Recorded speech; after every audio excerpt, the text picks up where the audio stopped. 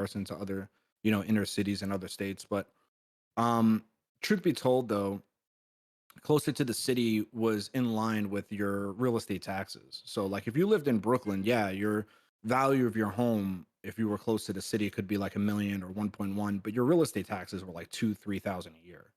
Whereas Long Island, sure, you get, or other areas, sure, you get a lot more for your money, but there would be just huge or really high real estate taxes. So, depending on where you are in New York, I think it's just all jacked up, the whole state, not just the city.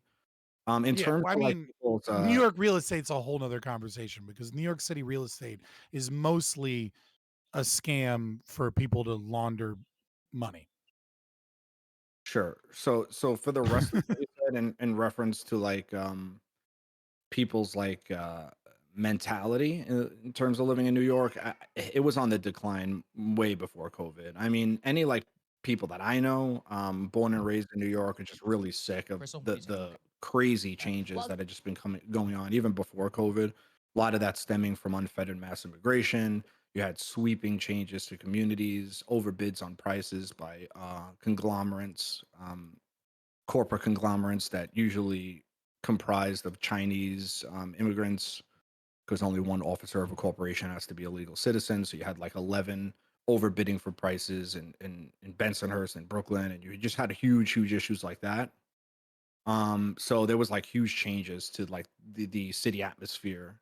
You had certain areas just turning into like fish markets and stuff like that, as opposed to being like really clean streets where you could shop and be safe and there was really low crime, to not really being like that anymore. And that's before COVID. Once COVID hit, it just exemplified pretty much everything that was wrong with the city and really just brought it Mm, all. um, so you think that it's like less about um the the trade-off and more like some of the underlying problems like really kind of just snapped and some of the like fraudulent propped up systems broke because of the lockdowns.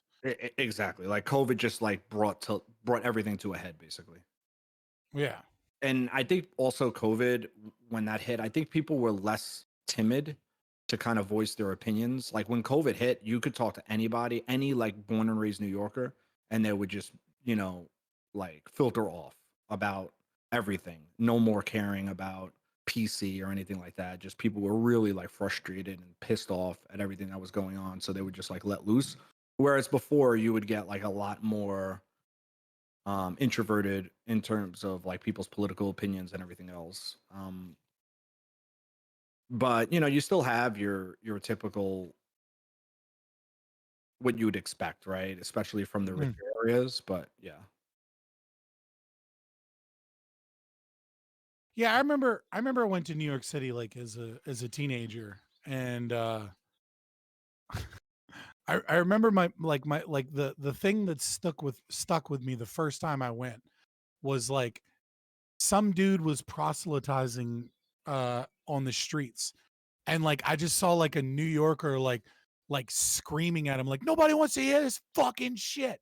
And I just remember and I was like, this is the city for me. Like as like a young, like angry, like lefty fucking, hardcore atheist fucking teenager. I was like enamored with it. Like I don't know, as I'm older, I'm like I can't fucking possibly imagine why anyone would want to move there. But like as a teenager, I was like the culture. This is where I want to be. Yeah, I don't think people are as like angry or as pissed off as everyone makes like New Yorkers to be. I think just people talk without a filter a lot. So you, like what you hear is what you get. I kind of like that. I like people to kind of speak their mind as opposed to, um, because I do business online, so I deal with a lot of different personalities from all over the country, and um, you'd be surprised how many people like mince words, and I'm definitely not used to that. So it's kind of nice being around people who kind of tell you how they feel, as opposed to the other way. But I could get, as you get older, it gets old. So the attitudes, if you kind of take it that way. Fair enough. Hey guys. Hi. Good evening. Um, yeah, thanks all for being here. We're just waiting on Actually, I don't know who we're waiting on. No, we're good piece here. Who we're waiting on? Who's the last person? I don't know. We are waiting on. Oh, J Chow. That's who we're waiting on. Right Oh here. no, you're here. Okay, Looks like you're waiting on Casimir. Casimir. Yikes. Thank you. My invisible energy. Yeah, Yeah. what the fuck is he doing? NPC vibes. I get Yeah, it. yeah. Okay, all right. Good Just to leave know. the Asian alone. But thanks all for being around. Yo, fucking Casimir He's breaking the invited. winning streak. Breaking the winning streak of libertarians and right wingers being the ones that show up on fucking time. Like this is what I love to talk shit on all you lefties for. And then one of my fucking What? people I'm shows virtually up always late. on time. Like I think I'm pretty reliable. Wait, Lacto. What's this thing in chat about a bestiality debate? Like, what did you argue on about bestiality? Yeah, on Friday. It was a good debate. He's your prodigy. What was your position? Well, I mean, if you're going to have to come watch the video if you want to know my position. No, based just off tell me. of- Like, what do you think about Yeah, bestiality? so this was about Naughty Princess, and I supported her. That's the woman who fucks dogs, right? Is very proud Yeah. of it. Mhm. Calls What? herself a Huh? trans canine. Yo, hold on. You got to back He said up. it was a And sexuality. you gotta Prime. introduce this topic. I don't know what the fuck you're talking Prime. about. Okay, so Prime. There was like this big hubbub on Twitter, right? About this woman who calls herself Naughty Princess, and it's like not as in like a nut, because you know sometimes when dogs have sex they'll like twist around and they get stuck inside and they're like not. Yeah, they get- Ah. They get a thing called a knot. It's like a boat knot. Yeah. For her pleasure. I've done extensive research into this thing. So Why? there's a woman called Naughty Princess, right? Who made like a big sting on Twitter because she was calling herself a trans canine and just proudly talking about how she likes to fuck dogs, right? And adding people to like this Telegram thing where she was like posting videos of herself like having sex with dogs. And Prime, I was telling I forget who I was telling somebody that this woman is like the perfect like incel maker because she's actually pretty attractive. She's pretty Like, attractive, yeah. That's what's so funny about it. So like you could tell any incel like this hot woman would rather fuck a dog than you. That's Like, what they're. Yeah, it This is is what they hilarious. say. They would rather fuck dogs. Well, no. Have you guys not heard of the dog pill? Yeah, that's what we're saying. Oh that's what we're god. saying right now. It's No, all no, over. the dog pill is Yeah. So Prime, I'm gonna send it to you. No. Okay? yeah, so I went head to head with some other Twitch personalities, and it was a bloodbath. I mean, we cemented. Everyone agreed at the end. Look, we have to allow fucking dogs. There's no other solution. So that's where we ended the debate. I don't think that's where it ended. I put up a poll. But it did end with somebody well, saying they tasted a dog's dick. I'm sure you're not gonna do that. I put up a poll that said I won. I just want to make that clear. Oh, I put up a poll that said I won. Wait, who was the guy on the panel who said he has tasted the dog's dick? That was rhubarb. That was interesting. He said he tasted the dog dick Yeah. in like a non-sexual way. Uh, somehow. You know, It was which more of I- it. It was for the it was for tactile was he reasons. testing it? Like, yeah. what was it? He said it was for like I was taste and very- tactile reasons. You Taste and tactile reasons? What? My first kind of like foray into like understanding how horrible all Twitch streamers are was recognizing that basically everybody was willing to talk to Mr. Girl except for me and Aristocracy. Everyone else did the rounds for the most part. I don't know if Prime, if you ever talked to him. Right, but like, you know, it was very obvious that this guy was a pedo apologizer and a sick piece of shit, and you know, and you could just listen to the guy for 2 minutes and realize something's fucking off with this piece of shit. But I understand it now more, right? And I understand it by hearing all of these people excited to go on a panel about dog fucking. Like I recognize that some of you, Lactoid unfortunately being one of them, will do fucking anything for the clicks and views. No, I've held this position for years. I have been defending bestiality in DGG going back for at least 4 years. You can find message logs of me doing it. I went on there for the principle. I went on there for message logs of Lactoid defending bestiality. Yes. I went on there for the principle. I genuinely think that the fact that she lost her job was a tragedy and a reflection of the bad part of American politics. This was not for clicks. Can we make that? Can we make this a topic on the panel? I will straight up leave. I will straight up leave. I'm down to if debate we it. don't Let's get a do this. topic to talk about Wait. dog fucking. Scott's Oh, gonna she leave? lost her Let's do it. job in OnlyFans. That's where she. Yo, it is crazy because she is attractive. Is that Wait, so if she Lactoid. were ugly, would it be like less surprising that she's fucking dog? Yeah, I'm gonna be Would it honest. be more okay? Yeah, I think so. Yeah. Yep. I don't think Wow. it's. think I it don't. would make sense. Here's the If thing, though. Manny Like, dies, of course she has to either fuck way, it's dogs. weird. But like, it wouldn't be okay. But it's like weird. Also, Prime knows that I will debate weird sexualities Oh, even you before I have made to. my fucking Twitch. So I think Yeah, the he- truth is no guy wants to admit, but the reason they're defending her is because she's hot, and they feel like they could change her. They're like, I could get her away from those dogs. True lactoid. with their Absolutely non-dog not. dick? It'll be me. Oh my God, Prime, you're right. Can they compete? we have all Yeah, these because carnivores in chat right Some now. guys can, but most guys can't. These Yeah, people I'm who okay think with that's eating good. animals. I'm just, it's weird to fuck them. But okay, all right, hold on. So I know that's I'll why jump that into it. that's Go on, you Lactoid's go, position please. because like he's consistent. I've had the vegan debate with Lactoid. Thank you. I'm consistent. Yeah. Lactoid. I'll say it. Okay. Go Here ahead. we are. Here we are, classic Prime panel. I guess, like, like Lactoid, you and I have like lined up when it comes to like the social libertarian side. I think we and I have lined up a lot in the past. And I guess I would say that like if this person wants to, like if they're not being coerced, if it's a thing that they want to get up to, like what difference does it make to me or to anyone else? Thank you, Prime. Right? Like now, I am not saying that anyone should, like, no, but no The encouragement World Economic here, Journal's making right? this. We're pro human dick here. How Right? how But- far how but- far of has society fallen where people aren't comfortable just saying it's morally not okay to fuck dogs? Fabian, did you ever think you would see Lactoid, the do you left think and the it's right morally coming un- together on this? Lactoid, This do you is think it's so morally ridiculous. not okay to fuck dogs? I think it's morally fine. We eat animals, we own them, we keep them Yeah. as pets, we play fetch with them. Like I some peanut butter like on a dick somewhere. It's not gonna. Yeah, but for it's some not- reason, that's not gonna like- take up my time. I'm not gonna send police to their house, right? I'm more focused on other things. But for some reason, right, historically, humans have eaten animals, right? Like it's been pretty normal. There's been a food chain. We've been a part of that. But like, it's also historically humans have like shunned fucking animals, right? I don't know. For obvious reasons. Yeah. One of the big ones I was brought up when you guys were talking about zoonotic diseases.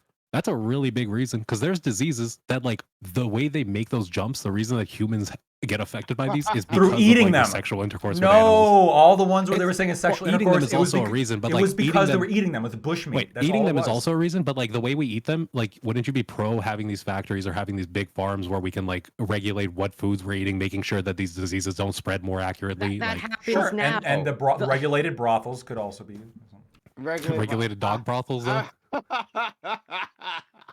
Lactoid is the fucking best. Wait, so Scott, do you think it's like immoral to be platforming this dog fucker Lactoid? I think it's stupid. He's been arguing in favor of bestiality for years. Like what? legalization, What is yes. it about you that drives you to be this way, Lactoid? What do you think it is? So I recognize when like, and this is going to sound like soy, but I genuinely believe it, right? So I have a philosophy of what the government should and shouldn't do. One of the things they shouldn't do is be It has regular. nothing to do with morality. No, but it does because we currently live in a world No, where it doesn't. Well, we live in a so you can say that, and that's great, and that's like a very that's I'm very right. comforting. That's very comforting for the people who are thrown in a cage for doing this, right? But we live in a world no, in which no, the no, cops no, will no, come no, no, no. and arrest you. No. Yes, This they is will. what happens. This is what happens when you don't fucking put in the work to actually read libertarian philosophy and you call yourself a fucking libertarian. Libertarianism is about what is against the natural law. It is a descriptive legal system. It says nothing about morality. Okay, what it says is what is ethically just, what we can prove to be ethically unjustified.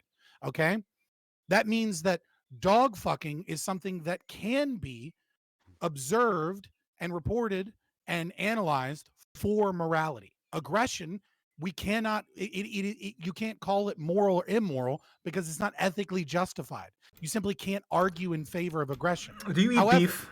We can talk. Shh. We can talk about whether or not it's moral or immoral to fuck dogs. I don't know why you would want to do that, because it's so fucking obviously true that it's immoral to fuck dogs, you fucking weirdo. It's obvious. right? It's not an But argument. that's very different than whether or not we should give the state the power, right, to arrest people for dog Sure. fucking. Why is it immoral? Just like give us the TLDR on that. Yeah. Well, can I Explain just your ask you like rationale. more directly? So Fabian, or Scott, can you just explain like why is it less moral to put peanut butter on my dick and let my dog lick it off than it is to slaughter a cow for hamburger? Like, why is killing an animal more moral than having it lick peanut butter off my dick? Well, depends on how you kill the animal. Wait, but That wait, doesn't so Why? really- what's Kosher and Yeah. what isn't? The yeah, dog why- is like, fine. Literally You- murdering this well, thing kosher would be without worse, consent. right? That is the ultimate aggression, right? You're murdering something, you're taking Animals its life, Animals are not versus moral like agents, letting it right? lick something off my dick. If they're not, then Animals- you're justifying it then already. Like, Animals Blackpoint sees it. Animals are not moral agents, right? So what we do to an animal, right, is of no consequence. It's property. It's not a moral agent. Now, there may be some argument that in the future we'll discover that certain animals are moral actors, right? Like maybe elephants, right? Like maybe dolphins, maybe some breeds of dogs, right? But for the most part, like we can recognize that animals are not capable of making moral decisions, right? They can't think about moral propositional statements and say this is right or this is wrong. So they can't consent to anything, right? We have guardians. We are guardians over something that is our property, right? We can do whatever the fuck we want to them in that regard. The immorality comes from when we understand that there's a transferability of behavior that we engage with conscious creatures, right? So if someone is a conscious like we recognize that animals have mirror neurons. We recognize that what you do to animals, right, says something about your empathy, says something about who you are as a person. And when a person, right, kills an animal, right, in the most ethical way that they can, as quick as painless as they can, for sustenance, for a purpose, for gain, right, for something that is life affirming, which is the ability to eat food, that is not an immoral thing. But when someone is doing something that is not life affirming and the only personal gain is hedonism and there's no health benefits to it, in fact, there are health problems to it, we recognize that this is a person that has problems that could be transferable. So while killing a cow Wait. is This very sounds like different than consequentialism. I wanna This address is this. consequentialism, and I'm pretty sure you This is- are What if there was vehemently safety? Well, opposed. let me. to So consequentialism. So not only No, it's is not this is consequentialism. absolutely hardcore consequentialism, but the second point No, it's is not. is that so. If you live in America and you have any kind of disposable income, the only reason why you eat beef is for mouth pleasure. Okay, you'd be healthier off a vegetarian diet. You just would That's be. not true. A Mediterranean and a vegetarian diet are consistently healthier for you if you live in the United States and you have a disposable income. The only Yeah, but reason that's you not don't. the only reason. Why That's else not would true. you? Why People else would eat you? beef. Why else would you eat a McDonald's hamburger? Because you're It's perfect. fucking raised around it. That is the norm. Like it's for McDonald's- some No, reason. I'm not humans asking. have I'm not eaten asking. meat I'm for not. a I'm not very asking. long No, time. no. I'm not asking this kind of like cultural. We've done it for a long time. We've done it for a long time has been used to justify every bigotry Yeah, ever. that's No, totally it's okay. not Yeah. just that we've done it for a long time. Eating meat for some reason is like very. It's like about pissing. tastes peeing, good. shit, like It's anything not we do, good. shitting, It's farting, delicious. coming. Like What? FK, It's a normal thing we do. Vegan is healthy food. Vegetarian is not healthy. And I actually don't want Vegetarian to is spend less all healthy. day on this. So let Lactoid get to his point. Yeah, so you're healthier being a vegetarian or living on a Mediterranean diet. In fact, the World Health Organization has designated red meat as a carcinogen. Eating beef is not good for you. In the United States, we eat way too much fucking beef. When you work at a slaughterhouse and you're slaughtering beef, you're not helping the country. You're actually actively harming the country. So Especially is in a that eating country, beef is not good for you? especially, Eating too much beef is especially, not good. especially in a Why don't country, you finish? especially, Not good or too much. especially in a country with Bullshit high vegan propaganda. especially in We're a country, full of shit. Your and science especially, is shit. I might be with here, Fabian on this. we- Is yeah, eating no, beef we bad, can or is yes. eating too much beef bad? Because I can agree, Eating Americans beef- eat way eating- too eating- much red meat. But So it's not either that way eating I red win. meat itself is Either bad. way, You can balance a I diet, win. bro. Either Let way I him win. finish. Either way I win. Right? Even if any, What? if any, yes, if any, I win. if God, you guys are. If any beef is bad for you, then I win. If it's even You know, if drinking it's, too if much it's, water is bad, Let right? him finish. Do you know? Oh do my you know how to God, let him please. finish? Let him get him. Let him get it out. if it's Americans eat too much beef and you're participating in the slaughterhouse industry, you are actively participating in the degeneration of American diets and American health. So this idea that like, well, we're fostering life when we slaughter, well, first of all, we're fostering life when we herd cows into slaughterhouses, when we keep them in cramped conditions and then we slaughter them. And by the way, I live in the dairy state. I can tell you, in order to breed cows, part of breeding cows involves taking a sperm sample, shoving your entire arm up to your forearm, and depositing the sperm into the vagina. Okay. If that's not rape, but someone's dick, which is much smaller than their forearm, is, what the fuck does that make sense? What's interesting is no, put one arm in the asshole, put one arm in the asshole, and then the other into the vagina. They actually double penetrate. They double penetrate the cows. Doobie, we get that you are just here for the memes, but no, I gotta get rid of all of this medical disinformation, which is a bannable offense on TOS, right? So let me explain the bullshit science that this idea that red meat is bad for you, right? I love that you're a libertarian and like you don't trust the globalist agenda, and then you're like, but the World Health Organization said, right? The nutrition science is so fucking bullshit on this idea. They do not properly look into diets. What they do is they take meat eaters and non-meat eaters. Non-meat eaters tend to pay attention to what's in their food. They tend to eat less processed food. They tend to eat, they tend to actually care about their macronutrients. Meat eaters do shit just like you said, which is eat at fucking McDonald's. All right, this idea, like we are coming around to that's what Americans are doing. Coming around that dietary fat from animal products is not only not bad for you, it's fucking good for you. Okay, so that's number one. Number two, this idea of like killing and harming animals, and this is why we shouldn't eat meat, is also fucking retarded, because when you have farmland, you kill so many fucking bugs and voles and vermin and runoff from pesticides. Like, you're killing more conscious creatures eating fucking plants than you are when you're fucking eating animals. Scott, you have to raise the vegetables to feed the cows. Yeah, they have mouths that they eat like Jesus Christ. Isn't that why they? You had the cows eat vegetables. You know that, right? And some of the energy is like lost as heat. They eat corn. They feed them mostly corn, unless they grass. Was that just like a meme? Was that a fucking meme? And did I miss it? Look, if that was a meme, I'm sorry, but like clearly we're growing more fucking vegetables. I actually think what this is I think this is a position, and I don't care about like political identities. You can gatekeep that all you want. I don't give a fuck, okay? If you don't think I'm whatever, doesn't harm me nothing, because I have my opinions, and those opinions are backed by rationality. Now, when it comes to this, I think this is a situation where me and Prime have like the right opinion, but the right opinion is like kind of like off-putting to some people. And so you're saying like, oh, you're doing this for clicks? I think you're doing this so you're making your position so you won't lose clicks. I think that's what this is. Go ahead. I'm on the same page as you. Fucking because I'm worried about losing clicks. We could hear you before. It's just that these degenerates are talking over you.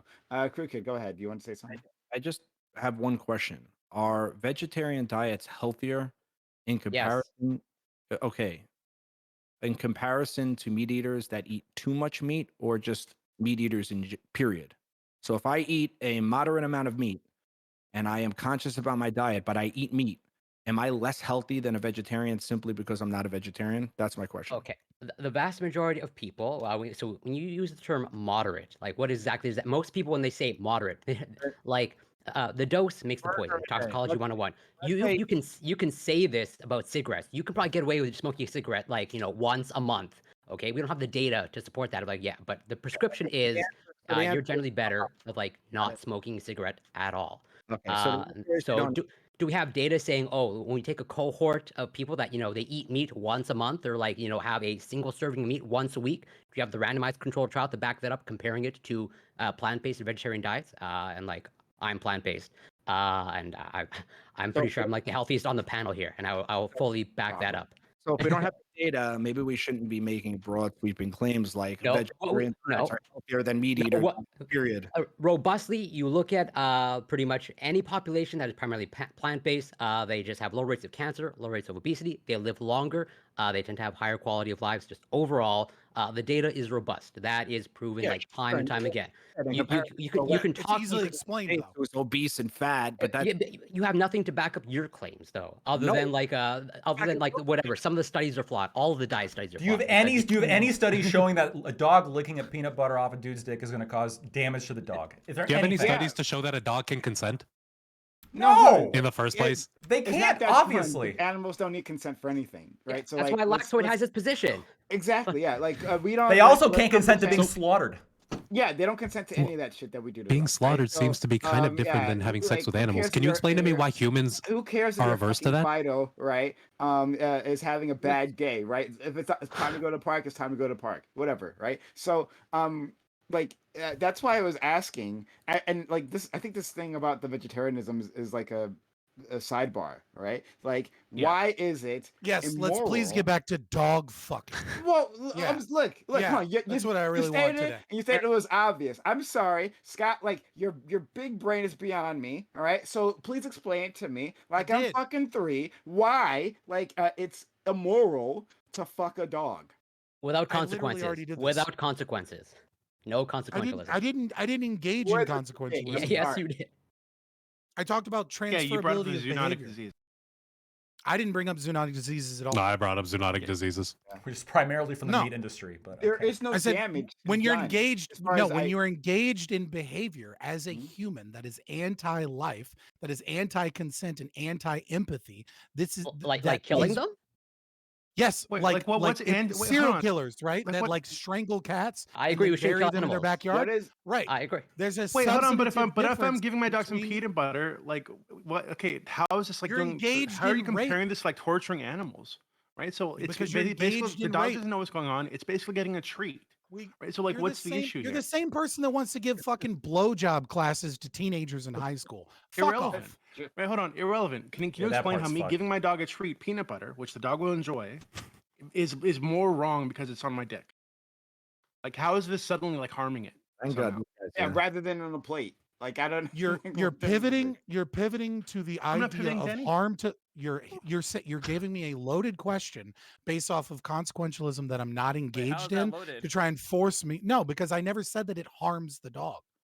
You Okay, compared then it to where's serial the killers harm? torturing he's not- dogs. Like, what do you? he's not I What never that it said harms that the it dog? harms the dog. Okay, the dog where's is the harm? Asking you incapable. question, Where's the what harm? is The problem with dog- that? The very question of where is the harm, right? In doing this specific action is based off of this idea that morality can only be determined by consequences of harm. You're the Right? one who listens. But if No. you as a want problem. me, if you want me to engage in that specific narrow view, I We're telling can't. you not right? to. Individuals, right, that fuck dogs that are regularly engaged in their own human action and conscious decision to deny conscious creatures their body, engaged in having sex with something that cannot give consent, right, that is incapable of doing so, is a person that is engaging in behavior that I don't know how to say it without they do these engaging. I guess example like where how to Why wouldn't you simplify it extend without. this to Dog people? can I don't Again, know why how to- wouldn't you extend this peanut to butter to on I meat don't know- I eaters don't know or how to- for like I don't- butchers or anybody who works in a slaughterhouse ever? Like, it doesn't make any sense. They're also It denying makes perfect the. sense. You're lying. No, it doesn't. Because- it does not Right? make No, no, sense. no, no. If you disagree with me, that's okay to disagree with me, right? But to pull out the substantive differences that I've already mentioned and then say, why is there no differences when I already mentioned a difference, right? The difference is in option A, dog fucking, you have a human being that shows a lack of empathy, shows a neurochemical problem with their mirror neurons, right? It's And is sense of And you don't engaging have in that when behavior someone slaughters that an animal. reinforces actually not though, Doobie. that reinforces rape, that has a paraphilic disorder, that has serious problems and should not be allowed in society, versus someone engaging in a pro-life position, a pro-human life position, because that is what matters here, right? and engages in killing animals in the most ethical way Wait, possible. why so isn't they can feed why Also, isn't using Doobie, my you dog as a don't see the same- masturbation wait, tool Doobie, also Doobie. pro-life? Hold on. So I'm gonna get some kind of pleasure right from this. The dog gets a treat, which it'll be much happier going forward. I'm gonna get off, which makes me happier. And I know that there are a ton of like mental health like side effects that are positive that comes from having like regular orgasms. So what's the issue here? We're both having a good time. We're bonding through this activity. The dog's getting a treat. I'm getting some enjoyment. What's anti-life about that equation? Well, I think the idea that you believe this and all of the other ideas that you've presented about women and relationships on this panel can show Totally what irrelevant to those the ideas conversation. lead to.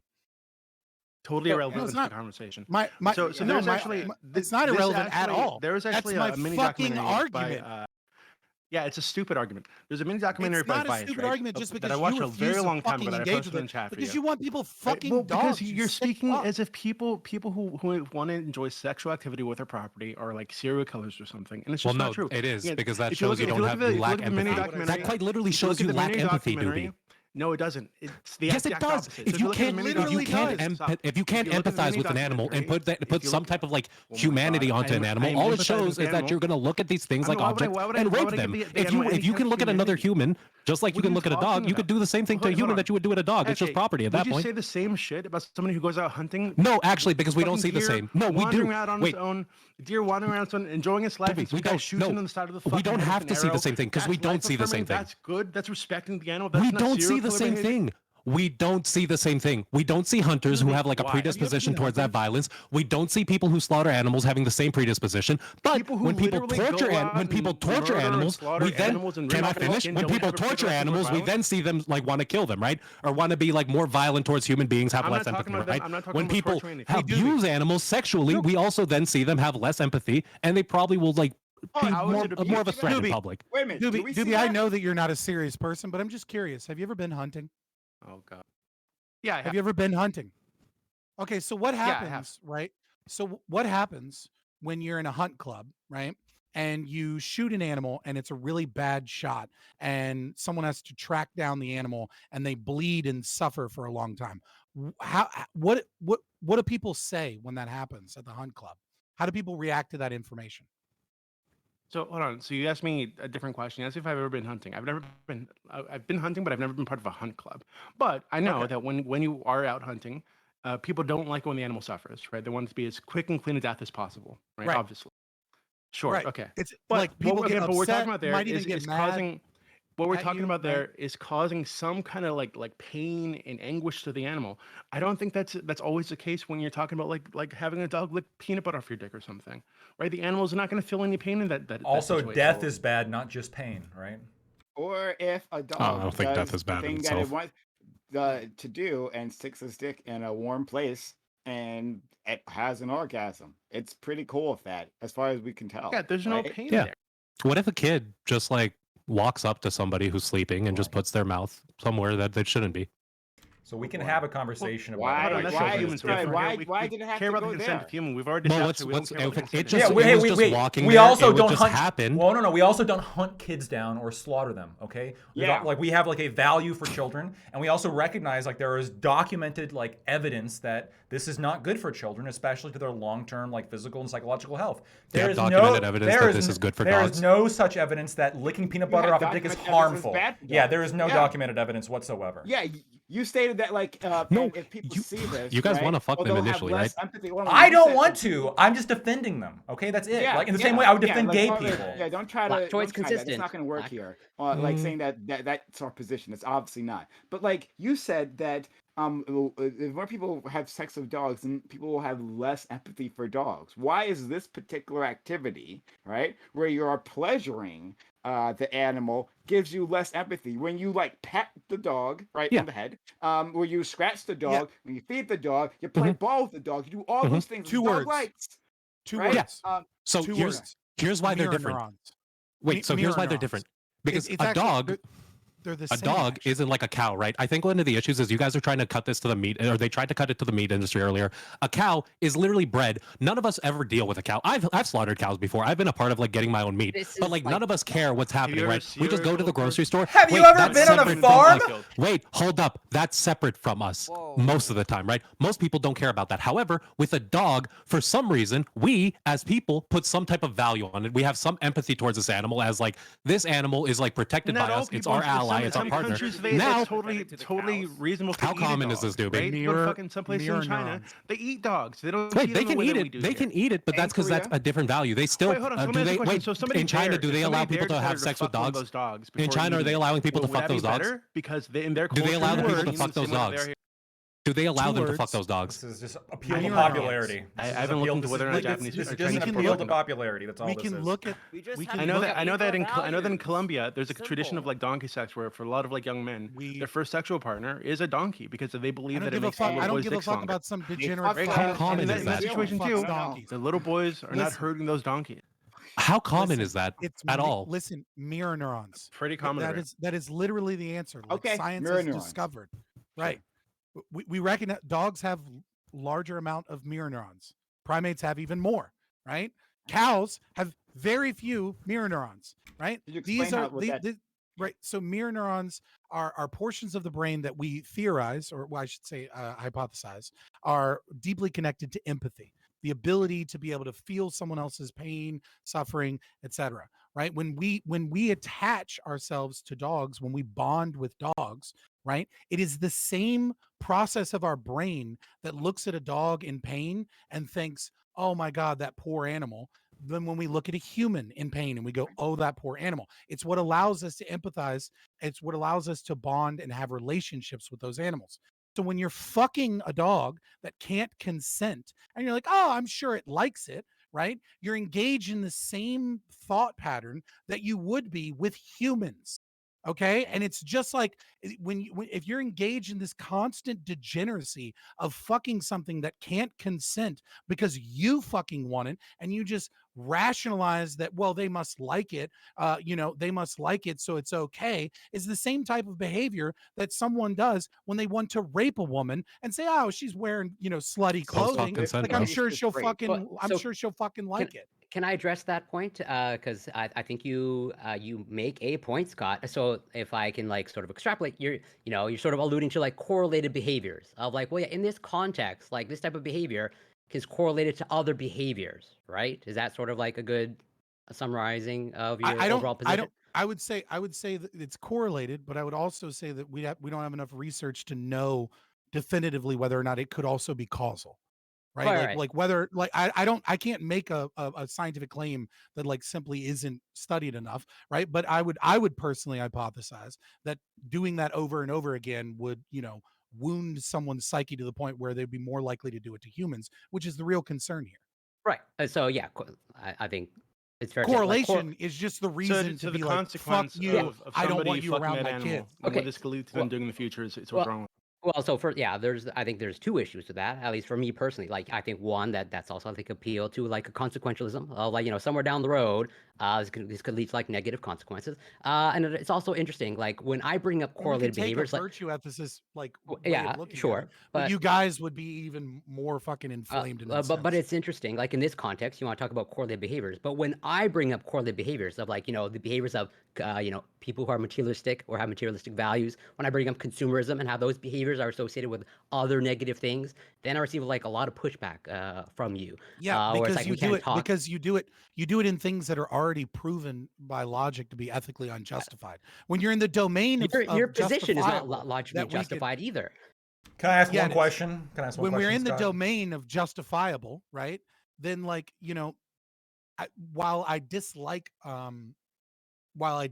consequentialism there, and I prefer to look at things from a virtue ethicist position, right? There's nothing wrong with using consequentialism in the domain of justifiable actions as your moral compass. The problem is when you use consequentialism to determine morality on all things in the domain of things that are unjustifiable. For example, taxes. For example, you know, any form of aggression. These are unjustifiable. You can't use consequentialism to determine the morality of them because they cannot be analyzed for morality. They're ethically unjustifiable. I want to ask two quick questions. Or yeah, there's a lot first, to unpack there. first statement is there's no concrete evidence that dogs have mirror neurons. There's some people who theorize that they do, but you said And the science on mirror neurons is yeah, it's very iffy. Yeah, mirror neurons is kind of cutting edge. Well, sure, but you also cows don't. So my question for you then is, well, if you can kill a cow, can you fuck a cow? yeah, cow sex. Again, No mirror neurons there, right?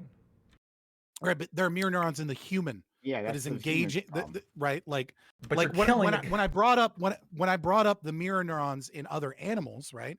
I'm talking about the fifis. Like, why do people have certain fifis about Yeah. some animals and not others? Mhm. And what I'm saying is that what it seems is that they're able to reciprocate some level of neurological empathy, right? Whereas like a cow is like, I mean, if you've ever seen or hung out with a cow, they're fucking retarded, right? So, like What about no. pigs? they don't Pigs are have a equivalent- lot of empathy. pigs So are no, equivalent to cows can dogs. be very sweet. Yes, if you've been to a exactly. farm, They can be sweet, but they're dumb Wait, as shit, bro. So I think people very There are often many dumb humans, overestimate too, how just stupid they FYI. are. But what I would say is there's plenty of evidence that shows that slaughterhouse workers have PTSD. And there's a direct link between working in those industries and getting PTSD. And there could be some argument Yes. there. Yes, there could be some argument there that like Yes. human beings, when engaging in a traumatic situation, such as slaughtering and shoving your entire forearm in order to violate a cow as part of the industry that produces meat, that there could be like some like psychological distress associated with that. I just think now, maybe this isn't libertarian, but I have a belief that if you're an adult, you can consent to that. If you're an adult, you can consent to that sort of trauma or that sort of, you know, that thing that you have to deal with now. I think that that's okay as long as, again, you don't violate the rights of another agent, such as a human. And a cow Right, is but not an that's- agent, right? Like you said before. Right. What we're talking about is whether or not it's in the domain of things we cannot prove to be unjustifiable that we can then look at and make moral claims about. What you just described is why it's not against natural law, right? Like it's not against natural law to engage in dog fucking. Like I can't come up with a reason under natural law to use the police to kick down your door to stop you. Great. Right now we're in the claim of what we can discuss from a morality perspective. I think you're going a little fucking psycho when you're like, what's wrong with fucking dogs? It's cool, guys. Like, it's a morally neutral thing to fuck your dog. I think Unless we all intuitively recognize, Wait, so right? Unless you're fucked or unless you're so fucking we don't deep down intuitively the recognize stupid this as drain ridiculous. of, God, I it know just that sounds you like don't, but outrage. you're fucked There's in no the head. argument. So I think this is like a. What do you mean so there's no argument? think- I've given- right, I've no, presented plenty. there's like a different philosophy here. Maybe like when I think something is morally bad, I think that like like bad morality, I think is justification to enforce, is to actually bring down law, right? It's immoral to kill somebody. That's why we can have it, you know, to be illegal. So I agree with you that it shouldn't be illegal. I think I would probably go further and say I wouldn't condemn somebody who was going to do it. I definitely wouldn't arrest them. But currently, we live in a world where they get arrested and they get charged with felony and they get locked in a cage. So at the very Right, least, we can but be that's- allies but here. that's a lie. On That's a lie. Because So what you in my said state, it initially became a felony. is that you thought it was a bad thing, right? That she lost OnlyFans Yeah. job, Well, no, right? she So lost what her you were job, yeah. saying, right? So what you're saying is that you're not saying it's morally neutral. What you're saying is that it's morally good because you Yeah. are upset about right of association and you want to get rid of right of association. for people Absolutely to not. fire Absolutely not. No. Right? You know, no. Anybody should be free to fire somebody for any reason or no reason. If her employer didn't want to work with her, they have the right to fire her. I agree. I just, in the same way that if you don't want to hire somebody who's gay, you should be able to not have to hire them, right? I agree with that. I just wish, like, So- on a so you personal think it's level, morally on good to a fuck on a dogs? personal level, like, I wish we lived in a society One where ought to fuck dogs. I know where people's personal, like, sexual, as long as it's not hurting people, their own personal, like, sexual practices, or like, people don't care about that. That's what I would like to see. So hold but- on. So why is it that you lament the fact that she lost her dog if you value freedom of association? Lost her job. Her job. Sorry, job. So But you get to keep the She's dog. still fucking that dog. because I wish that a person didn't have a preference. Like I can, So you can have two you things. believe You believe that it's morally neutral, and you believe it so strongly that you believe that other people shouldn't fire people because they find out that they're dog fuckers. I wish they wouldn't. Here's a great way of saying this. Let's say you have let's say I go to work at a company and I find out this company just like fired a black guy for being black. I would defend the right to do it, but I would be a little bit disappointed that they did that. And I would say, you know what? I'm not really sure I want to work for a company that's going to fire a black guy just for being black. But that's because it's the same way here. Because you believe it's morally wrong, right, for them to fire no, a black it's not. person No, it's not because you think morally it's wrong. racist. No, it's not morally wrong. It goes against my preferences. I prefer to work somewhere where they don't fire people for being black, and I also prefer that this woman So wouldn't lose her job. You think racism is morally neutral? You don't think it's bad if someone's racist? I think it's a preference in the same way some people prefer blonde hair and some people prefer brunette hair. Some people prefer white skin and some people prefer black skin. This is what happens, right? Prime guys, this is what happens when libertarians don't separate morality and descriptive legal systems. This is what happens. Is that they start confusing the two together, and once something is determined not to be aggression, they think it's either morally neutral or like everything's a-okay, and they stop making moral decisions about things that aren't aggression. And Can we swap this if we're gonna make panel questions? Yeah, I want to say one more I thing. actually feel like this is way more interesting. If we're gonna make like moral condemnation, we're not. So if you're making a moral condemnation without any kind of prescription, I think at that point it's just bloviating. You're just saying, I think it's wrong, and I just do, right? I don't give a fuck, right? You can say if you think it's wrong, either you stop it or you say, I just have a preference against this happening. Those are the only two options, and that's the only two things that can happen. There's a legitimate way to stop it, though, right, Lactoid? There's what? There's a legitimate covenant way to communities, stop it, contracts, which is to separate. Yeah, contracts are just merely enforcing preferences. It's an agreement, right? Like in the same way, like I might prefer. You lament the contract. Yes, You yes. lament Look. Yes, look. I prefer to not fuck dogs, but I would lament a society in which non-dog fuckers got fired, because then I would get fired, and I don't want to be fired. But they have the right to fire me. And like you can like contracts, like the concept of a contract and everything about contracts, but this individual contract and how it's executed, you might not like. I don't know. I think it's pretty simple. But go Crew Kid, and then DB, want to say something? Just a quick question: is the overall debate you guys are having whether or not she should have been fired, or whether or not this should be legal or morally acceptable? What is the whether dog fucking? I think it's both. At least it's legal. Kind of been around the we're whole thing. all hold on. Most of us are on board with legality. A smaller group is on board with normalization. So I mean, Okay, what do you mean by that? Legality? No, like what are you talking about? Yeah. Can you? Yeah, please. So explain. legality is we don't think the cop should come kick down your door and throw you in a cage for doing it. Normalization is we agree on that. Yeah, normalization is what I think where me and Scott do disagree, which is I want to live in a society where people don't care. And people aren't firing you. It's okay to fuck dogs. Yeah, like you find out like this adult's fucking a dog. To use your language, so we can please get the fuck off go of to this. a pet store and purchase a I would hamster prefer and not to live around a use it bunch as of a dog flashlight. fuckers. Like Then leave. That dude will not be punished anyway. Before Or you go fire into- her, so okay, don't let me just lament being clarify what fired. the Sure, argument they have the is. right to be fired, but in the same, like I said, I could also be like upset that they fired her in the same way you can support them firing her. It's just a preference statement. Before you guys go at it again, please. I just want. I want vanilla. I have a so, like, preference if for this vanilla is ice cream, but I don't want to illegalize chocolate ice cream. Listen, it's already pretty. Wait, so if this is like a sexual orientation, right, that she has like no control over, Okay, like then. is this in some way like discrimination? Yes. Okay, Lactoid. I have a quick question for you, right? If you have a son and a daughter, right, and they're toddlers, and you're hiring a babysitter, right, and one of the babysitters, babysitter A and B are basically the same in every regard, except babysitter B, right, has an OnlyFans where she likes to fuck dogs and get fucked by dogs. Who are you letting watch your children? So likely the person who doesn't have that, unless the person with the OnlyFans Interesting. can guarantee me that like that element of her life is not going to be, it's not going to like come into. So if they can guarantee you would prefer the dog fucker versus no, it the would be non-dog no, fucker. it would be a flip of a coin then at that point, as long as it wasn't going to affect my child.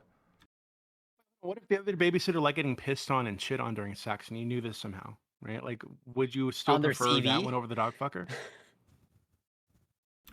I would cancel my plans. I feel like look, nobody's Yeah, coming near just my cancel kid. plans at that point, right? Like Anybody who's bringing in their sexual preferences to my kid isn't getting hired. But if No, they do you that on just their go to own a Twitter time, account. my kid's not gonna go. It's this 18 person plus. is My getting kid's shit not on gonna the have a chest Twitter for this account. No, you just went to her Twitter account because you're, presumably a good parent and you do your due diligence. And it's to naughty make sure the princess. person and to make sure the person that's watching your kids isn't a psycho, and you find out that her Twitter page is just full of dog fucking. Are you letting her watch your children? Hold on, yeah, no, hey, no, I'll bite the bullet here. I'll do it. Yeah, if like she is not like I think a it's psycho, fine as long as I don't have like a. yeah, I like can trust her glad to you don't like have have sex with children, my Brian. dog. Is Like she I don't gonna really care. like a dog You don't fucking have to be a doesn't mean professional child about it. fucking or child endangerment or anything right there. If she's going to now, I don't even have a dog. Hold on, just like a heterosexual woman, like a straight up heterosexual woman who likes men, big fan of men, right? Who would be watching my kid. If she fucked a guy in front of my kid, I'd have a problem with that. And if that's what she's planning to do, then no, you shouldn't be like anywhere near my children. However, if you have this predilection and you are fine with kids, you nurture children in the way that I expect a babysitter to nurture a child, then yeah, it's okay.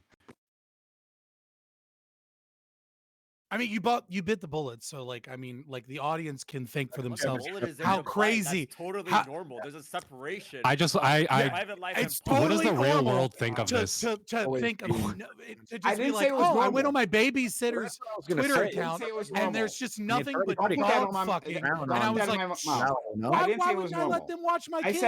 I said it was fine. But I said it was normal. This shit is fucking weird.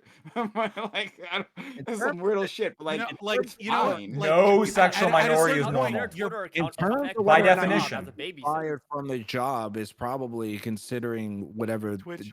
depending on what the job is, right? So like Twitch babysitting panels is probably abandon gonna be all hope different than ye being who a enter, CEO, right? because that's fucking psycho. Would you want to live in a society? I'd compare it to any like weird people that sexual kink. degrade Like, what's themselves? the problem? If, Sorry, what look, was that, I- I- Casimir? like, I like, spoke over if I could Sorry, have we spoke at the same time. I just had a general question. I think that it's sort of worse. You should look at the overall case first. It's not just you have these two babysitters, but how about just having that babysitter within your society? Do you consider that wrong? Like, I would consider having that babysitter in the same society as me as a degradation of my society. So I would want to be as distant as possible from such babysitters. And generally, and I want to generalize it, people that commit crimes against themselves, people that degrade their own humanity, like that type of, I would define as degradation of their humanity, and I would want to separate from them in anything but perhaps material trade, and even then I would have to think twice. Yeah, I don't know. I think these are recycled. What is your anti-gay line arguments. for that? Hold on. So like, because yeah. like someone said that like a woman like allowing her boyfriend to like put his dick in her ass, right? Because there's like some pain involved. That's like a degradation of her like Eating humanity ass for is her woman. way worse, right? Yeah, I And agree I with do that all the time. But so disgusting. You're not being my Yeah, babysitter, fucking- Wait, did you Prime. just eating ass is Casimir. worse than having sex with a dog? No, no, that's not what he said. I would say that. Yes, I would. Eating ass is disgusting. Doobie, I would rather. I would Like, rather. That's a Doobie's little. breaking character. Eating How, if it's ass. Hold on. morally neutral and there's nothing I'm wrong I'm with just it, thinking about. nobody's I'm just harmed. thinking about the shit bacteria the there. dog. Like I'm like very like anti No, like shit germs Doobie, in my Doobie, face. you Like, that's- accidentally said broke that out character right there loud. because I didn't break Doobie. shit. before you were like, Doobie, I don't you were want to like, hear you "What's lie. wrong with Wait, peanut wait. butter I don't on want to the hear a peanuts? lie There's from this nothing man right wrong." now. And then you're like, Doobie, I no, know. no. I know what this man has said about vaginas. A dog's vagina is way too dark. I don't want to hear this shit. Okay, No, that what do you got wrong? Getting plenty of on dogs dark have very light skinned vaginas. vaginas. Don't ask me how I know this. So Casimir, I didn't what's know your line for like? So you said someone like disrespecting their humanity or degrading their humanity, right? So if a woman is allowing her boyfriend to put his dick in her ass, right, which causes some pain for women and is not like pleasurable for lots of women, but it's something that they do as like a mental power thing, right? So like that woman, would you not allow her in your society because she's allowing this to be done to her?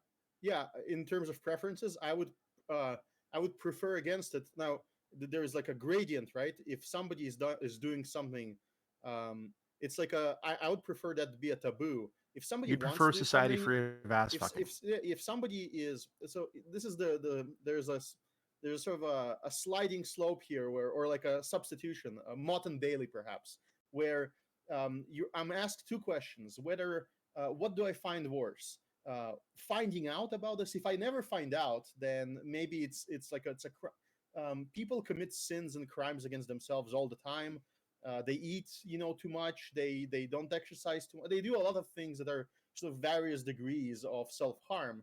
Sure. And there's a difference between somebody doing that in the privacy of their home, sitting there with a pint of ice cream instead of a few spoons. Like that's already perhaps some degree of that, right? Or going to the extreme that you expressed, which is any form of anal sex. It's one thing to actually do it in the bedroom. It's another thing to advocate to normalize it in society. Like, well, nobody here is advocating for like normalizing public anal sex, right? No, he's not. Well, lactoid is for normalizing like having sex with dogs, not public anal sex, right? It's speaking about it. Of course not public. It's having it appear on Twitch panels without any. This would never be public. That it would cause. It's being shameless about it.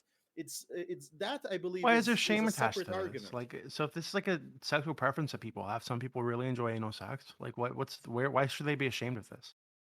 I think that there are functional reasons why it is a potential damage risk, and those functional reasons were why it became a cultural taboo. It's because it caused consequential reasons. Yes, those were consequential reasons. Okay, interesting. But the consequentialism specifically, that's a common misconception. Do you think that oral sex is degrading in the same way? The morality is prioritizing healthy human life. That's deontological. Now, how you reach there is a consequential analysis. Consequentialism is placing the analysis above the priorities. Yes. Which is do you believe that other forms of sodomy, right, like oral sex, are degrading in the same way? And would you prefer against having those in our society? So anything that gets you in contact with a place which can spread pathogens, I believe is like some form.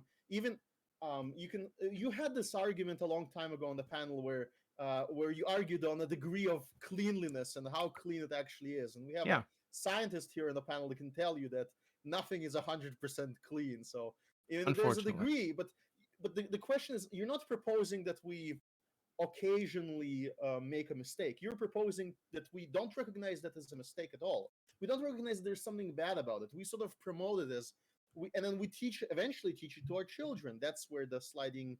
I guess what I'm asking you to do is explain why it's a mistake in the first place. Like, why is it a mistake to have oral sex with your partner or have anal sex?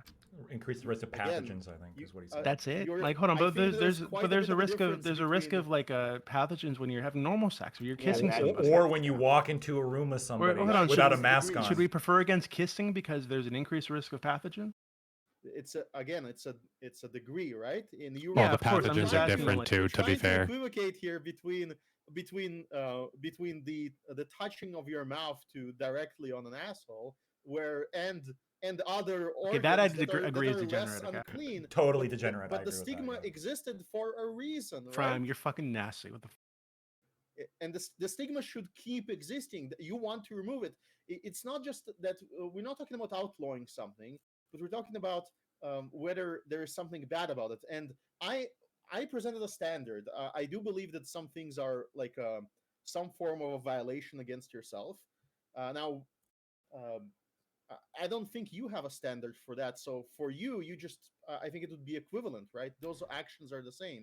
Kissing somebody is the same. I don't think that there's any shame. So if I hear that somebody has like performed oral sex on their partner or a friend or whoever the fuck, I don't see anything shameful about that. Can you not soften I don't understand why you're. Can you not soften it though? Soften it how? Just stick to anal sex. Do you think there's nothing shameful about anal sex? No, I don't think there's anything shameful about anal sex at all. About the possibility of the quite significant possibility of damaging. Yeah, of course there are risks of like damage by using body parts against the way they were. Well, hold on. So I would think there's something shameful about engaging in anal sex without like any kind of preparation or research into how to do it in the safest way possible. However, but that's like a different thing, right? I would say the same thing about like normal vaginal sex. I would say, hey, if you're getting into normal vaginal sex and you don't know what the fuck you're doing, or you're just going super hard when your partner's not ready or whatever, then hey, yeah, there's something shameful about that too. In the same way that it'd be shameful to do that with anal sex. You know what? Yeah. So the issue there isn't that you're having the anal sex; it's that you're not like preparing for the damage you might do to your partner if you're not careful.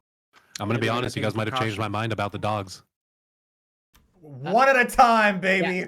Yeah. Victory. I'm gonna be The honest. issue with the dogs is Next socialism, right? No. it's closer to degradation. Well, It's, socialism is kind of what leads you down to like dog fucking. I So, feel like most socialism. Well, didn't Vosh say something about No. horses? Yeah, Can he I did. clarify, Casimir? Well, he's a So, libertarian, though, isn't he? your argument of like, you know, so it seems like your position is like, you know, you're against, you know, sexual acts with dogs because, you know, it's a degradation of you as a person, basically. You know, you're doing something to humanity.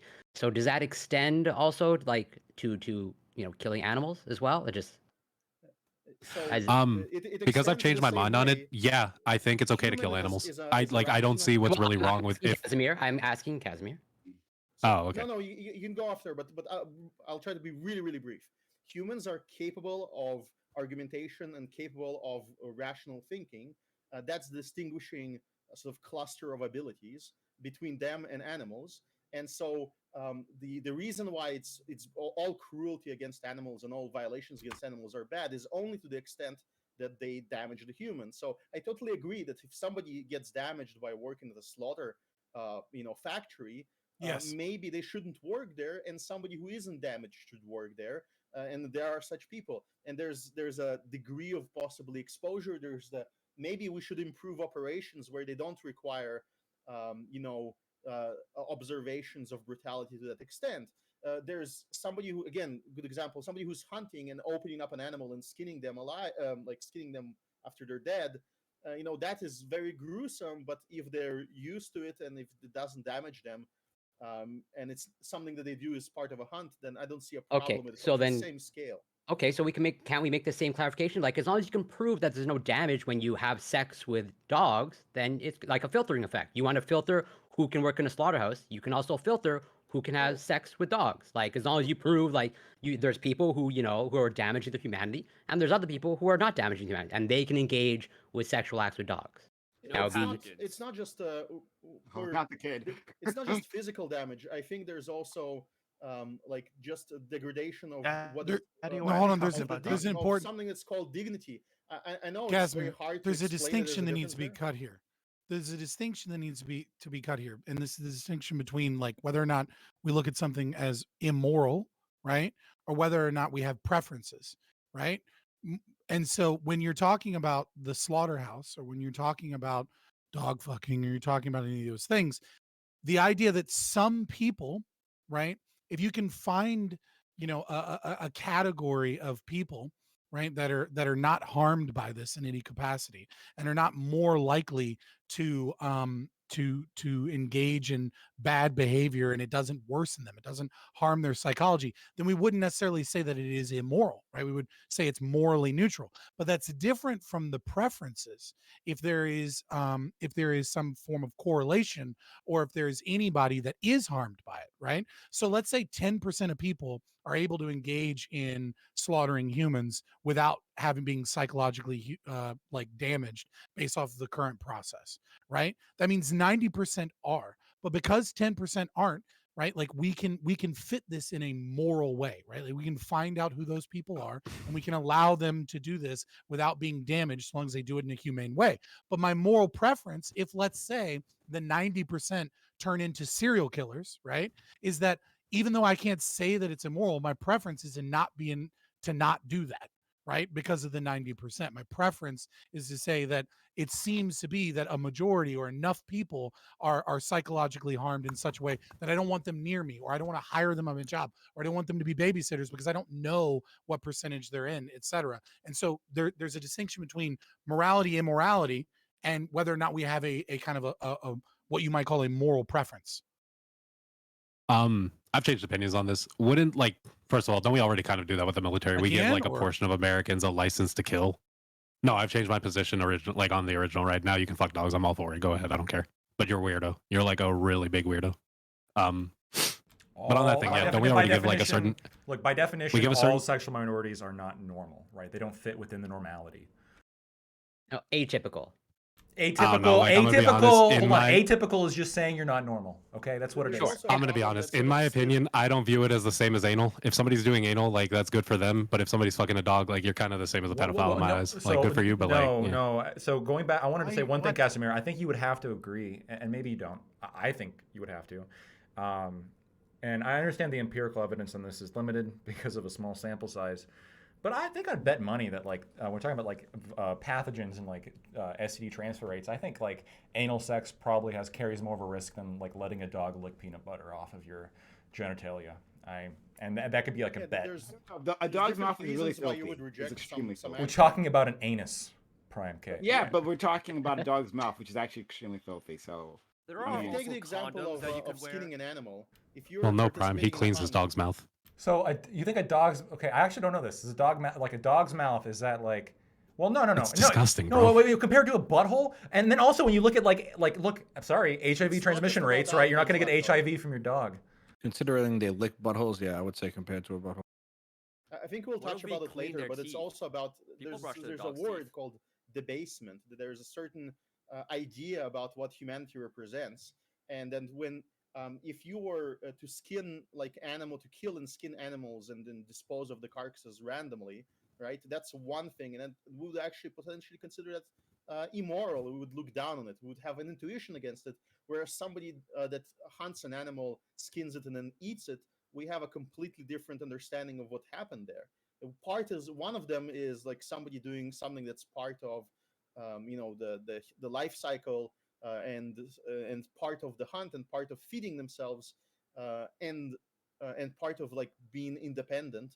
And the other is just sort of sadistic fun that puts into question of how that person is thinking. Would you But we- ban? we what consider- about we trophy consider a hunting? sadistic- Hold on. What about trophy hunting? Would you say like trophy hunting is immoral? Like if I shoot, like let's Yeah, say to some I go, degree, yeah. I think it's wrong. Yes, I Interesting. don't like Okay. them making a sport out of it. I think that debases themselves. Yes, for sure.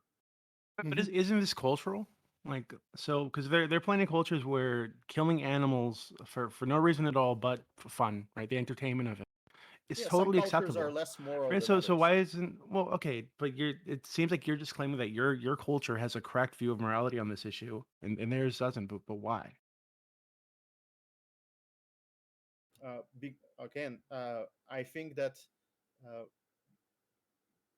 we can look at what they're actually doing, and if they're doing a certain action just to derive pleasure out of it, and it doesn't serve the function of feeding themselves, the function that's Why does it need to? Why isn't the entertainment factor enough? Right. So if I wanted to sit around and kill ants, right, with a magnifying glass, like, and I was entertained by this, why would this be wrong? I think it's wrong because there's like the intuition I have against why it's wrong. It's because I don't think that the crew you should be I don't think you should be feeling like a pleasure out of being cruel. I think that if it's if some action occurs because it's part of something that you have to do to survive. It's like a part of your survival. Then it's one thing, and then if you're doing it just for fun and you can avoid it, then I don't think it's the same thing. Yeah. Well, again, it just sounds like you're pointing to like a cultural difference, right? So there's some places in of course it's China, where they will eat some animals like alive, right? They'll eat like baby mice, right? Why While do they're you keep still saying? alive. Why do you So, keep hold saying? on. Hold on. Why do you Go keep ahead. lying? You're saying What am I lying you're about? applying to a cultural difference, and he said, "Here's the difference," and then you just ignored his entire argument. Okay, To say because sounds, the and difference. you just keep saying it's a cultural difference when he's saying no. There's a difference between killing for enjoyment, right, for the Right. pleasure of cruelty to another being and enjoying that cruelty. You're I repeating the know thing that. again. I know that. Right. Well, that's because apparently you didn't hear it the first time. Well, no. So Right? the So reason I'm saying this is a cultural. listen, Oh God. you know, as someone I know for a fact that you're very well aware of the history and story and the lives of a lot of serial killers. And you know that serial killers get started very often with torturing and killing animals, right? And then they upgrade to humans, right? It's the same, it's the behavior of torturing a conscious being to see it suffer and gain that enjoyment that is wrong. We're not talking about the cultural difference between one culture or another versus someone that is doing it for a functional purpose that is life preserving for Well, human let Jimmy life. his It's not argument. first. It's Yeah, not I'll life start. So preserving. this is why this is okay. So I understand is. the thing that he's pointing No. to, but I think him valuing this thing at all, right, is the result of like a cultural difference that he has with these other No, people. I don't think Right, it's because- a cultural because- difference. let me lay it He out. hasn't made his Culture argument. is Because yet. there are- He hasn't made his there are- argument. Hey! Let Jimmy make his argument.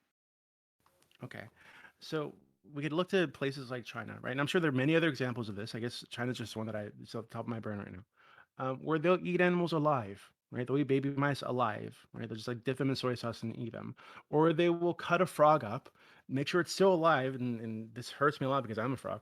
They'll make sure that it's still alive, and they'll eat its legs while the frog is like staring at them with its fucking like dead-eyed, so just like still alive, right? Still like breathing somehow. And they do this because they think it looks nice. There's like artistic value there to them. You ever seen But the I think fish that they cut alive? Yeah. I know that in some like places in China, they literally like butcher donkeys while they're still alive on the fucking street, right? They just slice out Yeah, chunks this of is meat. immoral. Fresh. Right? Hold on. So, but they again, they don't place the same kind of value on these animals and their well-being and their mental states that you guys do, right? So they don't consider it to be more immoral at all. So I'm asking you, like, what if this person hasn't been raised in a way, in such a place that they're going to be taught to put any kind of value on this thing's well-being, or like they're like what's the word I'm looking for? Like avoiding pain for this creature, like unnecessary pain for this creature, right? If they weren't taught that, hey, if you're gonna butcher something, kill it as quickly and humanely as possible.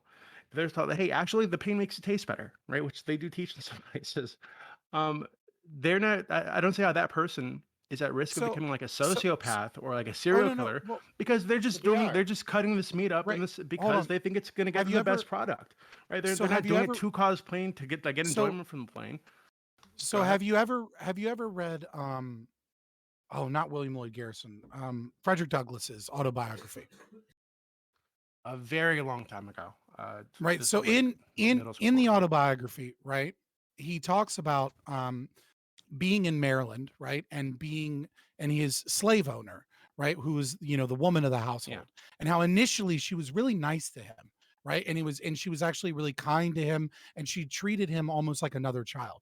But how the institution of slavery and treating him like property kind of changed the way that she behaved towards him, and day by day it got worse because the institution of slavery justified the idea that he was property and that she could abuse him. And so she eventually became just like any other slave master, because of the seeming moral justification of the idea of him being property. Right now, in this culture, during the time, right, it was perfectly reasonable to own a human being as property and do with them whatever you wanted, especially if you were, quote, sold down the river, right? Because if you were in the cotton plantations in Georgia, your life was very different, right, than being a house slave in Maryland, right? And this was a threat to slaves that got like too, for lack of a better word, uppity. You might get sold down the river and live a horrible life, right? And so it's not the culture that makes the thing right or wrong, right? It's the action itself that is right or wrong. Sometimes we do what you might call a consequential analysis because we have imperfect knowledge to try and determine the morality of the thing, right? But it is that justification that a human being is property and you can do whatever you want with them that changed that slave master from someone that treated him like a human and a child into treating him like property that could be beaten for whatever reason just because she had a bad day. Okay, but I feel like in this example, you're taking it as it's like a given, right? That there is something morally wrong with treating a human being like property, beating them, raping them, murdering them, etc. Right? Well, obviously, yeah. Making it, I don't agree with that. Right? I don't think that that moral truths exist. Right? I know that you're like a moral realist. I'm not. Can you come up with an Right, so- example where it's okay So I think to own a slave as property? Do you know that they don't That did exist, nothing or wrong? do you assert it without knowledge, or do you ask for proof? I asked we for can proof. go. I We don't. I can don't. go I each don't. one of I'm those not. Hold on. steps. I don't Are you believe. making I a don't. positive claim about moral truths? Hold on. Well, what I'm claiming right now is that I don't believe that they exist. Okay, If you so if you have need some more. proof that they do You exist, you need can evidence lay it for out it. for me. Yeah, provide me some kind So, of. If you can find me some okay, kind of proof so that moral truths have exist, you noticed moral I'll accept it. convergence in humans? I'm sorry. What? Okay, let's say that. Can I provide you right now, right this moment? Can I provide you any evidence to the source for gravity on Earth? Evidence of the source for gravity? Can I even define to you what gravity is using human language? Why are you guys even defending moral yeah, truths? I'm sure you could. No, I can't actually. I can't. In fact, if you look at the science, the higher up you get up the tree of the research towards the source for gravity, the more nebulous it becomes. There is no concrete source. All we have are precise measurements of the effects. We measure the effects and we try to fit hypothesis after hypothesis to try to explain the whole system and to unify the different systems. And we still can't. We may be able to or might not. It depends on your view on the possibilities of Incredibly easy science. to demonstrate. Well, But even measuring what's important You can is demonstrate it very noticing the effects, the convergence of effects in experiment over experiment is enough. And with gravity, it's sort of simple. You perform an experiment and you get a result. Now, with human societies and with morality, I would agree that it's more difficult. But you're claiming that no evidence exists for convergence. And I see I see a lot of evidence for convergence. The fact that we're speaking a similar language is one piece of evidence. The fact that most societies that survive, but perhaps that's part of the some moral fact required for survival or not. They do respect life, and they claim to value life, at least human life, or at least the life of their tribe. All of that is evidence for convergence. There are societies you can quote it. Wait, hold on. When you say just really quickly, when you say convergence, life, when you say convergence, can you just lay out? So I think I understand what you mean. So you're saying like convergence, and that like different societies end up with like similar moral systems or structures. Not just right? Is moral, that what you mean? they have they also have similar ways of codifying them in legends. Things like a hero, Joseph Campbell's A Hero with a Thousand Faces. Those tales are similar because the morals of the societies are similar, and they appear on different continents. Jean Piaget has something to say about why it might be that these morals appear, because when he experimented on child play, he discovered that certain things are emerge out of just interaction, out of the game theory of the interaction. So all of those things, rough and tumble play and fairness, convergences that you claim don't exist. And I will agree with you that we may never discover something and point to it and say that's a moral fact. Wait, hold on. So I never claimed that convergences, and if what you mean by convergences is that different human societies end up with similar moral systems, I've never claimed that that doesn't exist. Of course that exists, right? But we also have cases where human societies have ended up with far, in a way, different human like moral systems. Right, so I don't understand why some of these societies ending up with similar structures, and those currently being the dominant societies in some parts of the world, equals more realism. Like, so again, we could look to plenty of places in the Middle East right now where they have hundreds of millions of citizens, right, living under totally moral systems that I consider to be totally alien, right? So I don't understand like how you're appealing to that as like evidence of more realism. It's because they're valuing different things, right, Doobie? Like these people in the Middle East, they set their standards as like, or they set their criteria as like, we do X thing to get X outcome, and they get their outcomes, right? Like you're trying to tell Doobie now that your outcomes are better, but like you're measuring different things. No, first of all, it is a big question of whether they're valuing different things. What I believe is that the real difference between those societies and ours is that they identify things differently. For example, they don't identify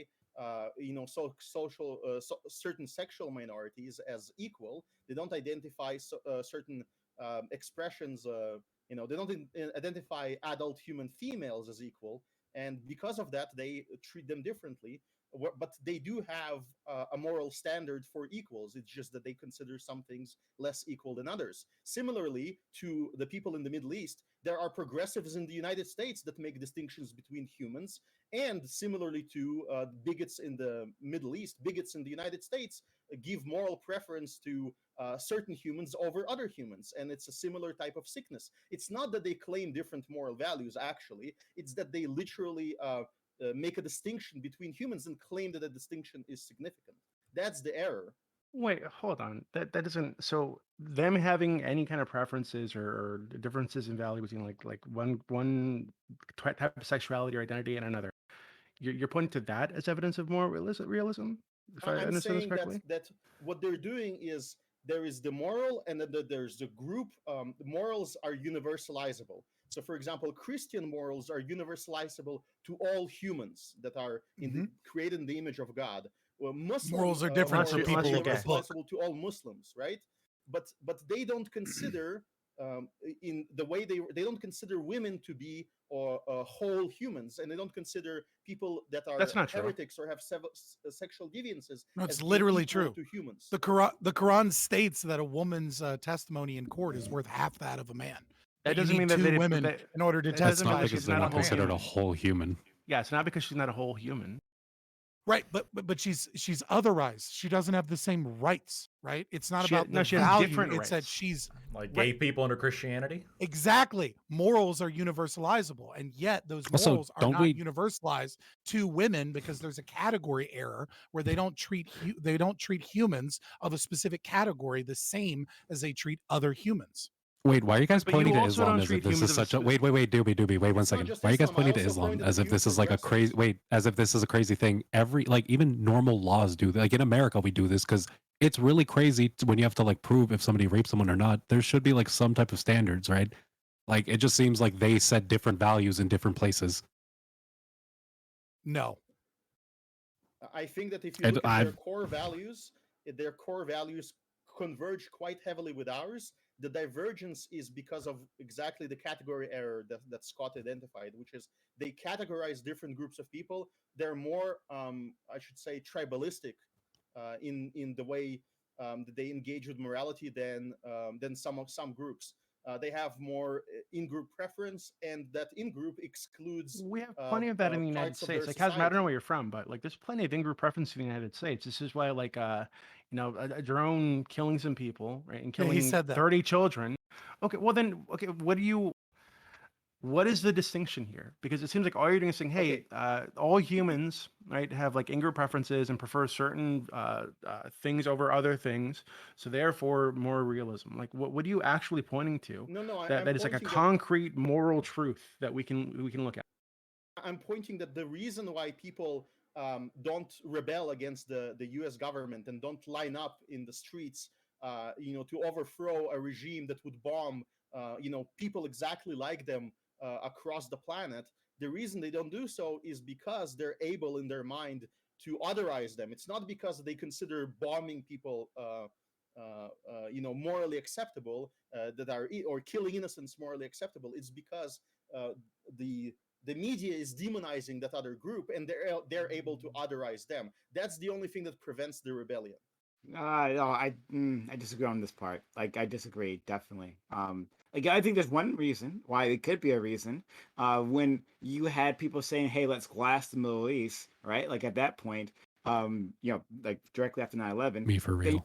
there was a lot of othering happening. Islamophobia. Right? But there's all kinds of reasons why people don't do that. One, because they don't care. They simply can't empathize with them, not because they're supposed to be antagonistic towards them, right? Or there's a force telling them to be antagonistic towards them, but they just don't empathize with them.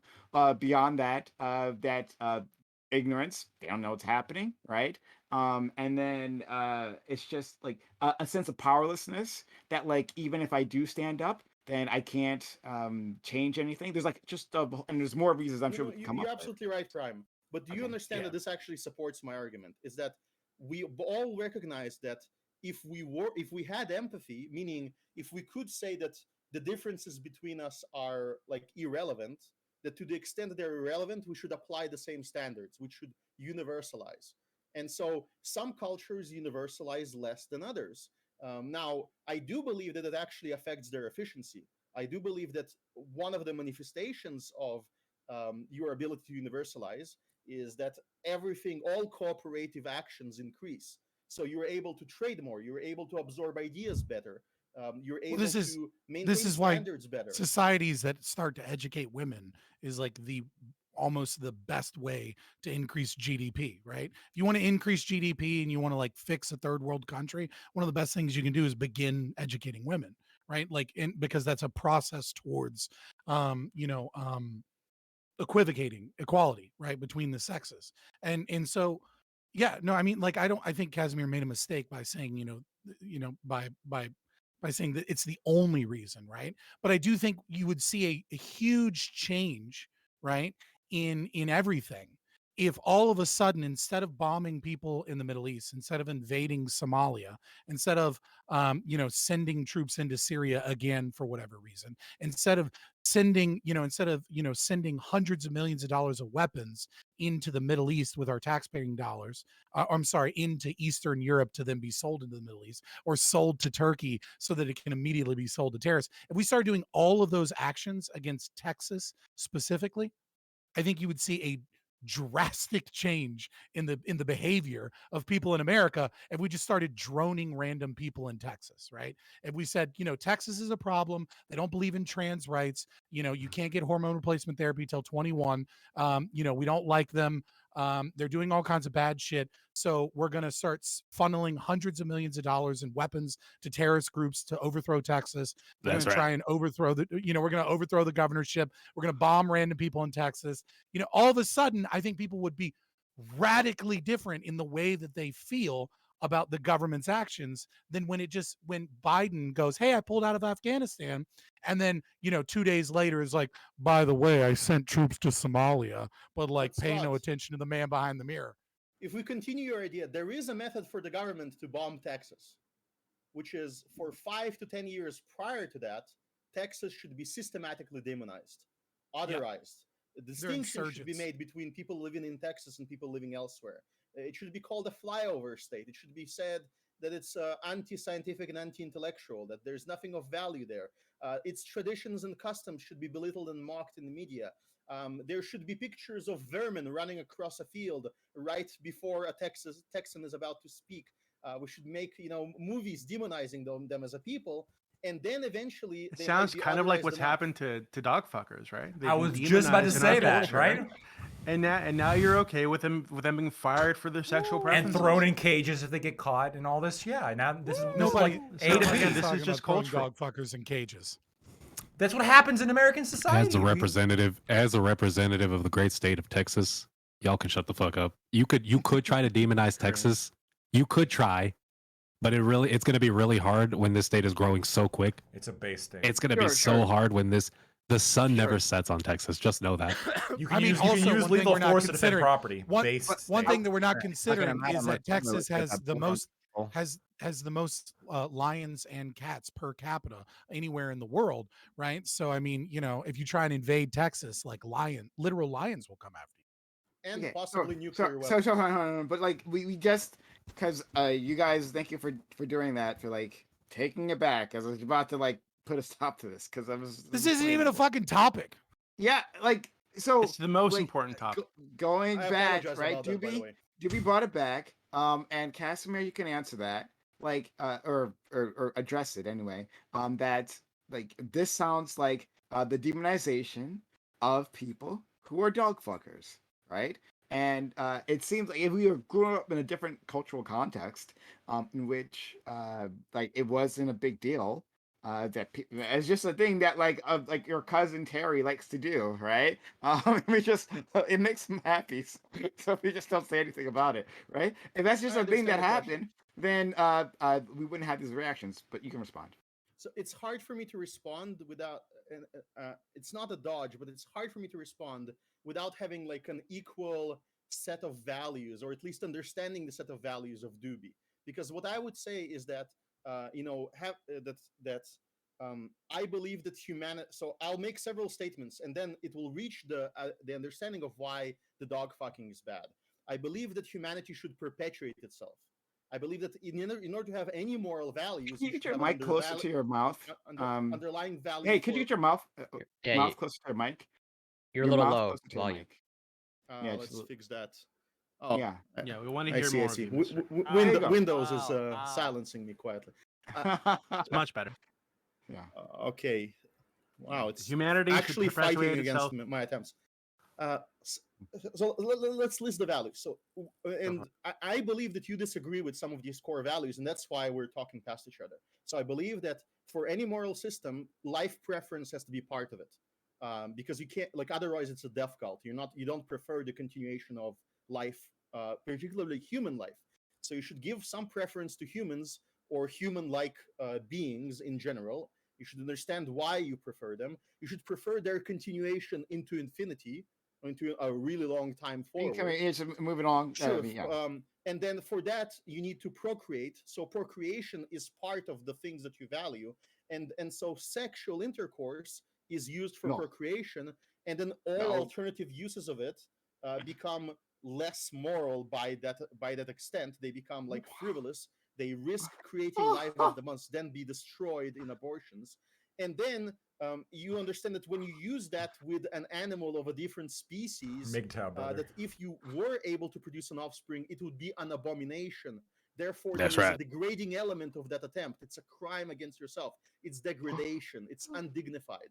And that's what makes it fundamentally a moral intuition for wrongness. Yeah. So, from your first point, doesn't that mean that we should be giving humans like a hierarchy over like their value of life over the life of dogs? Sorry, he's very dog fucking? He's very quiet. Yeah, you're also very quiet, Jay Chow. Okay, this is always a problem. So from your first point, it sounds like we're putting a hierarchy of human life and pleasure over other animals and species. Can I say that? No, it's not a hierarchy. It's like humans are in a different category. All of the moralities, we're in a different category than dogs. So then why should we treat the same rules of consent to dogs than humans if we are in different categories? No, I don't think it's about. I don't think the issue there. I'm not defending the position that you're violating the dog because of the consent issues. I'm saying that it is your nature of the human being and what makes you distinct from animals, from beasts specifically, that you're able to rationalize, you're able to have the spark of logic in you, that when you engage in intercourse with animals, that's the thing that you're debasing. So it's always coming back to human values. It's not the moral worth of the animal itself, isolated from humans, to me is zero. Okay. Now your voice is a roller coaster, by the way. So why is there anything wrong with humans fucking dogs? He just said so. I mean, hold on, would it be comparable to like masturbation to you? Like, or is it worse than masturbation? I don't get it. Casimir, when I hear you, everything that you're saying leads to it's okay for humans to fuck dogs. I don't know how you got there. Yeah, if you take you tell him, Jay Chow. Take the action and eliminate from it everything that I disagree with, then yes, the only thing that remains is things I don't disagree, like, that are irrelevant.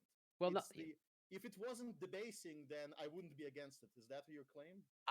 I'm still trying to understand your concept of like debasement, where it's like, yeah, sexual acts with like dogs or non-human animals, like debasement, but like killing them like for food that's not essential, like that's not debasement. Okay. Like, I want to understand that distinction. I think this can be made way more simpler if we step out. If we make. Let's say this, yes. Right. Let's separate this, right? Country. No, hold on. Let's separate, right? So I think a great way to look at this is doing copious amounts of heroin, right? Now, and I think they're very similar. And the reason it's very similar, and why I would say it's morally wrong to do copious amounts of heroin, right? Now, because it is a crime simply against yourself, right? Because you're not aggressing upon anybody, I wouldn't say that you can use the power of the state, right, to kick down the door and put you in prison because you're doing copious amounts of heroin. But I would also say it is not morally good or morally neutral to kill yourself with drugs in a way that benefits no one except for maybe the pockets of the drug dealer, right? It is morally bad to do copious amounts of heroin, not because you're hurting the heroin, right? Not because you're doing something to someone else, but because you're harming yourself. It's not a morally good thing. It's morally bad, right? It's the same kind of logic that we're using in terms of dog fucking. we're not worried so much about the dog as a moral actor, because the dog is not a moral actor. What we're talking about is the damage that you are doing to yourself, and also the potential for what happens to other people, right? So like the heroin Isn't addict, there a right? problem That with is, consequentialism? oh my God, Jay Chow, step out if you can't keep up. No, please. We've dealt with this already. Can I want to address that. I'm just wrapping around. I feel like there's a lot of contradictions going on. Well, But there's not, because you can't point them out. It's not You just- consequentialism. Hey, Consequences Bill. is when the consequences Gotcha. themselves become the reason to do something. It is your choice of goal is some consequence. Well, it sounds When like you have a shouldn't goal and fuck you dogs consider because how you're to harming reach that goal, yourself. that's not consequences. That's not an avoidance of a consequentialism. consequence. I think you're redefining you seem to No, be it's, redefining. I can open SCP right now and read to you the definition of consequentialism and definition of deontologism, and a deontological horribly thinker would flipping it say, around, this is but morally it should wrong. work How do I certain avoid ways. it? What are the practical steps to avoid it? Just being practical about trying to avoid something does not mean that you're consequentialist. It's the difference between the means and the goals. Okay. Regardless, I still want to like return to your example. So I'm gonna try to like come up with a real world example that's probably somewhere down the pipeline. With the analogy of like eating animals or killing animals for food. Like so, somewhere 5-10 years down the line, okay, using your concept of like debasement. Okay, so at some point there's going to be synthetic meat, from a vat, and it's gonna be side by side to and killed animal meat. Okay, and they're probably going to be price equivalent. Given that in that scenario, when you're walking by in the grocery Probably store, not. I'm Synthetic pretty meat will sure. probably be cheaper. Okay, sure. Okay, that it works in my favor actually. So, given that scenario, the person walking by in the grocery store, if the person chooses like the killed animal meat, are they debasing themselves? I think that the problem with your hypothetical is that I think that at that point, maybe the issue is that it's like a science fiction scenario where that's a pretty weird real world scenario. No, so far every single attempt at artificial meat has been fraudulent because people don't understand what it is that they're trying to create. You're trying to create something, a simulacrum of something that you don't know what the constituent parts are, that there are research papers that are contesting each other about the parts of it that are required or not required, and you're also placing that responsibility on somebody that's hidden away versus the responsibility that's placed on it by human evolution and thousands of years of testing. So I would trust the evolutionary process over the scientific process that occurs by some IP holder monopolist in a lab that doesn't allow me to even look at his process or how he made his selections. I have a great issue of distrust. If all of those issues were resolved and I had a choice between synthetic meat and real meat, maybe I would say, synthetic meat is less cruelty, so let's go with synthetic meat. However, I would have no problem with you once a month going out into the forest, killing a deer and skinning that deer and making sure there's enough deer for everybody to do it once a month. I would have no moral problems with it.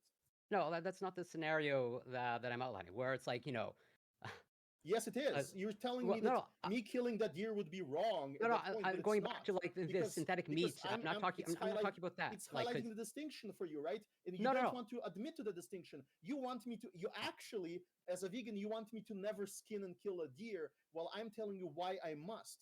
And part of the reason why I must is because I don't think that it's inherently, when it's done at such a scale, there's anything wrong with it. And I think it is important to maintain a certain level of independence, because it's as a survival strategy, at least, in case your great factory collapses tomorrow and I have to feed my own family myself. So I'm not talking about. That's why I brought up like a grocery store. I didn't bring up you like you're alone on an island. You have to go like hunt some deer. I'm talking about like we get to the place of like at a molecular level. I bit that bullet. Oh, okay. You will never get there. You will never get there. Because you can't even accurately describe it. What you're doing is this is the part of scientism. This is the fraud of scientism, where you believe that you can duplicate something that you don't even know exactly how it's being created. We duplicate vitamin C in like a supplement, and that's an organic compound. A protocell in a lab. Yes, and you're telling me that you're going to replicate something. No, bro, that's not vitamin C anymore. That's a chemical at that point. Sure, yeah, ascorbic acid in a capsule or a tablet. Can you Definitely can you different than outline to ascorbic me? acid Do you believe in that you will be vitamin able C. to outline every single component that must be in that meat that is required for human consumption? Yes, absolutely. We absolutely have the techniques to break down all the protein constituents and all the And you're not organic missing material. anything. In And Well, all the no, I think the proteins are hardest all the part, same, I think the right? hardest part for lab grown meat was originally like getting the scaffolding, getting the same type of texture as like normal meat. But now they've been able to even get past that, or like they've been starting to make You're- progress at like Yeah, making It's like flawed. actual steaks. you so call you're talking past the idea, right? Which is that you believe that you have perfect knowledge, right, of all of the compounds and all of the elements and all of the interplay between cells that are human and cells that are animal, right? And what he's saying, Casimir's saying, which is true, right, is that until you have that perfect knowledge, which you're saying we have, you're saying you have perfect knowledge of how human cells interact with animal cells, which you don't. you don't Right? have What perfect, you're you don't have perfect knowledge of buying meat in a grocery store. Like you Yeah, think but we when still eat the meat. The only thing we have to know is that it's the same meat. no, Yeah, the only thing we know you is that actually Or it's the trust same the animal thousands of- agriculture in like there's studies showing that like if you buy certain seafood it's contaminated with a whole bunch of other stuff, or like Yes. whatever the whale meat And in the Japan is not control group for actually that whale meat, or the is dolphin entire meat. humanity surviving for thousands of years by eating this stuff versus you in a private lab protected by IP laws, protected by copyright laws, protected by secrecy laws. I never by the advocate state. for IP laws. You know that. I don't know No, what you I bring know this up. that, but this is the dream you're selling. So let's abolish those. Let's abolish the state. Let's have competing companies producing synthetic meat, and let's meet up in 1,000 years when we will test it and make sure it doesn't lead to a human-wide extinction event. And then I'll accept your hypothetical, and I'll prefer the synthetic meat. I bit the bullet. What next? So you're linking synthetic meat to some sort of apocalyptic event somewhere down the line, unless I'm like totally misunderstanding. Well, that was you. also the But- justification for hunting But too. if you could It seems to prove be to like me with the same level of certainty that this would not cause this was not cause any problems, then I would accept eating it. But in order to do that, you would have to demolish the entire system that is currently tasked to creating it, because the entire system is fucking corrupt, and I don't believe a word it says.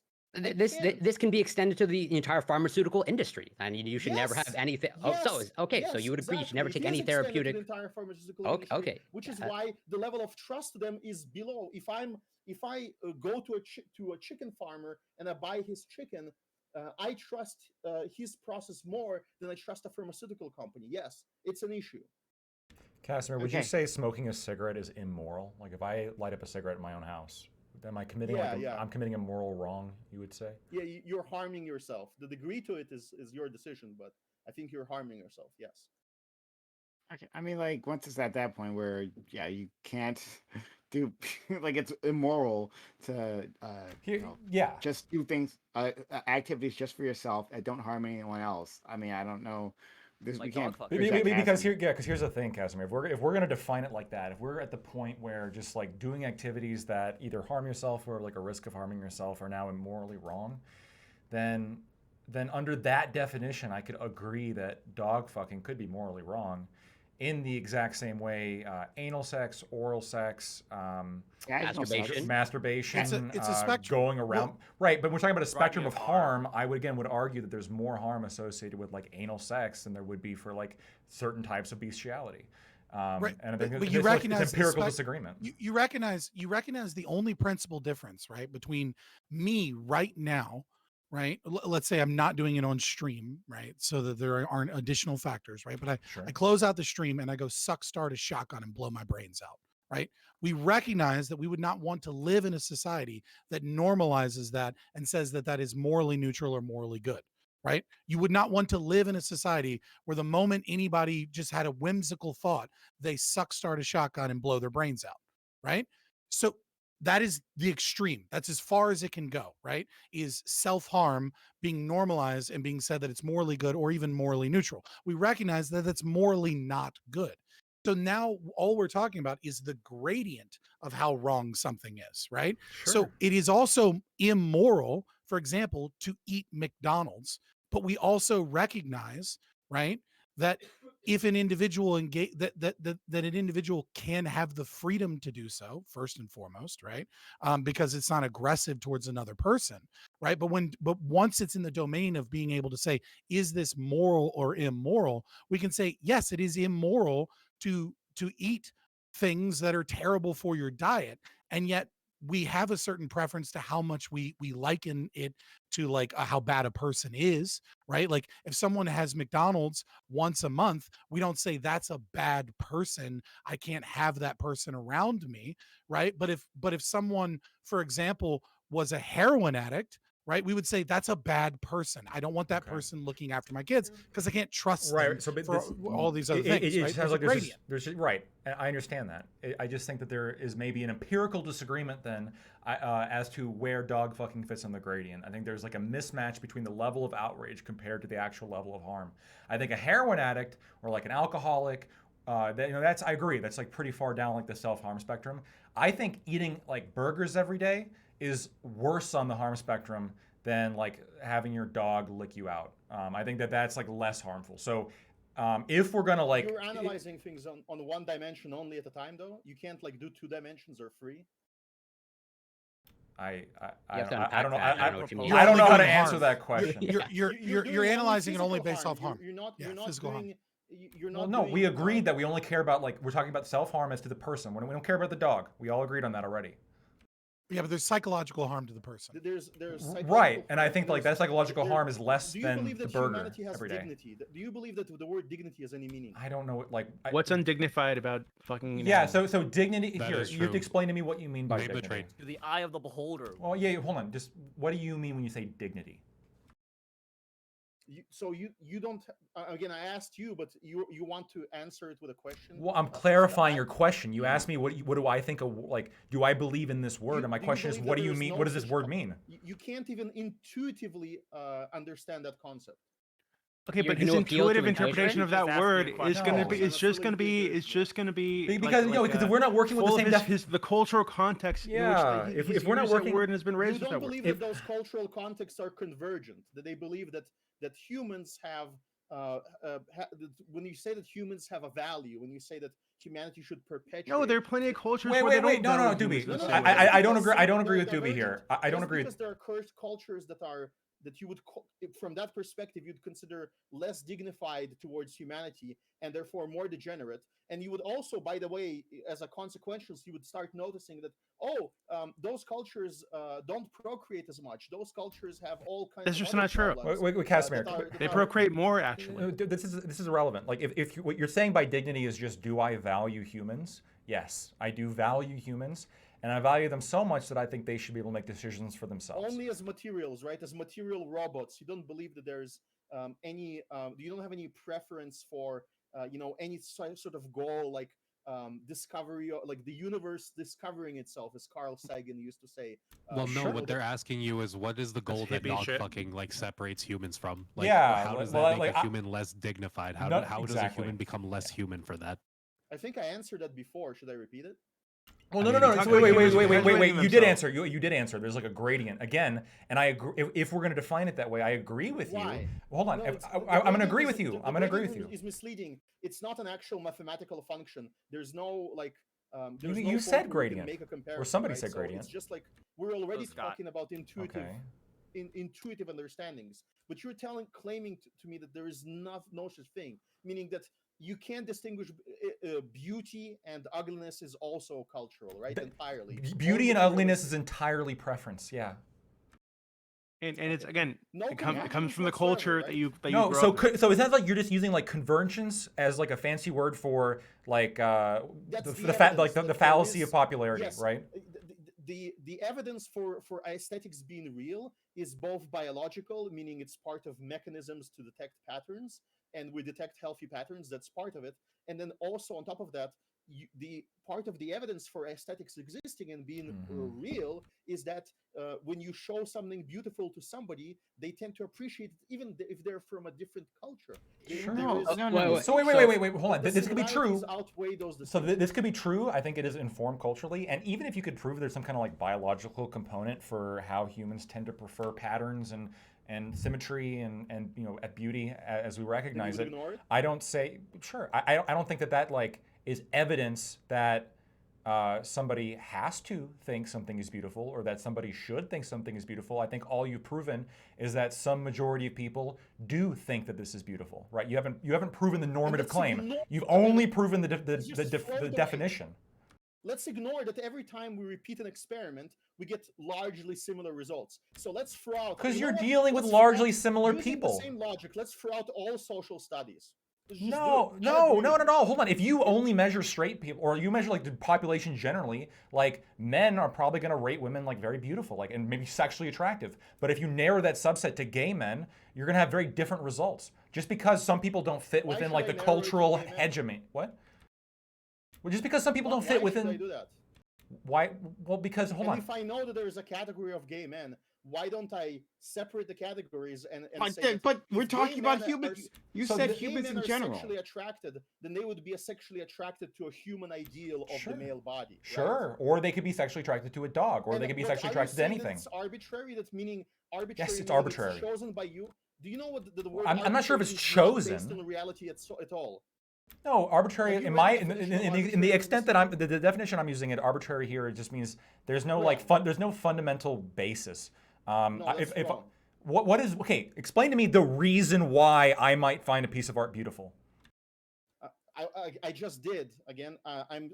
And the word arbitrary specifically, if you claim that something is arbitrary, it means that it's based solely on preference as opposed to some empirical evidence, as opposed to having the evidence. And when you look at an individual, yes, there is in individuals there is great variety. But when you look at the groups, at group preferences, you know that there is such a thing as there are fads, and then there is classical popularity, which occurs when over time people as a group keep preferring share a preference, which is why doesn't that change? Don't those preferences here? If I proved you, if I proved you that most, if I proved you areas and geographies. No, if I proved you 90% of people preferred vanilla ice cream, does that mean that ice cream is the good flavor?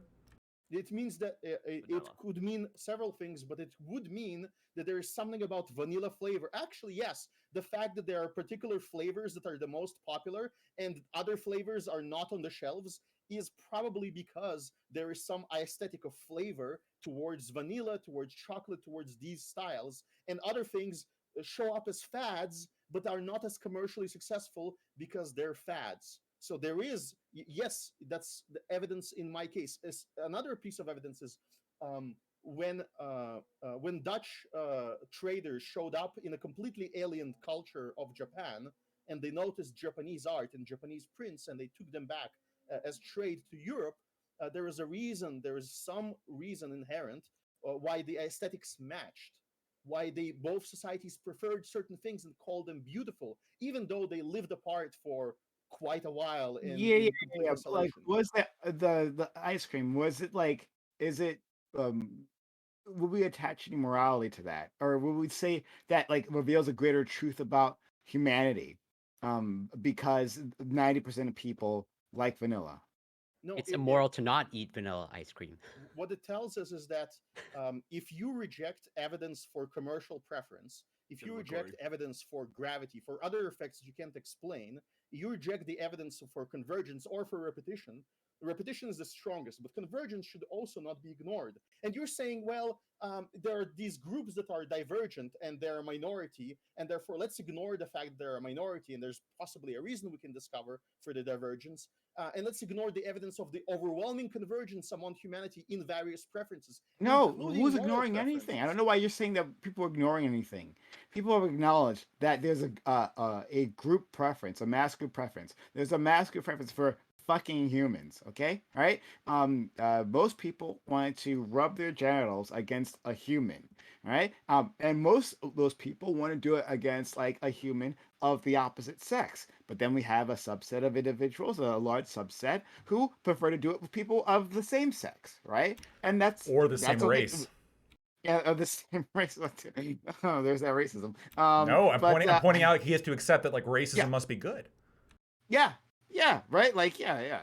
So, like, so Racism must be I- good. Wait, I didn't accept that. So We hold can- on. So if we know there's like racial preference, like the general racial preferences when it comes to like sexual partners, It's not the same as racial preference is not the same as racism. So be very careful with your language.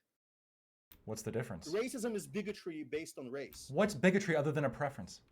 I don't know if it's What? racist to like not No, want to have sex that with a means certain that group of Boy, race people. is that's another specifically conversation. applying Difference laws between differently bigotry to and a members of preference? different race. It's not about your sexual preferences. Your sexual preferences are not racism. Obviously, your sexual preference can be I think they based could on be. Yeah. the person is racism. that bigotry and preference is the same. Explain to me how that makes any sense. Yeah, if I don't prefer to like live next to a black person, that's racism, but it's also a preference. If you, in what way is a big? In what, Right, give me an example where bigotry would not be a preference. Okay. Even Gi- in the I mean, I could give you an example where preferences is not bigotry. So therefore they're both not one and the same. If I prefer to Yeah. marry an Italian woman because I'm Italian and I share that culture and heritage, does that make me racist against every other race? I mean, yeah, you have a preference against certain races. I would think so. No. Yeah, actually. So you would consider that racism. So then I would say that the definition of racism is way too broad. In order to Wait, even but if you're excluding work- certain people, certain women because they're not Italian, right? Then how is that maybe not because they're like, a form of black, racism? or maybe because they're from Asian descent, right? Yeah, but So, they okay, don't well, deserve okay, your body, right? well, They let's don't have a extrapolate that. dessert for So your if I body. prefer blondes, does that mean I'm prejudiced against brunettes? By definition, yes. And you should be. They're terrible people. But no, yeah, like This is faulty I- logic. Definition. Okay. But I would argue at least. Casimir, so kind of like using your example of like this convergence, okay, and that it's the way I understand what you're saying, and I could be wrong. Correct me if I'm wrong, but like it's through convergence that we discover, let's say, moral truths. Is that sort of a good way to put it? I don't know if we can discover, but I do think that we can approach. Okay, yeah, okay, sure. As It's in like evidence for it doesn't necessarily mean that we Can discover you like it that way. have you discovered the source of gravity yet? not that I'm aware of, but like I'm definitely No, not an expert in like, gravity. We but... approach really closely. We understand. Yeah, the yeah, you'll never get mechanisms 100%, but you get the asymptote of like just 99 point, like you just very slow, but you never get there. So then again, maybe I'm just not understanding what you're saying correctly, but like, so if you want to, approach that, and you use the example of like, wow, more or less like how things get universalized over time, wouldn't you want to like maximize the chances that you're able to discover things that get universalizable over time? As in, like, you should allow people to engage in the behaviors, then you discover like, oh, if everyone enjoys and everyone engages in dog sex, then that's a truth. That becomes like part of the reality. If it's popular like, enough. I Yeah. actually I maximize this by being specifically ANCAP, whereas you don't, because this is another core disagreement is that when you say that something immoral, you believe that it gives you the right to like come and slaughter the tribe that does it in a different way, whereas for us it would require the only a violation of body autonomy would be casus belli for war. If we decide to represent the other side, to volunteer and represent them if they ask us for help. Like, but in all other cases, yes, I would want you to conduct your experiment. I just don't want you to enslave me to conduct your experiment. If you want to engage in activity where your entire society, does sexual activities with animals, right? Engages in bestiality, and your entire society engages in anal intercourse daily, you do that, but let's disengage. Let your experiment run separate from mine so as to not pollute my experiment. Because I want to maintain that tradition that existed, because I believe that tradition should not be You knocked should be down allowed to. without overwhelming evidence. So Yeah, let's create sure. a covenant Okay. for you Sure. dog fuckers and keep it there, please. Okay. All right. Okay. Yep. We've been doing this for a long time. And so let's move on to a different topic. This was not the plan. Here we are. This is not the plan. Once again, You had told me we were talking about this, I would have fucking been like, I'm good for today. yeah. And I just but put it really quickly. So we went through all that, and still not a single convincing piece of evidence for moral truth. not even a little bit. Not even a little bit. But Just Black because you Pudding say so TV, doesn't mean it's so. thank When I you, say so, it means it's true. That's Lactoid real moral Doobie, truth. thank you for proving I that was you're Hold on, the- asked. let's Let's be test honest. Like, convergence, I didn't okay? say. How I didn't many start of it. us believe Doobie that believes that we can gravity doesn't establish exist. an Just objective so you moral are aware. truth? Using the same logic. Okay. Wait, so Wait, I'll wait. just- If John, enough of us Magnets don't for believe, magic, wait. okay? If I don't enough know of how us, that if works out. enough of us don't believe in objective truth, then by like, isn't there a convergence of enough people who have agreed that objective truth doesn't Yes, exist? and yet she Yeah. spins, yes. Okay. So Isn't that contradictory? So well, I'll just address W, Doobie. Thank Lactoid. you for proving that you are the corruption in the Matrix. That you are truly a Dark Lord and Savior. Hey, that brings up something. Hello, all. This is the Reverie. As we have a Monday 3 p.m. Eastern. 2 hours later. Start whenever the fuck, apparently. Yeah, that was the thing that just happened. Guys, have you been enjoying this? Right? If you could sit through that and still like me as a person and these people as guests, then first of all, hit that follow button because we do this all the time. We have these conversations. I do. We have these conversations all the time. What? Or okay. So hit that follow button and make sure notifications are on so you know I'm going live. It is Use the all restroom. the time. Sub to the channel. If you haven't done so yet, if you're currently out there, you're not subbed. Right, guys, we provide you with this great entertainment constantly, right? But we can't do it without you. So consider supporting the channel, subbing to the channel, give bits, give subs, you get our emotes, you get ad-free viewing. I think our bot doesn't have the I think yeah. Oh no, it's not broken yet. Oh hey, the sub is not done yet. But anyway, you'll get ad-free viewing, you get all that good stuff. Consider supporting this channel. Consider helping us out. We cannot do this without you. So, if you want to see this continue on to a future, and you like this type of content, help us out. Subs to the channel, give bits, or give subs. Okay. Next, I'll start introducing people, but a bunch of people disappeared for whatever fucking reason. Let's see. Kicked out of I'm the here. StreamYard. Kick this out. Yeah. Okay. We want to just accept this back in. Yeah, I think it was making a statement about Doobie. So, all right. I am now I'm- more convinced that fucking animals is okay. Yeah, pretty much. Yeah, from like where I started, I'm actually more. Does the size of the animal matter? Like, does a hamster change your opinion versus a Oh, dog? not Doobie. No.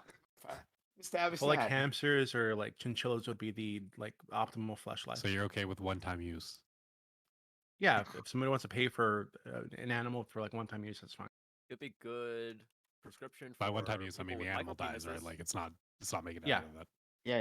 Yeah. He's talked about like sticking a stick in a ferret, and that being Should I be thing worried you do. considering you have dogs, Doobie? Look at the group chat, okay? That's all I'm gonna say. Okay, so everyone, we've got a great group of guests here. I'm gonna introduce them, and then we'll go from there. Guys, keep your introductions short so that we can move things along into the next topic. Lactoid.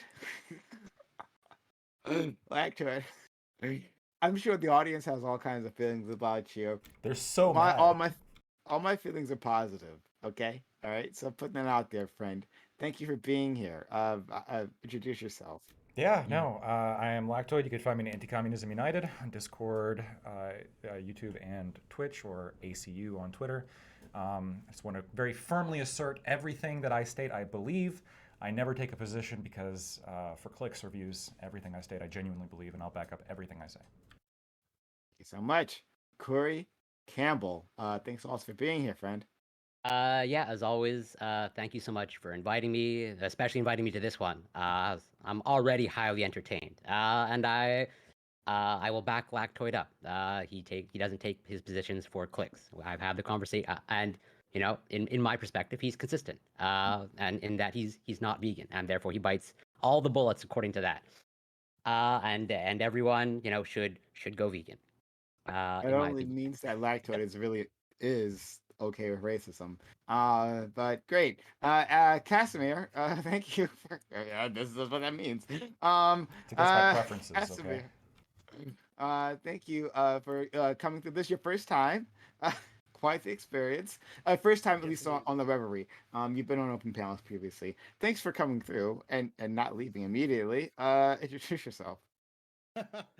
No, I quite enjoyed the conversation despite the spicy topic, and I do believe that there are approachable moral truths, and one of them that I believe is universally shared is that lateness is highly immoral. Therefore, I do want to use this opportunity to apologize to everybody, and don't follow my example. Okay, be on time. Fair enough. But mess with your mic because your volume has dropped even lower than it was previously. I heard what you said though. And low volume also immoral. Yeah, Yes, yeah, it is. certainly I'm on trying the to fix panel. it right now. Technical difficulties. Yeah.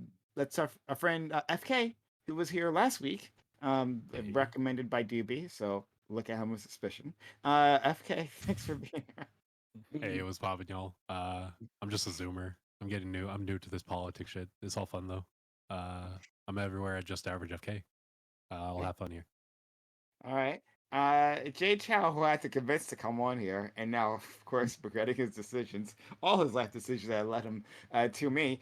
Jay Chow, thanks for being here, friend. I always love having you around.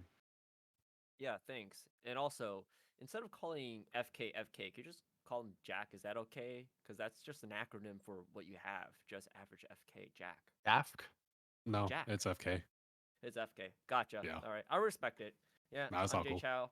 I stream a whole bunch of stuff, but when I do talk politics, I often talk about it from the perspective of political science and international relations. That's what I studied. So on my streams, I like to do a lot of political analysis on news or even historical stuff. So if you like that stuff, check me out. And thanks for having me on Cool. Prime. Yeah, no problem. And your volume was also still incredibly low, but appreciate you. I Not am. at all. I can't put You peanut got butter to on my make mic love to that because mic, I am. right? Like I am. like Naughty Just Princess. turn me would. up on Discord. I might not be 200%. I might 200%. Nobody has this problem except for you. Is it just me? Yeah, No, it's not just nobody you. complains He about just my volume. You're lower. Across my he friends, volume across is other fine for people who I me. talk to on Discord, you're the only one who complains about You my got volume. super And heated I'm about that, but no, literally it's switching my everybody. mic right now. He consistently leans into the mic and gets louder, and then leans back and gets lazy and like lays back, and then he gets quieter. It's not his actual volume control. It's just a control of like his positioning and posture. No, even when I'm over here, it should be fine. You sound pretty clean. Just maybe a touch low, but you're pretty clean. Yeah. But anyway, Okay. Oh, It's not that big of a difference. You but there guys is a will difference. survive, okay? yeah. I'm just. Hey, I know you've got big ideas. I want people to be able to hear it, right? So let's go to Scott. And volume is never a problem for him. Let's be clear about that. Scott, thank you also for stopping by and putting up with what happened previously. I appreciate that, friend. Well, especially since I actually do prepare for these, right? So like, so it's like when we start talking about random dumb shit, it's like, oh fuck. Yeah, I'm Scott from Fabian Liberty. We're a libertarian anarcho-capitalist duo stream. Fabian Liberty pretty much everywhere. Come check us out. You got to join. You know, if you like Jack or Just Average FK or FK, you know, you got to find him in the politics Discord. And Saturday, if you want to come hang out on YouTube or also in the politics Discord, I'm gonna do an AMA there, so you can hear about all the crazy hardcore libertarian stuff that you want to do. So definitely join Doobie's Discord. It's where stuff is happening. Also, I would like to say that you know, I'm sure you see my background behind me, Hogwarts Legacy. I'm super excited for it to come out. You know, I really want to play this game because I stand in solidarity with trans people. And you know, it's really important if you support trans people that you go out and you pre-purchase Hogwarts Legacy. Pay no attention to the fact that some royalties might go to J.K. Rowling. The important thing is that trans people believe in magic because they think they can change their genders, and so they also love Harry Potter, and so they love magic, and so you got to check this game out. It's awesome. It's going to be awesome. Pre-order it now. I like this. Why? Wait, is that the Why? only reason why you're buying the game? That for the rest of the stream, that would be good. Oh, can we not, please? Can we not? Can we not can there be one fucking stream when we don't bring up the transes? Like, is that a thing? Is that a thing that would happen on Twitch? I don't know. Probably I identify with Hogwarts Legacy because there are trolls in this world, not. and I love them. All right. Next, let's go to Crooked. Yeah. Cricket. Okay, Cricket. Thank you for being here. This is their first time here. Absolutely first time being on the channel. And they were exposed to I want to say the worst of it, but we've been more degenerate than that. Honestly, like we can go lower. Cricket.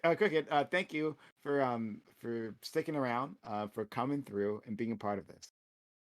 Yeah, so I'm Crooked. I'm at YouTube, Limited Hangout. Pretty recent to the streaming scene. Just did a lot of watching over the years and felt like the one thing that was lacking from the scene was a little bit of grass touching. I feel like a lot of these perspectives come from absolutely no experience or just straight ignorance. So hopefully I could bring a little bit of that to the conversation. Ideologically, I'm pretty center right, but really not, don't have an allegiance to any one particular party. But, you know, it is a hobby for me. It's not something I need or necessarily want to do for a living, but it would be nice to be able to attend panels like this and give my opinion because I have a lot of them, right? So. Oh, we love opinionated people here, right? So I haven't tossed Scott out. So yeah, thank you for that. And just in terms of your audio thing, we can hear you fine, but just so you know, and so everyone else acknowledges that when other people are talking and you talk, like you get drowned out, like your audio like clips out. I don't know Yeah, why that happens for I'm, some people. I'm I don't know. wondering. I'm wondering if it has something to do with the expander on my strip. But yeah, I'll try to tweak that a little bit. Hopefully, yeah, I figured that was happening. Yeah. But we could, but when no one else is talking, we can hear you perfectly. Okay. Awesome.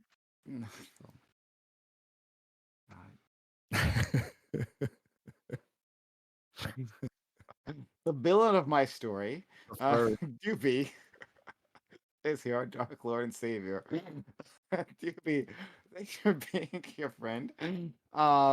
Taking on a new persona, perhaps.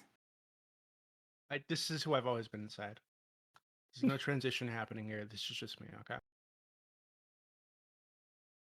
Thank you, friend. Okay, Thank you I for gotta being- say though, don't let FK lie to you. FK has been arguing with people about politics for as long as I have, bare minimum.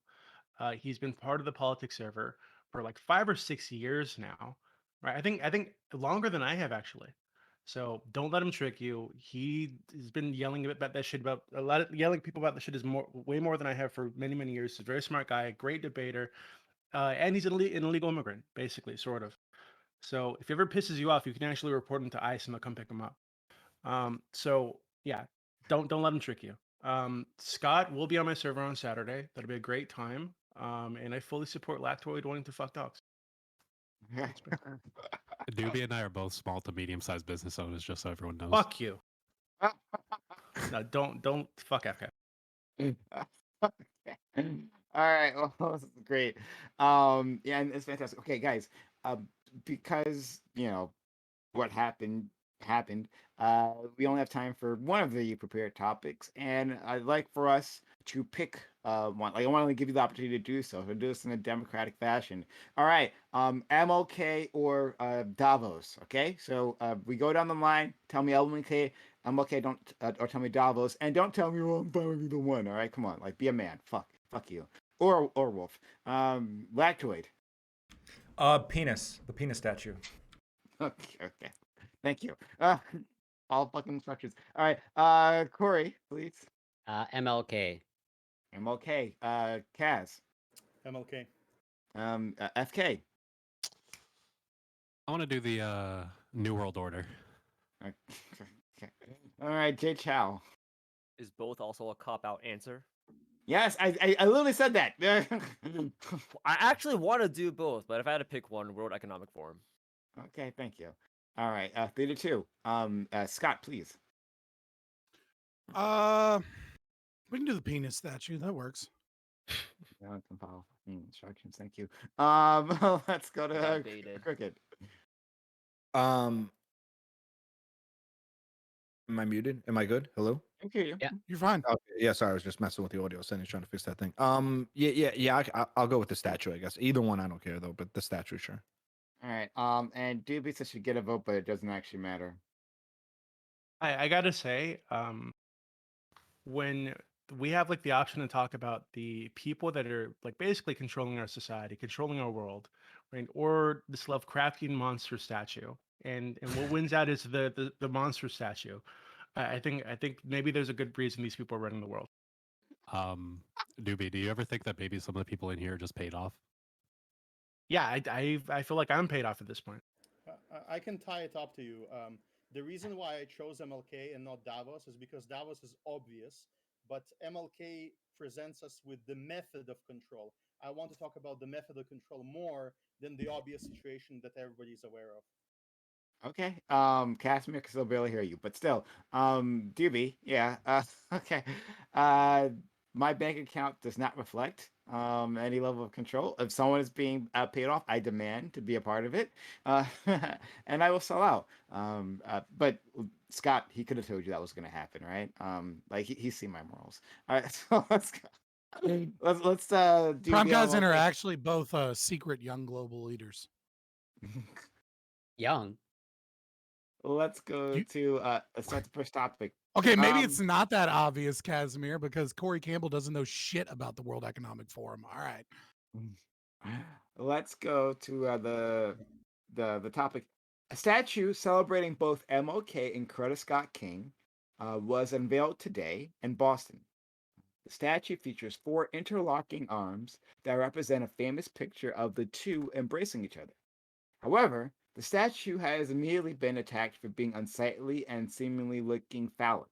It has been criticized by a member of the King Scott family as an example of how the woke algorithm is racist and classist. They also said it was an example of how progressives were more interested in virtue signaling than helping Black Americans. What is your Agreed. opinion on the statue? Is the criticism warranted? Must all resources be aimed at directly helping a marginalized community, or can there be room for celebration? Do you think liberals/progressives often fail these communities and prefer statues over action? Okay, What are we celebrating? That's what I want to know. we'll get to you. We'll do opening statements, so you'll get a chance, right? So, Oh. yeah, guys, there's a statue. Look it up online. It's pretty simple. Like, it's just got MLK statue Boston, right? Just Google that, and you'll see the statue.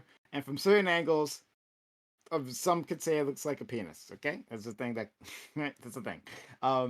And people are trashing this again.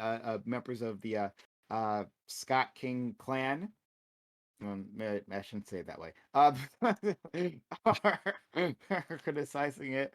No, I can support a Scott King clan. That sounds good. Good name. I got it. Yeah.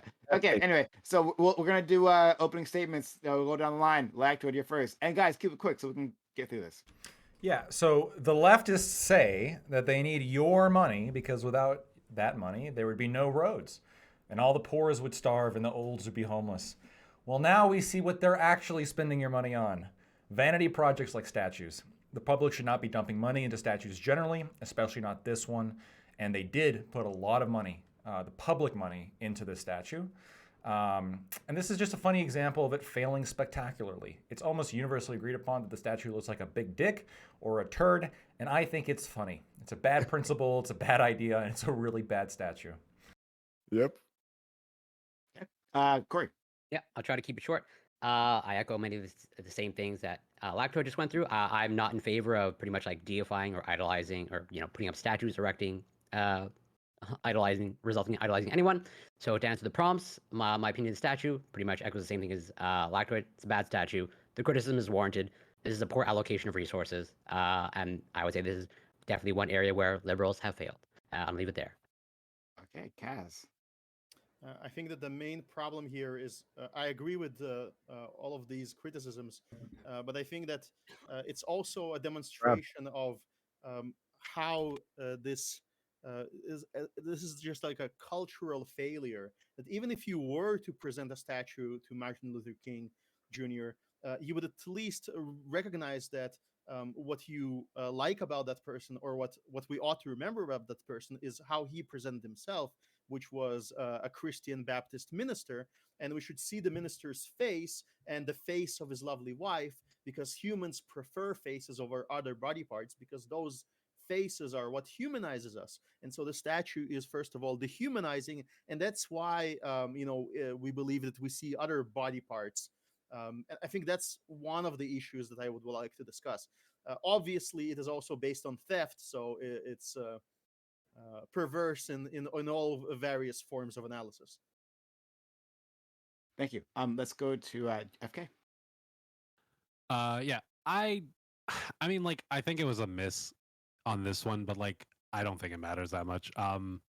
If you care what's really happening in your local area and they're like erecting a new statue or something, you do have some power to do something about it, right? You could go to your fucking city hall meetings. You could talk about what's happening there. If you in the community really don't like it, with this statue, like I've heard the justification was that it was supposed to be like you step in the middle and you're supposed to be like the heart of the embrace, but I don't know. I think this was just a miss, but I don't think it's that serious. I don't think it matters this much. $10 million is a serious miss. That's really Ciao. Echo the sentiments of FK. Personally, I don't care about statues, but I could understand its criticisms. Are they warranted? I'd probably say most of them are. Are they that important? In my opinion, not really. On the other hand, the statue has brought up whether liberals or progressives are worth anything. And to answer this question, I thought it best to look at what Michelle Wu, the mayor of Boston, the city where the statue is, has done for the Black community. So for racial equality, she established the Office of Black Male Advancement, which will work to improve outcomes and reduce systematic barriers to advancement for Black men and boys in Boston. On housing, she signed an executive order to adopt a municipal affirmatively further fair housing policy, which is designed to speed up the production of affordable housing. And on education, she increased the spending on constructing new and renovating school buildings from the $1 billion outlined by her predecessor to $2 billion. So the critique of progressives being more interested in virtue signaling stems from, I think, a misunderstanding of the real problem. That progressives don't win, and therefore they can't enact the changes that would be beneficial for marginalized communities. Okay. Let's go to Scott. Well, my opening statements are always known for their quickness, their clarity, and for being non-controversial. So I'm gonna stick with that. Do you have a vein here with problem? this. Can we just take this out of the panel? Just say your stuff. You good, Jay Child? Wait, what? So, anyways, There it is. this is Jay Child. anti-art. This is evil art. When you look at when you look at this statue, you can look at it and you can see disembodied figures that do not represent the individuals that were so hailed as people that fought against an oppressive system, but instead it is a collective embrace that gets rid of the kind of like the heroic figure, the individual that fights against the tide and pushes us forward, that we kind of recognize as beautiful. When we see the statue, we go, oh, it's an L, it's stupid, it's ugly, right? But we have to understand, well, why is it that we're having this reaction to art? And the thing is that art represents the values that that person has that puts into it. The values of Hank Willis Thomas, who is a race Marxist, who is against the very ideas that MLK would have supported, and instead is anti-MLK. He is anti-Christian, he is anti-equality, and he is anti everything that MLK stood for when he was fighting for equal rights. In fact, if you look at Portland, Oregon, where one of Hank Willis Thomas's exhibits is, you'll see that he states in the very beginning, as you walk into his exhibit, all art is political. This is political praxis to destroy the ideas of individualism and force diversity, equity, and inclusion. In that same piece, he has white imitates white as a statement of next to history is present, right? As a means of saying that white supremacy is this giant evil thing that is, and that whites always imitate other whites, and that white supremacy will continue forward, et cetera, right? The disgust that you have when you see it, the comedy that you feel when you see it, is recognizing that it is not an appreciation of aesthetics, and it's not a universal value. Instead, It's a Marxist sculpture with disembodied figures where people can see all types of things in it. But the most common thing that people see is revulsion to values that they have. And so I would say that despite the craftsmanship that may have gone into this, this is anti-art, it's evil, and we shouldn't have wasted $10 million stealing money from other people to build it. Question, quickly, because I didn't get a chance to look it up. Is the sculptor white, black? Do you know? They're black. This is black. They're This is black guy. Okay. Thank you so much. Hank, All right, Hank Willis Thomas, the exhibit I'm talking about is All Things Being Equal. This is the exhibit. Thank you Yeah, so much. I think the messaging surrounding all of this stuff really just stems from the same exact prejudice they claim to be fighting against. I think erect is a really good word to describe putting up this statue because it looks like an erect penis, which we all we all can admit to. And no, I don't have any beef with you, Jay Chow. I don't even know you. But all I hear when you say or go in those types of diatribes is we need more money. We need more money. We need more programs. We need more progressives because we need more money, more money, more money, more programs. Well, True. here's your money, $10 million. And what did you do with it? You built a penis turd. I don't know what else to tell you. So maybe you should look for within instead of the people and who they elect, because yeah, I can tell you right now, these programs, there's a history of them. They've been going on for quite some time, and they haven't done jack shit. That's my 2 Maybe. cents. Thank you so much. So I'm a little bit like torn on this one, to be honest with you. So I would really like to say that this is like a massive L, right? Because it does look like either a giant dick from some angles. It looks like Prime eating ass from other angles. It looks like a Lovecraftian monster from other angles. Like, it's true, right? Of course. But if you look at this statue from the angle that it's meant to be viewed at, it looks like a heart, right? It looks like two arms, an embrace, forming a heart. And yeah, you're like I think FK said, you're meant to walk in and be the heart of the embrace, right? Be within the embrace, the love, the equality, all this kind of shit. So I feel like I wonder why it's relevant that looking at it from other angles, the incorrect angles, makes it look bad, right?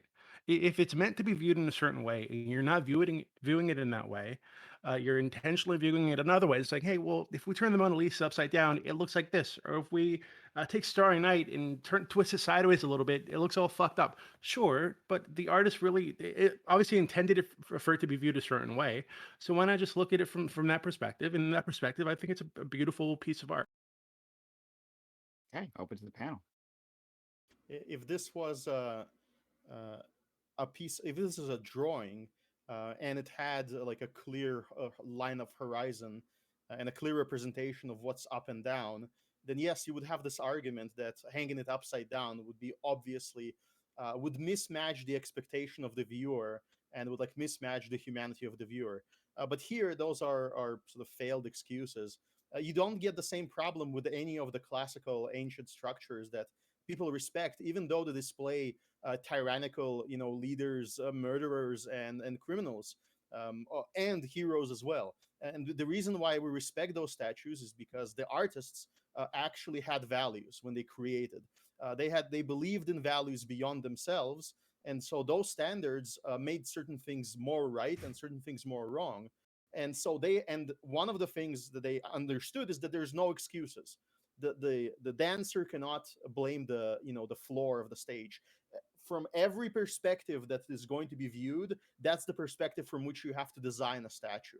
And all classical statues were designed with that in mind. If you have a relief, then you get to see only one side of it, sure. But if you put a statue in the middle of a space, then you don't get to tell people, oh, walk around somewhere else. Okay, I think that's a little bit. We can ridiculous. actually go. So we can actually go further. Wait, hold on. But there are values here that this artist had that transcend himself, transcend the space and time in which the statue was erected, right? So how could you say that he has no values, right? Or the problem is that they transcend humanity. That he does say he has a value. He wanted to cut away everything and leave only the embrace. The problem is that he cut away the head of the person he's depicting. And this is a tragedy that people don't understand. Yesterday, I happened to have looked through the statues of Roman emperors. These were just busts. But in those busts, they displayed the face and the shoulders sometimes, but primarily you focus on the face and you focus on the eyes if the art is detailed enough, and you understand that this is not just some kind of symbol; it's an actual human, and you start getting curious about what made them such, what made people trust them enough into that position of power, for better or worse. You start sort of trying to engage with that person, even if you don't know them. I don't know a lot about, some Emperor Tiberius or even Marcus Aurelius, right? But I look at their faces, and because they look like humans, I empathize with them, and I start looking up their history, and I'm interested in them as a human. And so, if I saw their statue in the middle of some city in Rome, I would understand that it's important and it's another human, and I should be curious about him. Whereas this is not a statue of MLK; it's a statue of two arms embracing. If I understand the context for embrace, sure, but I don't see MLK. The thing is, the thing is that if you look at the rest of Hank Willis Thomas's work and the values that he places into it, because if you want to understand art, you have to understand the values of the artist, right? Like you can because that is what that art is embodying. They put the way that they perceive the world into an art piece, and the art says something about their view of the world, either the ideal world or some form of criticism of the world, or their ideal self, or some criticism of that, right? And what we need to understand is that he's famous for what's known as perspective identity. He intentionally creates artwork that is meant to be viewed from multiple angles as a means of stating that who we are in our experiences inform like the way that we see the world, and he plants subjectivism into everything, right? Like there's a piece that he has where he has like, it's neon and it's white neon, right? And it's like it says like off white. You can read it one way and it says off whiteness, and then like in another way it says like something blackness. I forget, but like you can mix and match the way that you view it based off of colors to come out with different ideas of the identity. It is intentionally cutting off the heads and collectivizing the embrace and getting rid of the individual, and instead allowing all of us to kind of interpret our own meaning as like this giant oneness where everyone is different. The values here are explicitly Marxist, explicitly anti-MLK, and explicitly anti-art. Casimir, out of curiosity, like based off of your description of like how you understand, I don't know, all art or some. Basically, I'm curious, like your emphasis on faces, is that like just exclusive to statues, or you think like all art depicting like paintings or drawings, your face sort of like barometer holds true as well? Like basically, I'm asking I like think it does, but specifically, this is not just some work of art. This is not like an abstract value that's being presented. It's specifically presented as a statue of MLK. If this was a statue of an embrace, we would still criticize it. We wouldn't criticize the statue of MLK, right? This is the ridiculous part here. Is somebody shows me a picture of MLK, and it's Malevich's Dark Square, right? I would say no. This is Malevich's Dark Square. It's just a piece of painted surface. It's not a portrait. And this is we have a legend about this, the naked king, right? Everybody's supposed to say that the king's new clothes. Everybody's supposed to agree to this and applaud this, and yet you see that it's bereft of the things that are required from an MLK statue, which is MLK's face. You can reduce a human down to his essentials. If it was that would be the face. If you remove the face, that's the first step to dehumanize. Is to cover the face with a mask is dehumanizing. If it Okay. remove the face entirely, is Yeah. Okay. So if I face, would you feel differently about it? sorry. If it was a $10 million face, would you feel different about it? I would, if this was just the realistic bust of MLK that was like colossal scale, I would criticize it potentially. If it had other artistic problems, $10 million, yeah. That's I want to separate this, because I think that we all sort of, most people here understand there's something perverse about using public funds this way. But I would say that no, we don't. No, we don't agree. Not all agree. Fine, but let's say that even if I concede this part, I'm interested in this is a symptom and why we're analyzing it as an art piece, it's a symptom of just not understanding what the values and the goals are. It's that you don't even value the face. You don't even understand why human individuals have value. It's not his arms that we value. Everybody has arms. It's specifically he was the person that did something. He was the Christian that universalized that's rights in the United I States. mean, that can be the case, but like art doesn't have to be like one specific thing, right? The idea is you could take like something. You could take Martin Luther King, you could take his legacy, you could take a moment, a snapshot of that legacy, right? You could be like, this is what that snapshot means, and then you could try to portray that in some like medium, right? Yeah, I don't think it was supposed to be art or a celebration of Martin Luther King, but more of the message of the grasp or the hold or what's to come. Yes. So I don't really That's think the problem. It's a problem. Right. You've identified it. Yeah. I agree. It's a problem. But my point is that you're saying, is that your argument, saying that because it's a artwork about the message and not about MLK, that's what your beef is? Or is it the fact that it's one of the criticisms, but I think it's the criticism we should focus on, because I think that it's like why though? That's why we keep building ugly buildings. We have a society of ugly. We live in we're creating an ugly world around ourselves. If I look at modern, isn't that convergence? Yes, it is convergence, but I have an explanation for that convergence. I have an explanation for that. There is an aberration that occurs when you socialize things. When you make things corrupt and government based, then they become uglier. If the things that I don't like are bad, and the things that I like are good. If the government had the ontological idea. Wait, before you continue this point, because just really quick, I can get with what you're saying, but in reference to artwork itself, do you think that artwork that doesn't portray or that portrays a message, if it is well designed or aesthetically pleasing, is okay? All art portrays a message. The message is the values that as I described them, right? Like, what's the values of the artist places a message in that art. No, for sure. My question is towards his argument, because I'm seriously just trying to understand. I'm not even like debating or anything. I'm just trying to like grasp his message, because you talked a lot about busts and the face and the representation of his face. Are you saying that art that isn't centered around someone's face or a bust, but is around the message, or if it was, let's say, his arms, but it wasn't done so horrifically, if it was actually done eloquently, would you still have a problem with it? Is my question.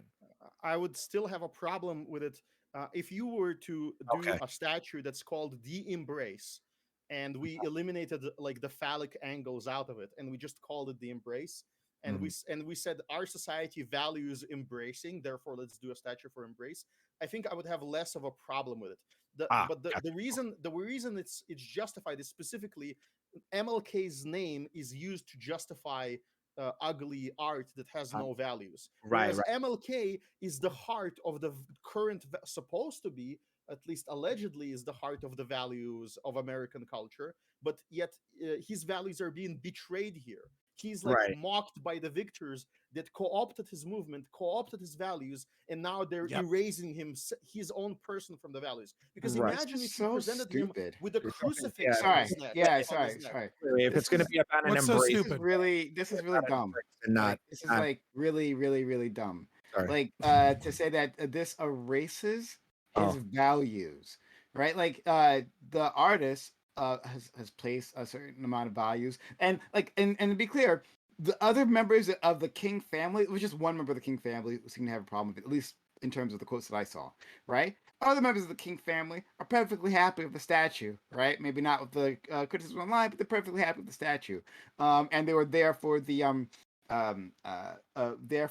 reveal, and his son approved the statue in and of itself, right? Like the overall design of the statue. Like to say that this has no values and strips it out, right? Like, because art can be more abstract, right? Because it doesn't have a face, that means we can't really associate MLK with it. Like, that's like nonsense. Like, that's super, like, that's. Can I ask you a question? I'll admit that, like, I am not the deepest thinker when it comes to art. I don't have the deepest takes. I'll say that. But it's fine. I can understand that there is art all over the world, and potentially great art, depending on your taste, that is heavily abstracted from whatever its inspiration is, and there can be beauty in that in and of itself, and it doesn't mean that like that art is lesser because it's not a direct reference. Okay, there's a simple question. Let's conduct this experiment. Do you believe? Let's conduct 2 experiments, just thought experiments. In 1,000 years, there is a different civilization. Our civilization somehow ends, disappears. There's some kind of a extinction event, but humans persist, and humans arrive in Boston from across the sea again, right? Okay. And then they see 2 different statues.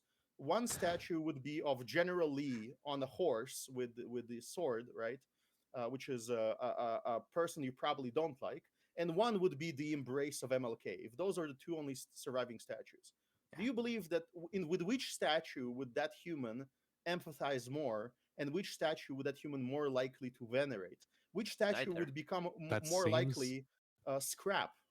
That seems like such a stupid hypothetical. Like, I don't know what this means. If the aliens came down to Earth and the rest of society was destroyed, Not except aliens, in my city, humans. except No, except- humans. okay, Don't change it. humans come back after thousands of years. The only thing that's left is my city, but they see the random modern art statues that are put outside. What does that mean to them? Nothing. Who gives a shit? Like, why does that matter? At the end of the Yeah. day, right? If you have a problem with this Well, I statue, think there was, could be something. There's something to be said that, like, yeah, maybe people should have gone to their city council meetings. Maybe people should have argued, like, this is kind of like a waste of money. I'd rather have my money put to other things.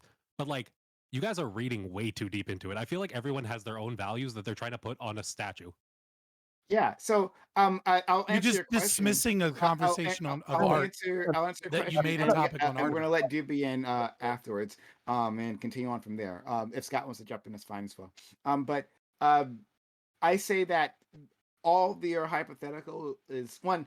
I don't like the basis of the hypothetical because it implies that empathy is like the end all be all of art. That actually matters. If one person or if a group of people empathize with one statue rather than another, right? Like that doesn't matter. That's like it. Like that, unless maybe that's the point of art. Maybe like if that was the express point of those statues, specifically to like make people empathize, I guess maybe then that might be a problem. I don't know. But like all your even in that case, all your hypothetical proof is that abstraction is abstraction. That they'll look at the MLK Embrace statue, I'm like, I don't know what this is, and then they'll look at that one, it's like, oh, this probably is like a great man. But like so, that means that's nothing. huge. That means nothing. everything. It means That means nothing. everything. It means The entire- abstraction is abstraction. No, listen. It No, means listen. What you were talking, you just said it. You just hit the nail on the head, and then you said it means nothing. You said that they would look at it and say, "I don't know, this means nothing," and disembodied embrace, and they would look at another and say, "That must have been a great man." You are giving That is- yeah. But the point is like you are putting importance on that, right? Like Yes! That's why we build Right, that's statues. the argument, though. I That's want the to point. build a and statue for I MLK can put so that great, and so then that a Doobie child and can I, understand that he is Doobie and I great. can put importance on the feeling, right? So as we understand the reference, right? We get it. We What is- and let's say we like modern. I'm not speaking for Doobie there. Let's say we like really like modern art and all the things that modern art does. Then like yes, that's the one that speaks to me. So what? Like yeah, different art speaks to. I can understand that the General Lee might speak to you more specifically just because of its formation, but that doesn't mean anything for the wider population and any sort of deeper message about this particular piece of art. It just means you don't like it. That's it. That's it. I would want Hold on, MLK to let's be go. on the hold on. horse. Let's go to. You can respond later. I'll let Doobie in. Anyone else? FK? All right. Yeah, sure. Corey? Or Lactoid? Okay, so I feel like you guys are like fundamentally misunderstanding the statue and what the statue is trying to accomplish. So you could say that like the civil rights movement in the United States is like it's often depicted as like a story of struggle, oppression, resistance, and we've all heard that story, right?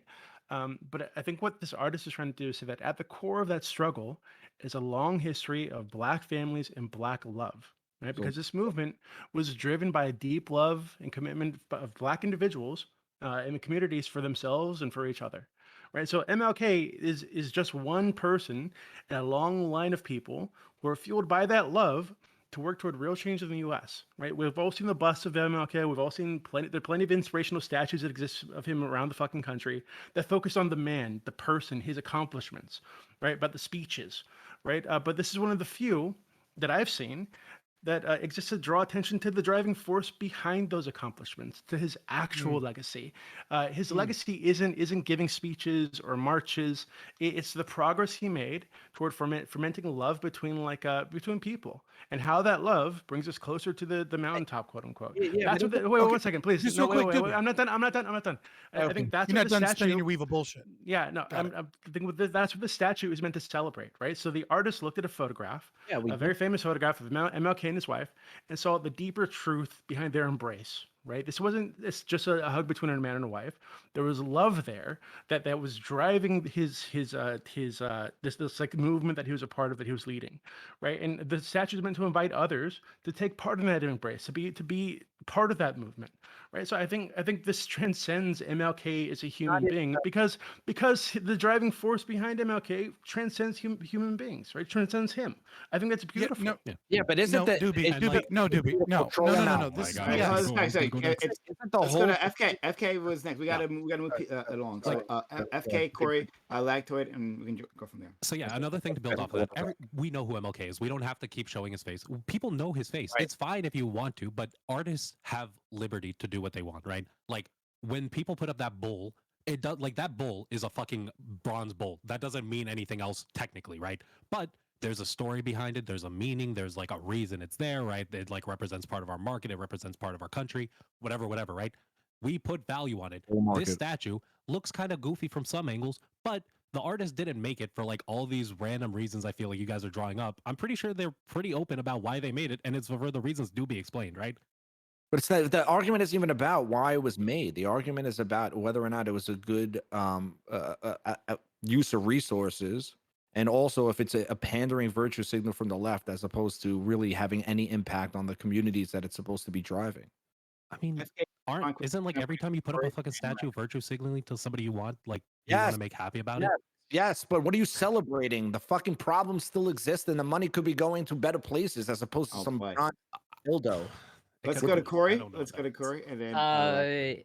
Yeah, well, so Doobie actually, I think, covered one of the points that I wanted to make in terms of like, the overall message of like, I think the argument can be made of like, given the statue, like the values like transcends the person, as it's not about the person, it's about the values that they represent, which hopefully can be universalizable to whatever the rest of humanity. And sort of a clarifying question, like to Scott, in terms of like what you said earlier, I just like want to understand, your understanding of art better, because I will fully admit, just like Prime, I'm very far from an expert on art, but. You mentioned like, art has value, or some sort of like a reflection of values. Like, do you consider, let's say, for example, like a Monet landscape art, or like what values do you think that represents? What I'm saying when I say art has value is not about the statement I'm talking about in values is not about necessarily, at least in that moment when I'm just what I was describing. It's not necessarily about the value you have as the observer, though that is true. Right. There is, we place a subjective value on art based upon the way that art makes us feel. When I'm saying that the art is value laden, is what I'm saying is that the artist creates something, right, that represents who they want to be, who they think they are, how they think the world works, how they want the world to be, or the critiques thereof, right? A critique of themselves, a critique of the world, right? Those are the values that are placed into all art, right? Now, there's sometimes a goal that is being that you're striving for, right? You see this in classical architecture. It was to create a better architecture. It was to create something aesthetically pleasing. It was to create something that was powerful. It was create something that had certain values that they wanted presented to the world, right? And that's how you can look at a lot of modern art, especially in architecture, right? And you can see, even though necessarily the values of the goals are not present, you can see in the art itself a certain revulsion, a disconnection with reality, a certain oppressive nature to it. And people can look at it and feel fear, feel anxiety, right? When they look at it. And you can look at Greco-Roman architecture and you can feel a sense of wonderment and awe and power and strength. And you have to ask yourself, why are those feelings there? And that's kind of what we're getting at, is like, why does this look so fucking bad? Why does this only look good from a specific angle? Like why is this disembodied arms coming from the fucking underworld supposed to be this loving embrace as you step into the center, but only good from one direction, and it looks like a fucking penis from Have another you one? never been to a museum where there's art that just looks like pieces of fucking trash and sticks that are thrown together, but if you look at it from another angle, it looks like an actual statue? Like, there's Yeah, things I've seen that are those. just built on perspectives. Who Yeah, like you wouldn't put it in the middle of a public space. Roundabout. they do. There's so many random That's a public mistake. spaces that just like the issue is like the guy who said earlier, right? It's They're trash. wasting money on this. Yeah, it could be a waste of money, but that's on the people of that city to decide. If you're like the people in that city, if you're mad about this, you That's should all. have been in those city meetings, right? You should have been around there when they're like, yeah, we're thinking about maybe like taking a portion of our budget and spending it on this. You should have been there like, no, this budget would probably be better spent on these other things. But like, that's not what people are doing. If you want that to happen in the future, you should be out there doing this instead, right? No, I should Not ridicule my them. area. I'm not part Yeah. of them, so yes, I don't And get to that's all the decide, but simplification I amount. should ridicule them, right? I should explain why they're making a mistake. The only percentage where that's acceptable is 100%. I If feel one like person in that city disagrees, then their money is being stolen. Hold on, FK. I just Let's let me not- extend the olive branch a little bit to FK, because I understand what you're saying. I just think it's just a little bit of an oversimplification, at least of my argument. I'm not just saying like, oh, this $10 million could have went to this or that. What I'm saying is that it's a celebration of what exactly? Usually they're not celebrating MLK, right? They're celebrating this embrace. And it's a celebration of this embrace or this progress that is supposed to be exemplified in this area, but this area and many other areas aren't really seeing much of that progress. And I think there is still why are we pretending like we haven't had any progress in America? I get that we have issues, but like we're still progressing forward, right? We're still trying to move past these issues. We're recognizing problems and we're trying to like work through them. really? Do you not think that's what's happening? Wait a Well, second. I thought my opening You- statement had multiple points Okay. of the city of Boston actually putting a whole I'm not bunch saying more we're money than $10 million into actual policies that would be beneficial for marginalized communities. Like, I'm if not that wasn't saying- the point that you got from my opening statement, then I don't know what you were thinking of. Yeah, you brought up their their governor. Yeah. So anyway, so And I think go I'm ahead. not. Yeah, just to respond, I'm not saying that we haven't made any progress, but for especially in the Black community and especially post COVID, during COVID, a lot of things have regressed. So my question is it's not a statement, it's a question. What do we celebrate? What kind of progress are we celebrating? Are we celebrating the extension of funds like Jay Chow was talking about? What is the overall? And to me, we're not at the level, at least in my opinion, where we should be celebrating anything, because there are still a ton of issues, and a lot of those issues stems from monetary problems. Oh And wow. go ahead. Finish your point, but I'm going to move on to Lactoid and No, that's not it. do Go ahead. the change. Go ahead. Okay. Yeah, I can't wait to jump in on this one. This is all so interesting. Lactoid, please. Okay, I have a couple points written down. So the first thing I want to say is I'll admit from the very start of this, the big issue that I have with this is that it's publicly funded, right? If this was privately funded, I wouldn't have probably even read the story. I probably would have laughed at it and then moved on. And to Doobie's point, I think there's some point there, right, where you say, well, you look at it from this direction and it looks like a heart, right? And that's, that's beautiful, right? And if you look at it from other directions, it looks like a big dick. But, on one hand, I can say, yeah, I'll counter Doobie and say, well, no, that's the fault of the artist, right? When you make an art piece that's just fucking ugly, except for one particular view, then you're a bad artist. right? However, bad artists, what does that mean, right? When we're talking about art, perhaps the artist viewed a big dick as subjectively beautiful, and perhaps some people agree with that. So I think this sort of just underlies that decoration is kind of a stupid thing to spend money on, just because of the subjective value, subjective nature of it intrinsically. One point to FK, having people vote on using your money is not consensual. Sure, you could have showed up at the meetings, but you could have been outvoted, and now you lost out on your money. The last thing I want to say is I agree with Doobie, actually, that I prefer the statue not have a face. I like that the statue emphasizes a concept as opposed to a person, because I am incredibly skeptical of venerating people. Because people worship is problematic for a number of reasons, right? The dictatorships put up statues of the dictator for a reason. They're not trying to emphasize principles, they're trying to emphasize a cult of personality. They're trying to establish somebody as this is the person, as opposed to what is the idea, like, does the idea matter or does the person matter when we're talking about someone's historical impact?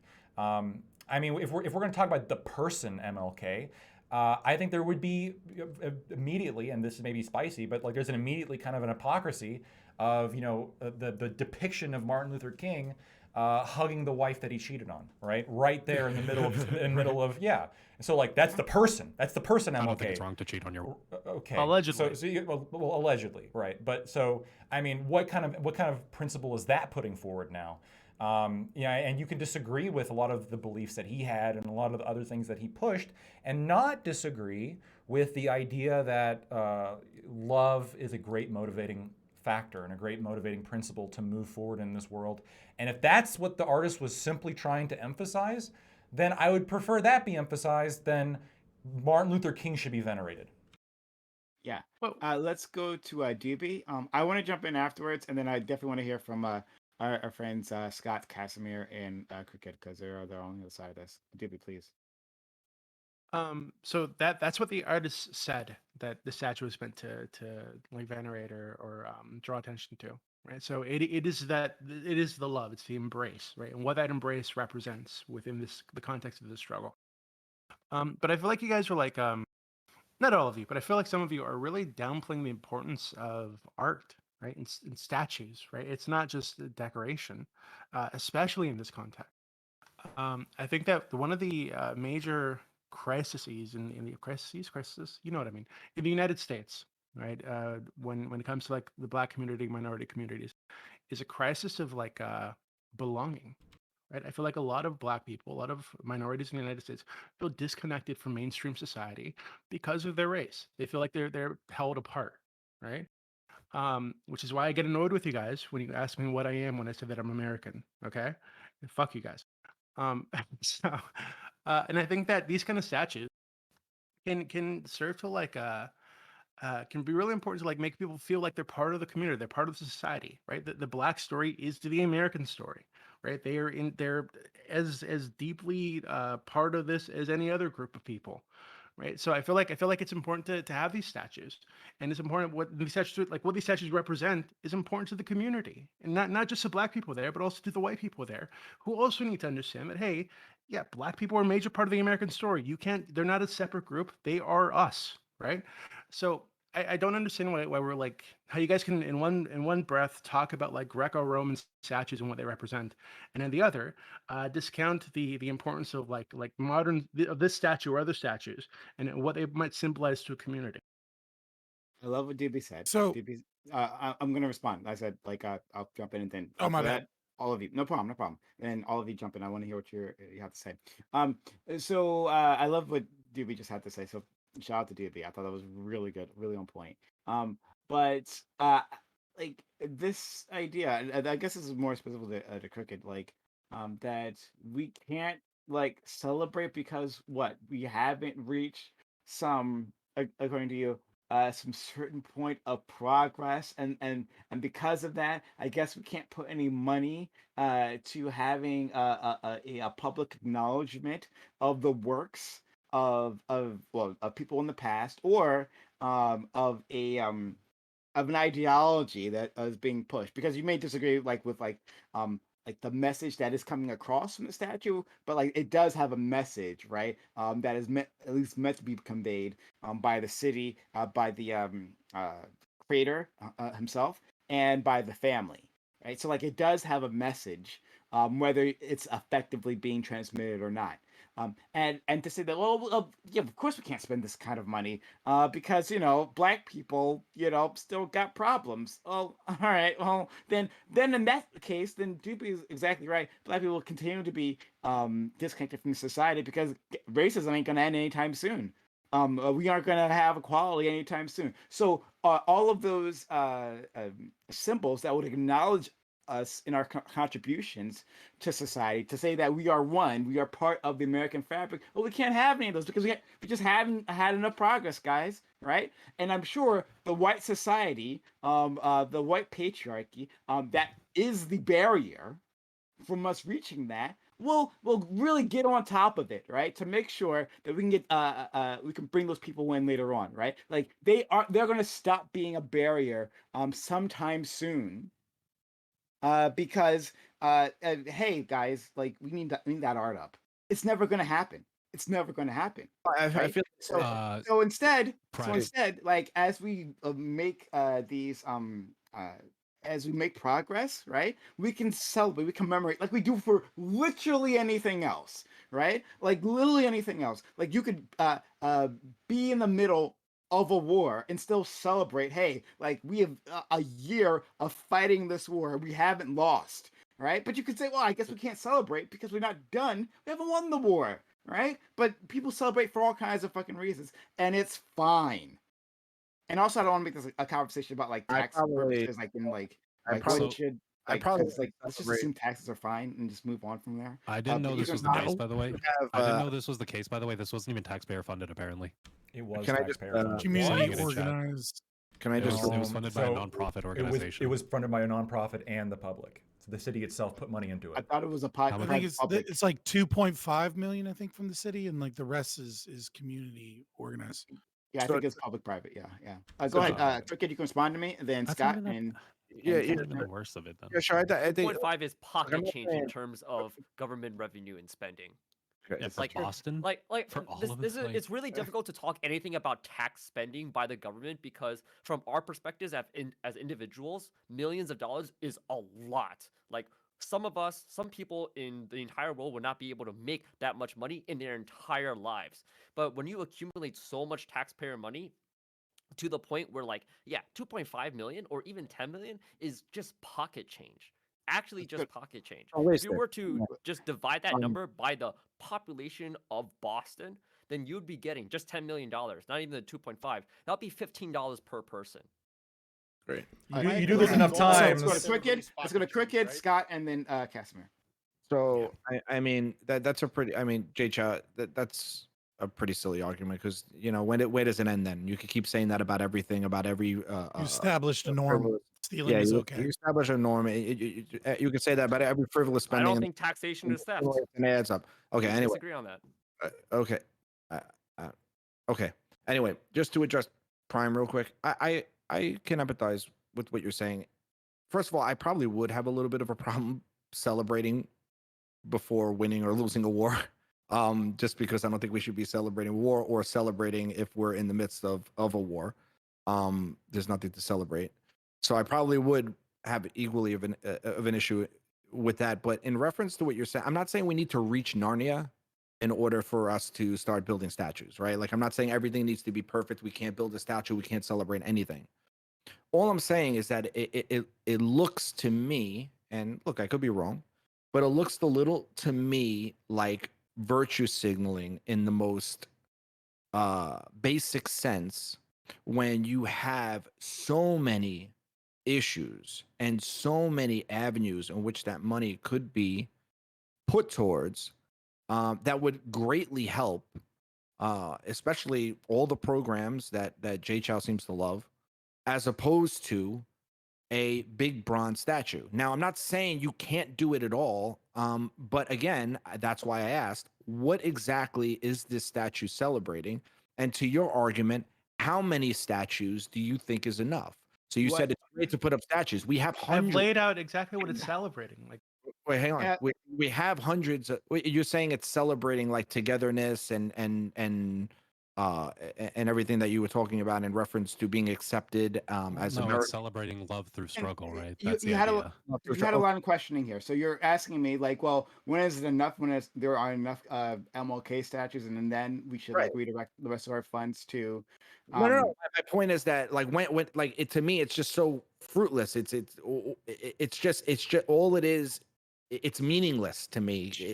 Does it really have an impact that you think it does? I'll accept. I don't think you understand what impact it's making any difference. I don't think you know what impact I think it has. But like I'll accept that argument that like this impact is the most important thing for art in general.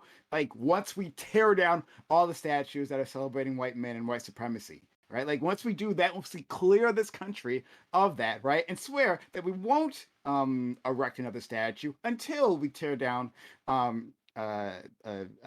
tear down like white supremacy, right? Like of another white man, then I just don't accept like that premise. Like it fucking matters. Like this, the idea that $10 million, let's say like all of it was public money, right? That this is a significant investment for a city government, right? That has damaged possibly all these other programs. Like that does like it's a fundamental misunderstanding of how city budgets work and like how resources are allocated and the benefits of making your city prettier, because there's lots of benefits to that. Hell, just as a you can look at it as if the statue, like I think it would be better looking. I don't think it's the best looking statue, but still. But you could say that it could be a tourist attraction that'll grab more people.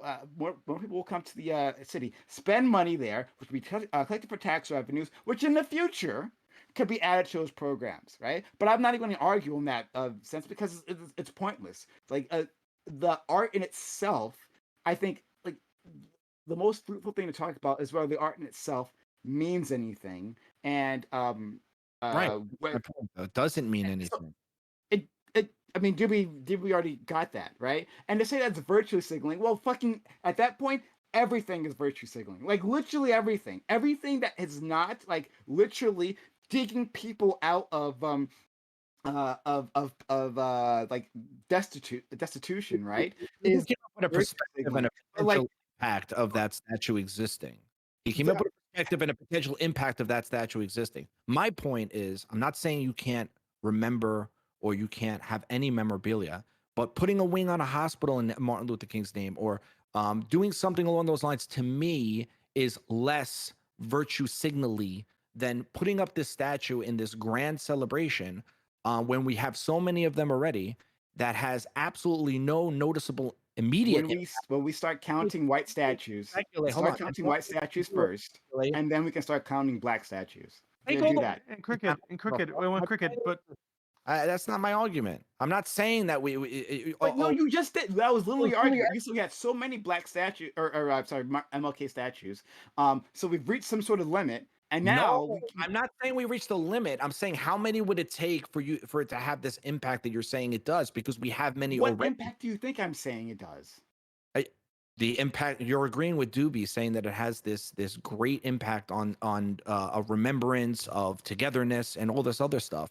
And what I'm saying is that is presumptuous. That is assuming that it's going to have that type of impact when there's so many other things that can be done that would have. That's how art works. When you put any art, when any creator creates an artwork and puts it out, right? They're going to assume like they're trying to transmit a feeling, right? Transmit a message, but whether it actually is received, right, as we're seeing now, is just it's just up to the wild at that point. That's like how every piece of artwork works, all of them. So this was bad in execution then, right? Because how it's being received, how it's being received is just like the laughing stock, right? Yeah, you can say that. Yeah. Right. Do we actually know what like the majority of Bostonians actually think about this statue? We can't. It just came up today, so we literally can't. So let's go to research. Okay, so we don't know. So sorry, Scott, because I promised Scott. Casimir or Doobie? Yeah, so there's a couple of problems here, right? Like obviously as a libertarian, I'm against, any taxpayer dollar, especially public-private partnerships, because I'm not a big fan of fascism. But setting the fascism aside that helped create this fascist statue, if you will. Um, there's this statement by the artist, right? And in this kind of explanation of what this is, and there's this wonderful tale, right, that Doobie is weaving about. Like, this artwork is so beautiful because it's celebrating love and family and community and togetherness, and it's using Martin Luther King as a vessel to say this piece about, like, the black family, which is, again, ironic with MLK being the vessel here, right? The problem is, right, is that just because an artist says this is what my art is, right, that doesn't mean we simply accept that as like a fact of what the art is, right?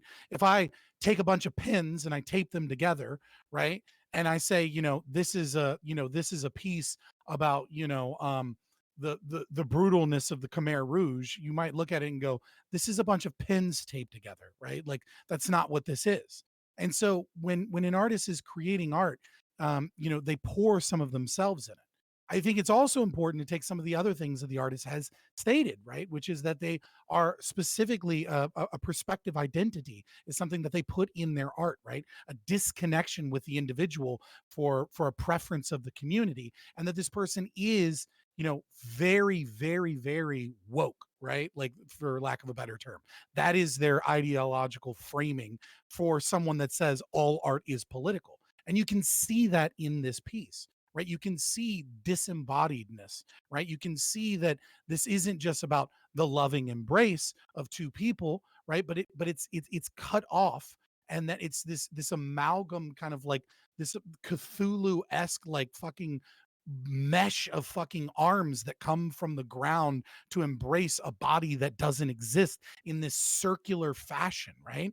And so, you know, when you use MLK as a vessel for this, right? Because you have a stated goal of togetherness and love, and yet you have a vessel which is an individual, a champion of history, right? Someone that we love and we praise because of the message of him as a leader, right? That changed the world in many ways into a better place, forgiving some of his flaws, right? It's the same thing that we do with George Washington, right? George Washington had many flaws, and yet he changed the world and America into a better place. Christopher Columbus, right? Many flaws, right? Though many of them might be made up bullshit by his political opponents.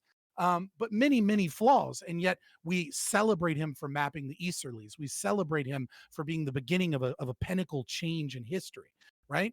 And as society moves on, we do view these heroic individuals differently. And unfortunately, we put our own subjective values onto the art instead of actually understanding art, because we have a horrible education of what art is.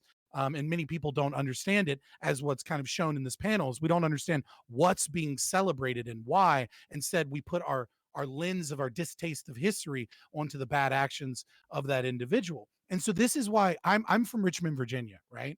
Right. I'm a stone's throw away from Monument Avenue, which is the very first Robert E. Lee statue that was ever put up in America after his death, right? Commissioned by a French artist, very famous. And he didn't want these statues of himself, but it was put up there nevertheless. And there was this huge debate about why we have to take down the statue, because it represents white supremacy, which is not what it represented, right? It represented slavery, which is not what it represented. It represented these things that we wanted to color the past with. And what I said is, no, what we should do is we should add to this. The thing that I've always argued is that Monument Avenue has plenty of space for more monuments. And what we should have done instead is, instead of arguing about taking down Robert E. Lee statue, the first one, right, who was, in the capital of the Confederacy, right, who's, still known as one of the greatest war generals of all time and still studied to this day for that, right? Instead of, what we should have done is we should have added context. Right next to that statue should have been a statue of a very tall, very tall young girl pointing down at the Supreme Court to celebrate the victory of Brown v. Board of Education, which also started in Richmond, Virginia. Right? Like, we should have added to that cultural context and added those achievements and represented new values that we have as a society. What this is ultimately is using Martin Luther King as a vessel for altruism and collective force and things that are anti-individual and anti against the very values that Martin Luther King himself had, and using his name to make a political message about an act of like this greater community that is being oppressed and pushing forward the idea of destroying white supremacy and diversity, equity, and inclusion. Scott complains about like us putting on like ahistorical context onto statues like the Robert E. Lee, right? Saying that that's not what it was about. That's not what the French artist was doing. He wasn't celebrating white supremacy. He wasn't celebrating slavery. Okay, right? But then, like the artist of this statue has a whole list of reasons why he created this statue, and I'm like, well, no, that's not true. No, that I can define that. Marx for part. sure. Marx is for sure, obviously. Is there? I Fuck mean, the individual. from my understanding, That's the whole me up. statue was supposed to be centered around MLK and his wife. The stuff that Doobie said and that you're talking about it, I haven't seen any. Unless I'm missing something, I didn't Well, hear. the this is reason the it's that problem. perspective is so people stand in the heart. It's supposed to be like all about symbolism, bro. Art is like gay as fuck. You should understand that at this point. No, the Look, problem I'm is gonna that post a the link to king the is artist site naked. where he himself describes the abstract yes, statue, and that's right? the problem. The descriptions are Oh, beautiful God. and they're so heartfelt. And when half an hour ago, Doobie was telling me about the embrace and how it was so important to sort of generalize it to the entire community, I was with him. My heart was beating. I agree. I actually do honestly agree that we should present that. And there should be a statue of MLK embracing his wife as an equal, where they are, they're presented on equal level, embracing each other. And if you want to make that statue more impactful, you can make it less realistic, and you can show, instead of the embrace where they're looking forward, you can have an embrace where they're looking, stealing a glance at each other, to emphasize their mutual. But that's not. appreciation and But that's not self-support. what this is How is about. this the end of the world? You're Chicago has like a oversimplifying it. giant No, bean. the problem is that the art should be speaking for itself, and instead, what modern art relies on, the fake art, or maybe the Hegelian art, which is it relies on the description. It's that little plaque at the bottom that needs to educate you instead of the art itself, and that's the flaw. The art should be translating all of those values directly to the potentially to the person that has the minimal amount of historical context. They should understand the emotions because they should empathize with them. What It art does should be that? homeostatic. What art separate from all context communicates anything? But the context should be within the work. It's Says- within the says work, who? not in the description. So- It says I, because the text can be God, lost. king of The art. text, the pundits. Give me an will be example. gone. Maybe I'm just misunderstanding. Give me an the example of a pundit- piece the of pundits- art where the context is within the art. Again, there is going to be some context that remains within the work even after most of the civilization that created it has disappeared. And this is why you might lose the context of who is this general. You don't know how many people he conquered, how many murders he committed. You don't know any of this. But because you see him riding on a gallant horse, you know that he's a great person. At least that greatness is conveyed. No. Now, if the Or We value know of it's a man on a horse- horse. the value that you want to convey is a loving embrace, then show two humans lovingly embracing. If the embrace is particular in some way to MLK, then show MLK embracing his wife. And I feel like- there is a problem where you remove the face. There is a problem with the dehumanization. Is that an embrace is about looking at each other. It's about feeling each Okay, other. but you're oversimplifying. that's You're implied. oversimplifying what the art is trying to do. And Also, that was a really. Go ahead. I was gonna say, like, trying to like use the example that you brought up earlier, Casimir, of like, whatever, humans go extinct, and then there's, we get resurrected, and so like they're devoid of context. And I don't know for sure, but like I don't think anybody really knows for sure. But I think two devoid of faces, like two arms embracing, is more universalizable than like a man on a horse. I can make the argument of a man on a horse, a man riding horse that can like signify like something a little bit perverse as well. So like, I don't see how like taking these things in a vacuum, a man on a horse. I'd go with like the arms embrace. I think that's way more universalizable, and like is way It more is like when it has natural. a face attached to it. Also, I could be really stupid, right? I'm a Zoomer. I'm a young boy, but I like from what I understand, usually when you find like at least in like parts of history, these enormous art pieces or like these big things like a man on a horse or like he has like statues built to him or something. Those are like what that mainly tells us is that was probably somebody wealthy who could get that shit commissioned, right? Like Right. I like That's there's a one of lot the of things, things we could view out of this. I like but I don't people know. were It lying, just seems right? weird. People on the panel were sort of being deceptive, just to disagree. Where they were saying that it doesn't really matter, but it does actually matter, because you know that certain values, when they're embedded in the art itself, they're going to transcend. They're going to be translated. They're going to be interpreted by the viewer throughout time. Something will get lost, but something will remain. And with this statue, most of the context is written on the piece of paper, and it shouldn't be that way. In fact, one of the main contexts that's completely missing from the statue is that it's an African American person, is that it's a person who 100 years before that time could have been a slave. That context is also entirely missing, because you don't see his face. And his face tells you that the group that he belongs to, the group that was oppressed, the Does group the that is statue now have a not placard or oppressed. anything next to it, or is it just that statue? I'm sure it does. I wonder if All that modern placard art has maybe to have says some names or placards something. with descriptions, and the way it's presented to the public is in the context of the artist trying to educate you about it. But because he's educating you about the basic things, there's something perverse about it. He shouldn't, like, there should be MLK in that statue, and there isn't. If it's a statue that is for the African American community, for the Black community, there should be some of that in there, and it's not. It's absent. Why is it absent? So is it about, hold on, is it like for love, or like is it for the African American community? And if like how? People on this panel argued rightfully that if we are spending public money or private money, and if we're trying to tell a group of people, listen, let's just ignore the public aspect of it entirely, because we could say that if people really didn't like it, it would be highly unpopular. I just looked it up, by the way, and I have the guy's quote. They say I'm pretty sure Doobie actually read this out earlier. Is this what you were reading from, Doobie? There is not many, if any, monuments designed by descendants of slaves, such as I am, that are dedicated to I'm such a fucking dyslexic idiot. Listen, but do you that are understand dedicated this? to the descendants of slaves. That shows their humanity, their commitment to compassion, their dedication to nonviolence, And he and their failed to do love to their that. community. He failed to do that because Well, he failed to do it it's to you, but that's part of art, right? Sometimes like no, art no, doesn't not to hit to me. everybody.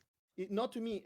I'm telling you that there is not a shred of any identity in that statue, even though the identity is Because core. Wait, it FK, trans- did you transcends know that? identity. Wait, It transcends FK. It's not identity. African, This is about- it's not Did you Black, know that it's not before you read American, it? It's not Protestant.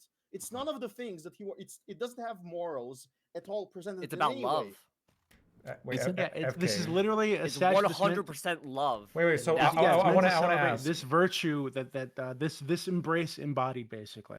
Yeah. Right? This like that's what this is. So to say that it's not doing that is like ridiculous. Again, this is your subjective opinion. Whereas to you, the guy on the horse might mean, oh, he's a powerful warrior or leader or something. Where to other people, it's just a dude on a horse, right? Because separate from any context, that's what it is. For better or worse, it would be. I would know that if a society demonstrates people in armor riding on with a sword in their arm, I would know that it's a society that valued militarism and martial prowess. For better or worse. Okay, and if you will look at that as barbarianism. and if you show see me a hub, humans But how embracing. wasted- Don't no, show but this me is humans frags embracing. But or you know what this shows? phalluses. Here, I can be like a little art major that's just over here writing my little essay. What this shows is you don't have to see the humans, you just see the emotion, right? You just have to look at the embrace. It takes the humans out of it. It's going, humans That's a were there. problem. Part of that struggle was part of humanity, but behind all that struggle is that love, right? It's why it's shaped like a heart. It's why it's why the human aspect, the people are supposed to be the people who stand in the middle of the embrace, right? The people who represent the heart of the embrace. That's the human aspect. It's the people who live on to continue, right? That's like, if you want to look at it, that's how art works. And I'm pretty sure that's how this thing has been like portrayed. It's what it's supposed to be. I don't get what this extra the king stuff is is now. naked. And yet these clothes are described in detail by the priests. Maybe that Oh, king did clothes for are the being described, nudity. but the king is naked. No, He is The naked. king But is you're fully describing clothed his and he's clothes. having a great time. I think And I like the clothes that this they is describe. ridiculous. Please, Maybe please they just put the finished clothes back having an on. orgy. Casimir, so using your examples that earlier, the two statues, this one and the man on the horse, like, so which of those two statues do you think is easier to explain to, like, let's say a 6-year-old child? I think that when you present the full human figure, it's easier to relate to. So the current this MLK No, statue is easy. You think no, the he's man saying on the the man on the I horse think that's is a full human that's figure. removing when you start removing parts, you're removing parts based on their level of being essential to convey something. And when you remove That doesn't the answer my head, question. you're removing the most essential That thing. doesn't And that's answer why my question. throughout the entire human culture, it's What never done statue? unless we What create an abomination. what statue do you think is easier for, like, a 6-year-old or like an infant with, like, some basic language skills, is easier to understand Any or statue to explain to them? any statue that will have a human face, they will be able to. Does anybody empathize actually? with more? I mean, Lactoid, are you able to answer this question, or you don't have to answer if you don't want to? But Am I not answering your question? I'm telling you, the man on the statue, because he still has his head attached, unless he's like the headless horseman, obviously will be more human. But again, you're focused on the Corey, individual here. Disembodied This is why I went through it. Okay, this is why I went Yeah. through this earlier. So you're thinking about this as like individual struggle. We should celebrate the individual's accomplishments, etc. No. This is basically hero No, it's a worship, combination. which is exactly what the person is a artist here promoter of an was idea. trying to get away from. That this Right. is that's not wrong. that the civil rights movement was not about individuals. It was about collective action that was fueled by love, right? By love There for you community, go. love for the family, etc., etc., etc. No, Right. So it's yes, the yes, love- they're it's the love of the absolutely he's right. individual pulling over the focus collective. pulling the focus It's the from love- it's the individuals recognition that and everybody hero deserves the worship same rights. and putting that focus where it belongs, which is the people that were marching behind King. Those thousands them. and thousands of people who actually got shit done. If you were, Where if are you they? were They're not this in your great statue, if you're they're this great absent. leader with all these speeches marching the street by himself, nobody would give a shit, right? What was Listen, even important the there Pharaoh- was the the collective Pharaoh had the action, was decency the to present movement. slaves. We know about the pharaohs had slaves because they had the decency to in their The decency. cosmology present themselves as giant figures as the hero of worship, and then present their slaves on the same I understand. and now you see those slaves, you can empathize even with them. They were commemorated because there was That's important to ridiculous. society. Wait. Could But this again, be the doing that artist- too? You're saying that there are people that are important to you, but they're absent from your works of art. If you look at classical works of art, this actually exists. You have- This you exhibit have isn't general about the individuals. It's about the thing that fueled the movement. I went over this You have earlier. little You're soldiers focused on around the individual. supporting the statue that would Oh, show you. Doobie, that it's about two things actually. It's about the individual and it's about the people who exist today, right? That's why you're supposed to stand in the center. It seems like it's supposed to be a representation where it's like you are another part of this movement, right? You're living on today. You're adding on to this movement. You're a part of that embrace. Wait, can I stand in the more, center, it's or like not how does that natural. work? Like, You can. I mean, You're I- white. You're white. Who Stay the does fuck it? away from Yeah, it. well, here's the thing. Like, who, like, Doobie, like to that, unironically a little bit, right? Like, again, is this representing like No, don't be love and silly. no? Is this representing like love or Okay. like? But then what Yes, FK it's not- what FK read out was a statement from the artist that appeared to make it sound like there was like much more of a racial element to it, and I didn't glean that without. We can't with- pretend I that the civil wouldn't have rights gleaned movement that. didn't have a What do you racial mean? element I- to it. I Of wouldn't course have- There's a racial element to it. It's MLK and the civil I rights understand. movement. I wouldn't have gleaned like that specific intent from the artist without seeing their statement on it. Okay, hold on. But again, like I said earlier, this is why it's important to pull the meaning here away from the individual, right, and toward the collective action, and toward the love that fueled that collective action, and part of that collective was white people, right? So you can say that, hey, what the legacy that Martin Luther King actually left behind, like I said earlier, is a fomenting of love between groups of people who then use that were fueled by that love, by the Love between many recognition of each groups. other's humanity to make real change, make an impact in the society, right? So yes, white people were absolutely part of that story, right? But if you were to go back to the start of the civil rights movement and the black struggle in the United States, at the core of that struggle has again been the black family, black love for community, for themselves, etc. That's what's fueled the entire thing, which is what this statue is meant to Sure. hold on, That's it's meant a to lie. it was meant to embody. It's not about the individual. The artist said Not explicitly that he's trying to pull this away from the individual Martin Luther King and focus on the thing that drove the movement. How abstract does it have to get before you start to be like, yeah, this is fucking ridiculous? I don't think this is that abstract. I think you guys are. Okay, it could be. Read But the beautiful my brain. description. Well, maybe My like one thing I'm my thinking brain about. is fucking massive, and I'm just able to see meaning where you guys Well, see. no, I nothing. see it. So like one art piece, Based. one art piece that I saw that I actually thought was kind of creative was a guy who did this art piece called "Take the Money and Run," which he was hired to do like an art piece, and he didn't do anything. yeah. He just left it blank and Yeah. put a little sign there that said like, "This is what the piece is. Take the money and run," because he took all the money they gave him and he didn't do any art. But that was the art in of itself. Like the art in of itself was like, you look at that and you think about like how, wow, like the artist like made, like the artist took the money and left. So like I think this is one of the criticisms generally of modern art, of like it's so subjective that like especially when we're spending money on it, like at what point do we start to get upset over what we're spending on it? Like imagine if hypothetically, instead of the big ugly dicks, it was just like a big empty space that was to like represent the emptiness of America without black people or something. Like, would we be at that point be like, well, this is kind of fucking The emptiness stupid? of white women without black men. Go Yeah, like at that point, would we be like, wow, this is like kind of stupid? Or would people be like, no, this is a deep meaning. Like we go there and we experience what it'd be like, the void, the emptiness. I mean, you can find meaning anywhere if you want to be like esoteric enough and like, you know, drink a coffee and Yeah, but stand that in exists. an That alley exists and- even in like famous like Renaissance paint, like the Mona Lisa, for example, right? If you speak to like an art nerd about the Mona Lisa, they're gonna pull up fucking got countless interpretations and symbolism and meanings from this. What is it to me? A portrait of an ugly woman sitting Some in front ugly of a bitch who landscape. no one cares about. Yeah, like But the style was super special, Doobie. But this is like a fucking icon, right? That's supposed to like be passed down through the ages. Oh God, the Mona Lisa, it's so beautiful. It's the most important piece painting in history. It's just an ugly woman sitting down in a fucking chair. Like who gives a fuck, right? So again, if your argument is, hey, we can read meaning to anything, sure. Well, no, that's okay. not. But this is like kind of what I'm saying. But the meaning here, No, but if there's an somebody- if intent somebody here, were to and the do that, intent is you very should call them on their bullshit. Conversation of racial injustice, and If this somebody's telling you that the Mona Lisa, listen, Doobie is wrong here. If somebody's telling you a lot of bullshit about the Mona Lisa and they can't point at a fact at that painting and say, listen, this thing, and when they point to it, it is something that you understand, and it doesn't seem like a complete conflation. Like they're not pulling it entirely out of their ass.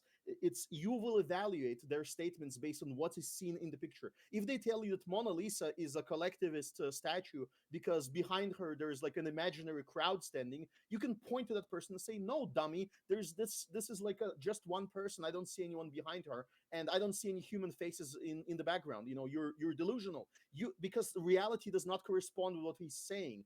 And a lot of art critics are pulling bullshit and not actually corresponding to reality. Whereas if you look at the group chat, I showed you a statue where there's a statue of a fallen soldier. It's just the boots and the rifle and the helmet. So how do you humanize that with the fact that there is a soldier that his body is missing because he wasn't recovered in the war? Well, you show his family, you show the collective, and you show the children and the wife and the elderly couple behind them, which is likely the parents. You might even show his teacher. You can show rows of soldiers. You can show rows of supporters. You have $10 million and tons of brass to do anything you want with. Can you and not do- and you emphasize the exclude Vietnam War everything. And you memorial, tell where it's people just a that bunch my of names? exclusion Yeah. is good.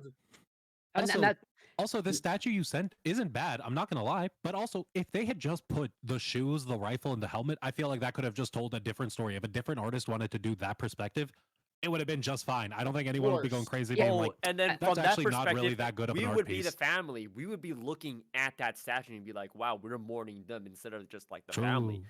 Yeah, and That I'm would gonna actually try. be a lot more powerful, in my opinion. I'm gonna try So again because I think like you dodging the question, Casimir, earlier, at least from my perspective, it's like I'm really not telling. dodging. I Like, can yeah, see.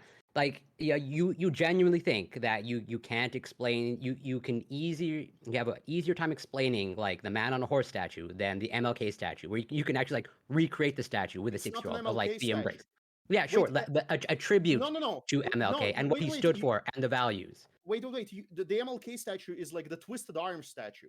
That's the statue you're talking about. Yes, His yes, arms. The yes. twisted arm statue is is more difficult to explain than the statue of a man on a horse. A man on a horse has clear Yeah, values, whether obviously. you can- like them or not. You can literally recreate They're the human. embrace with a child and just that's how you express like love and affection. That is what this represents in terms of like Yes, but it would be universalizable. But weird you if can't there would be a recreate It the weird sounds history now of like you value MLK. simplicity in art, in which I don't think there's any problem with that, but art could be a lot more abstract and complicated and needs a lot more explanation and context. I don't think there's anything wrong with That's that either. bullshit. Yeah, even the statue that you posted, Casimir, right? Is there's significant cultural context to there being a rifle in the ground with a helmet on top of it, right? If we didn't have that cultural context to refer to, we wouldn't know what the fuck this is. We would I know. I don't know, that there bro. is If So, a some- Japanese let me- person made a would- statue of like a samurai sword laying out of the ground, that would probably mean something else for them. But like, we have No, you could no, no, just no. as easily Let me- sit let there me- and be like, "That's just no, a no, sword no. in the ground." What does that mean? No. There's so much like oh my god. Like it's you guys are saying art is subjective, so we're just throwing out everything. And there's no objectivity and there's no values laden in everything. But there is values, and you just need the context of the values. No, when you look at the statue of the dying Gaul, there is so much communicated there. You understand, you see the dying Gaul. You see the actual cultural context in the piece itself. You see the history of the weapons used. You see part of the culture. You see the almost like the statue of David. You see the peak physicality of it, right?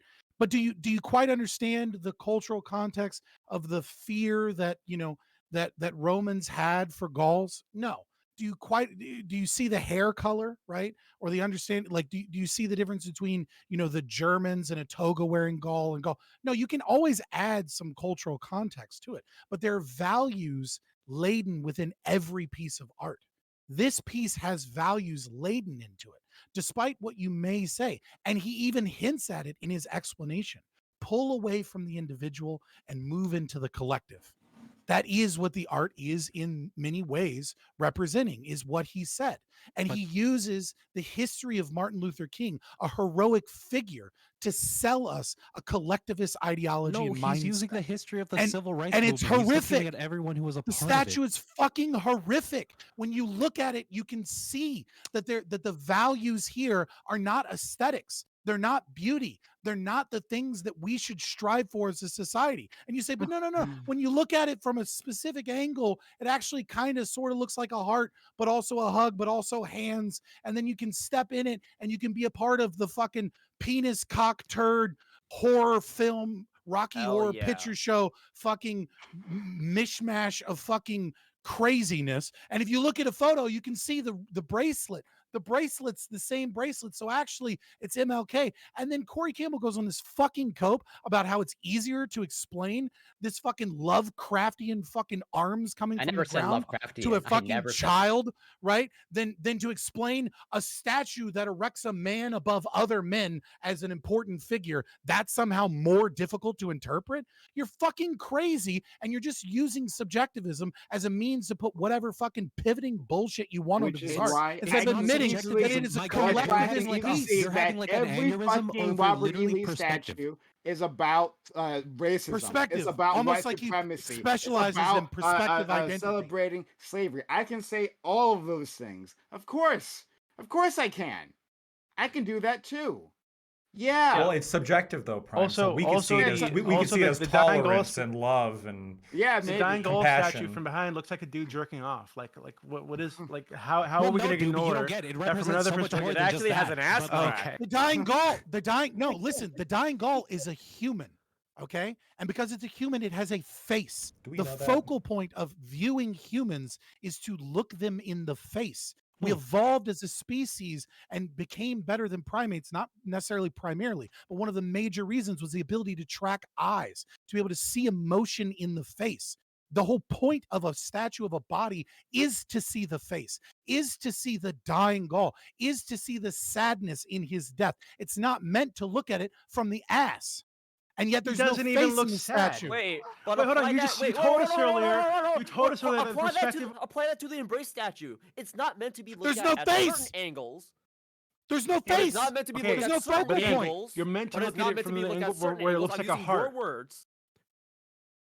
I Are wait, Are we gonna there's ignore there's it? Like no you look at face. it. It's like You're You're saying saying there's look no at it from face. the There's angle. all this Yeah, yelling. from the Wait, there's ass all this yelling. perspective. I think it's obvious. You're meant to look at it from the angle that looks like arms doing an embrace. No, there I- are maybe, 6 in a maybe people heart. I here. might be crazy, Listen, but listen, maybe that's the there case, are right? 6 people. There are 6 people here, right, who have basically made no arguments about art or about philosophy or anything of that nature, and instead have sat back, wait for keywords that Casimir and I have said, and then tried to subvert those ideas based off of the message that we're conveying. Make a fucking argument. One of Called you make a convergence. fucking argument We've about already what the made an piece is or argument, why but it's you are good. so condescending as usual, right? True to form. Because I'm used Our to good dealing with you friend Scott- dumbasses. Yes, yes. I feel like you True just to don't form, like our the friend arguments being Scott made was against like, you. You haven't made an argument. We literally have that. We're saying that the statue. Well, I don't want to put out words in other people's mouths. They can make their own arguments. The statue in itself has it's a representation, right? Like it has a message behind it, and that message is fine the way it is, right? I think it's a fine message, and it doesn't need a face. This idea that like we need a face to properly be able to empathize and understand like the message behind it, or it's lost, right? Or somehow it's abhorrent. Like it's like we reject that totally. No, art can be abstract. Art can have these different meanings. It's disembodied from Yeah, the it's human individual disembodied. Yeah, I to, know. to It sucks. sell the Oh, idea God, it's so, of a abstract. collective for. Oh my That's God. what I mean All right. by abstract. Disembodied. Yeah, that's fine. Got it. Wait, Scott, So do you what? disagree? You Yeah, might be You muted, disagree that Casimir. the civil rights movement was about collective action? It was not about individual action. Like, No, you Is dude, the it was disagree just statue with called- that? okay alone. is the Why didn't they statue show about- only his face? I think the landscape What is an question was a embrace? good one, honestly. What's an embrace? Okay, hug? Can you just get to the point? No, but what is an embrace? It's when you hug somebody and they hug you back. Right. You hug a human. Yeah. Right. Or This a is- dog. Oh, you're It's not. It's embracing- not arms coming from the fucking ground, Wait, do you have trouble clasping each distin- other in some Wait, do you circular have, do you fucking have trouble force. recognizing human arms? Wait, What? okay, but No. Scott, Well, again, that's the point I- of like these are human arms. I mean, if you were to watch, if no one told you what arms were, and you were to look at just this piece, fuck, you would have difficulty with it. okay, but I- Scott, so Bro, the fact wait, that Doobie, I'm Okay. sorry.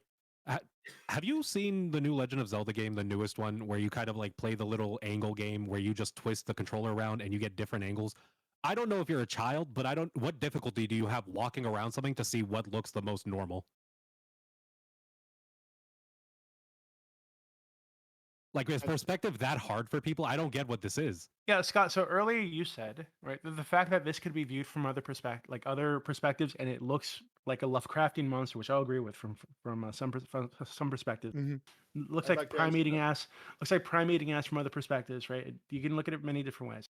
But if you're looking at it from the perspective that it's meant to be looked at, right, it looks like a heart. It's two arms and they form a heart, right? So Cool. the fact that you would dismiss that and say, well, shit, but if you look at it from this other angle, it looks like a monster. But then bring up the dying Gaul, where if you look at this from behind, it looks like a naked man jerking off. Like, I don't understand why you're I can totally explain that. accepting I'll explain. that if I I'll look explain. at that side, okay, go. No, I was muted I'll, for I'll, last I'll part, I'm explain. sorry. So art is intended to represent values, right? A goal, right? The artist stated their goal, right? Which is this embrace, this family, this collective ideal to the civil rights movement. The problem is that when you are dealing with this modern art, this, hey guys, it's abstract, it's cool, anybody can kind of have their own meaning. Now you have this intentional cognitive dissonance that you've created. You have the intentional meaning and values of the artist, and then you have this disembodied presence that is specifically abstract, that specifically pulls you away from conveying the meaning, right? Instead, now it's about the subjectivity of it. It's about the fact that it's anti-value, it's anti-goal, it's anti-rational, it's anti-reality. And instead, what we're talking about when you look at real art that is value laden, such as the Dying Gaul, yes, you're at the limits of your ability to explain with words. And so we use art as a mean to describe what we're grasping at unknown. We're grasping at it's symbolic, right? It's symbolic representation, which is a more primitive, but also less compressed form of information than narrative, right? When we use the narrative representation to explain things, we lose certain things trying to compress the information and give it to you. And what this art does is the exact opposite of symbolic representation, because it says the message is not being compressed down into words to describe the message. Instead, it's the message is that there's mysteries to it, that the message might be my message, but you might have your own message. That's the fucking problem. That's what makes it not art. The Dying Gaul looks like a guy, because I've never heard of it. That was my first time ever looking at it when it was very put in the famous group sculpture. chat. Like I've never heard it. Like I said, I'm not big in the art world, but fair enough. That it looks like a guy looking for his contact lenses. That's what it is. He's on the bathroom floor and he's looking for his contact lenses. He looks like really bummed about it because he can't find his fucking contact lenses. That's all I can do. If I don't know anything about, like, you have to do the same amount of explaining to me, like, about like the purpose of the Dying Gaul as you would have to do with these fucking arms. Yes, Yeah, you're right, like, that's you're how right, it you're right. is. He's I- dying. at You're first right. I You're right. immediately wondered The why his Dying dick is Gaul, out. Wait, the wait a dying, minute, no, the I was Dying waiting. Gaul is looking for his Come on. fucking contact lenses with a giant gaping wound in the fucking statue as he's keeled over in somberness, while Yeah, that's also what Why happens is his when dick you don't have out? your- I don't that's know, what bro. happens From when the you don't look have at this, contact looks like a lenses. long You dick, get like- cut on random stuff. You fuck yourself up. Yeah, because you can't see. So it he's looks looking like at his he might- contact lenses. He's That's what I really think. bummed about it. Okay, reason- so hold on. Subversion, But if we were to reason take why it, if we were to John take, Quantum if we were to take the is a wound into account, means to this deny dude might reality be a and truth. rapist. It might be a dude who's caught raping somebody, and that's why his dick is out, right? And he's been stabbed. Like, it doesn't communicate anything without the context. All it communicates is, doesn't hey, there's the communicate guy that's anything been without stabbed. context Why the according fuck to has he been you. stabbed? Why is he According naked? to Why is his you, dick out? because you I don't are fucking know. trying to mock it deliberately, and that's why all your criticism is like petty mockery. But No, if you I'm just were not. I'm mocking just it, not the details buying are that there there's for you to context here discover. that The you're details imposing are upon there, this and because if I you're was viewing it from your going to specific cultural provide a context. detailed explanation, then I would be able to hang on to specific details. Then and the my explanation details are would be there for this filed piece of tied artwork. to Yeah, The details. details are there for To- embrace. And one of the key details is that it's still at the very least it would still be a human figure. And if I were to make that human figure into an uncanny valley monstrosity, the uncanny valley would be the monstrosity would be part of the value I'm trying to convey. And that's why you shouldn't make your statue appear Lovecraftian. Lovecraftian is specifically about appearing strange, that is like almost natural, it's almost human, and we're evolved to detect that kind of shit. We're evolved to detect people that are diseased, that are sick, that are depraved, because their mental and their physical problems are affecting their posture and the way their faces look. And when something looks too artificial, that's the uncanny valley effect. You feel disgust over it. Why are these parts of the value set of the statue? That's not it.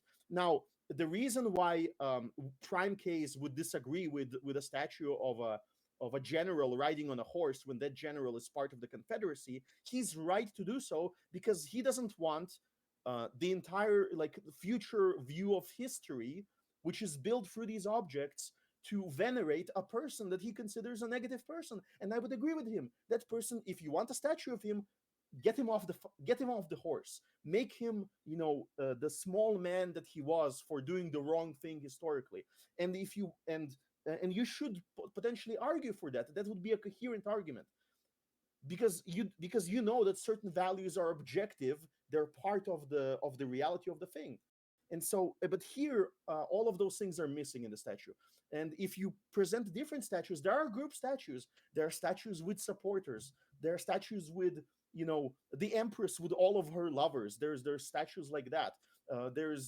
Now, if you want to present a collective idea, even that could be presented in a humanizing way, which is the whole socialist art. If you look at it, was collectivist art, that presented humans as less individualistic. They were all sort of looking alike, too much like heroes perhaps, but it would be a group. It would show them as humans. And a child that would look at a social realist art like the Soviet art, they would understand, oh, there is a collective effort here. Whereas in this statue, there's just arms touching each other in ways that you actually can't understand. You can't understand because that context is absent. A hug. If It's you a don't hug. see that photo, you I don't know. yo, who the I don't even- Yeah, if you don't I don't stand in even- front of it, you don't know. Wow. Okay. Thank you. I don't even. I You don't don't know even what know galls why- are. How the fuck are you The gonna know other what thing a is the dying gala was not gall is? designed to be in the middle Yeah, of a right? square. If the gala was designed to be in the middle of a square, we'd call it a bad statue. Casimir, There was something about Casimir. it would be off. Casimir, Like, I if don't you even had know no that. I don't knowledge even of know the- that I buy. I don't even know that I buy this idea that he's attempting to sell in this art that there is a focal point, right? Because like his art, I mean, like if it is, then it's an experimentation by him because all of his art is 3-dimensional. Or the only piece I've seen from him where it's meant to be looking at like one specific piece, one specific angle is a set of statues of men and arms coming forward, facing away from facing against the wall, and it's meant to be anti-face, right? It's meant to kind of disembody and like it's you're meant to feel a sense of disrespect and a sense of like superiority, so that you can feel the disgust of your own superiority by like watching the black faces face the wall and away from you and unable to view them from that angle. That's the only piece I'm aware of. Most of his pieces are 3-dimensional pieces, so like I don't know, it feels weird to me that we automatically buy this idea that there's a focal point and yet there isn't anything drawing you into that focal point, right? There isn't an arrow, there isn't like a an ellipses or like some type of way that doesn't make the object circular in some capacity, but you're Maybe supposed it's to the focus fact that on when this you one look point. at it from one angle, it looks like an embrace. Yeah, Yeah, but it's in a Venus from circular. I think you say that It's in it a does a bad circular job. space. I agree with you. I agree with you, Scott. Like I don't disagree with you on this point. That like it does a bad job. If there is supposed to be a focal point, then it does a bad job leading you to that, right? Sure. Yeah, but Okay. he's And he's you not can- an untalented artist. That's right. Like that's the thing, is that like And- we're assuming it's like just a big flop, except this is a person that is an expert in his craft, and his Yeah, craft is collectivist bullshit.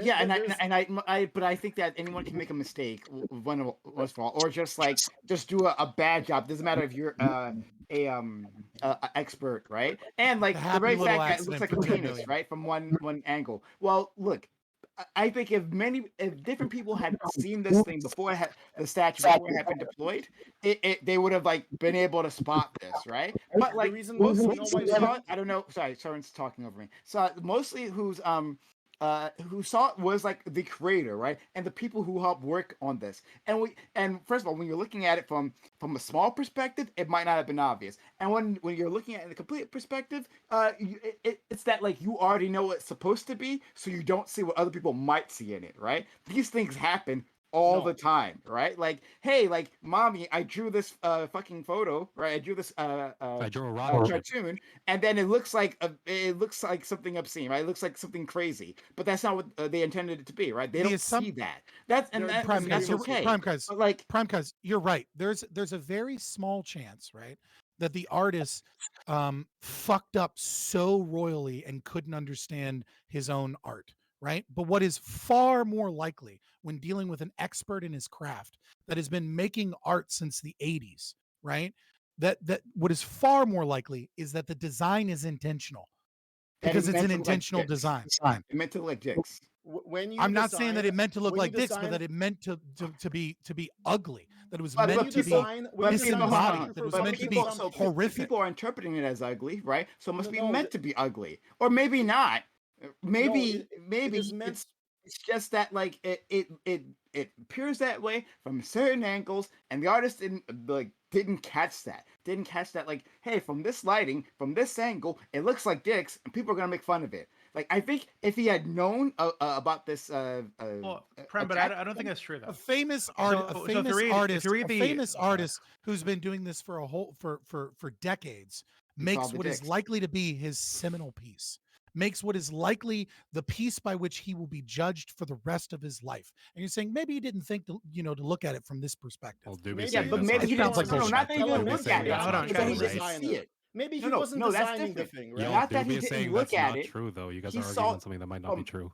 he saw it from every single angle. He saw it from every conceivable angles that we haven't gotten to see it at. He's seen it from every angle. I'm saying that as an artist, when you're or as a person, when you've created a work, right? Then sometimes you need other eyes. Like that's why we have editors, because you may be in terms of a writing composition that you may be trying to get across a message, right? And it's clear as day to you, but to everyone else, they don't see it. Right, and it Do you doesn't know mean why that they you're don't see it? a writer. It just means, hey, you just need some other eyes to look at it. And maybe that's what just happened here. And he just didn't see the dicks. Yes, and the problem is all the yes men that surround the project. It's like a whole array of yes men that just buy the story that the artist provides, because their education is that you can't criticize an artist. There is no objective metric whatsoever. That if I take the statue of a gull and I place the ass of it to an entrance to the room where it stands, I'm not conveying a message that was actually a universal message. And if I present it with the face forward towards where most people will walk into a room, that in order to get to the ass, you would actually have to circumvent, like go behind to the Bro, the rear embrace is angle. supposed to be interactive. It's really hard Wait, to have hold on. something Can I- interactive that's like No, not 360. it's part of the Yeah, for design. you. If you say that there are certain Oh my bad God. angles, perhaps that's fine. But What are you but gonna say, Doobie? Well, yeah. So I think primarily, I think you're actually incorrect. I think that he meant for this to look strange from some angles, right? But I think the reason for that is laid out pretty clearly in his like. I posted his website right a bit ago in the group chat. But so one of the like things he says is that he says, when we recognize that all storytelling is an abstraction, all representation is an abstraction. Hopefully, it allows us to be open to more dynamic and complex forms of representation that don't stick us to a narrative that oversimplifies a person or their legacy. And I think this work really tries to get to the heart of that. And then further, I think this is like where it's like really highlights this.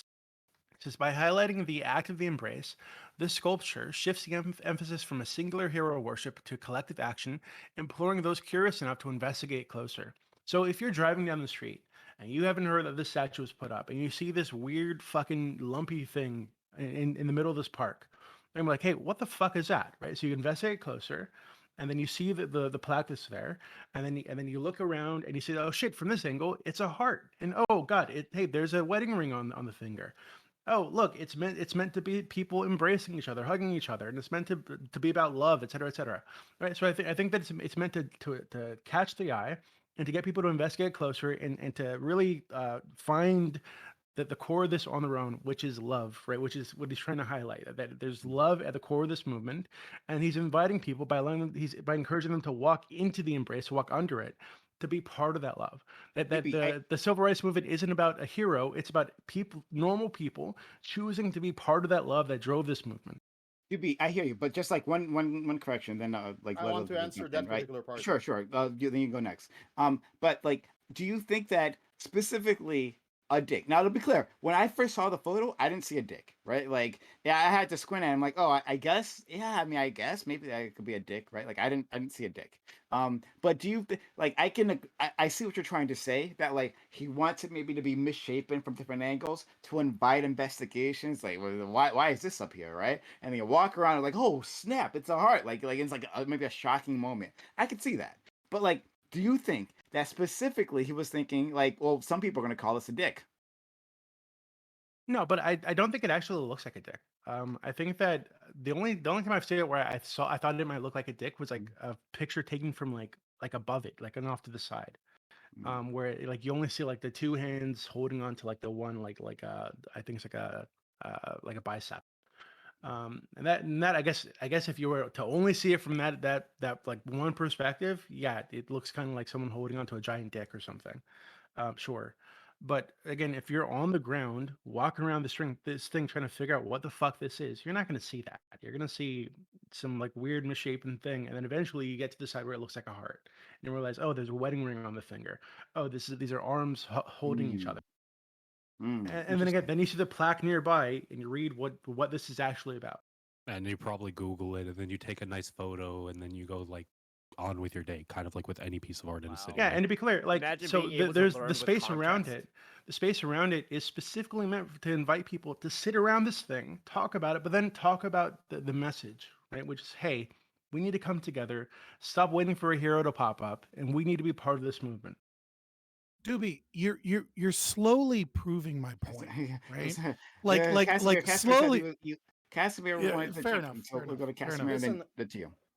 So Doobie claims that it's not good to have hero worship, and that we should instead have this, abstract collectivist art.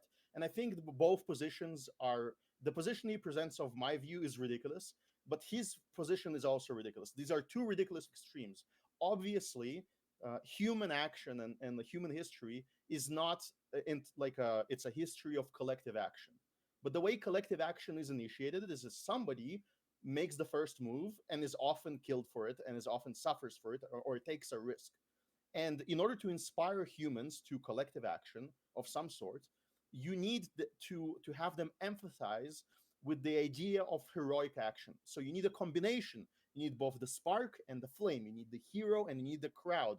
And your work, if you're trying to inspire future improvements in humanity, should be both. It shouldn't be dehumanizing, but it shouldn't be venerating the individual too highly. There is a balance there. And what you're asking for is to dehumanize, is to remove the thing that is connecting us the most. And when you're telling me that those arms will allow people to connect with the work, well, no, because that's not how human psychology works. You see something that is disembodied, and you see that it lacks the primary characteristic of humanity, which is the face, the head, the brain, the soul that's implied by the mind. eyes, the mind, right? Then Rationality, the individual, that's the thing hero. that's missing. It's that you can be, because I have similar features, because if I was an African American boy and I would arrive at a statue that shows the man and the woman tenderly embracing each other and actually shows them full body, I would see that even I can also aspire to be a pastor. I can also aspire to be a Baptist pastor. I can aspire to lead a social movement, and I can aspire to have a loving woman that would embrace me and uplift me.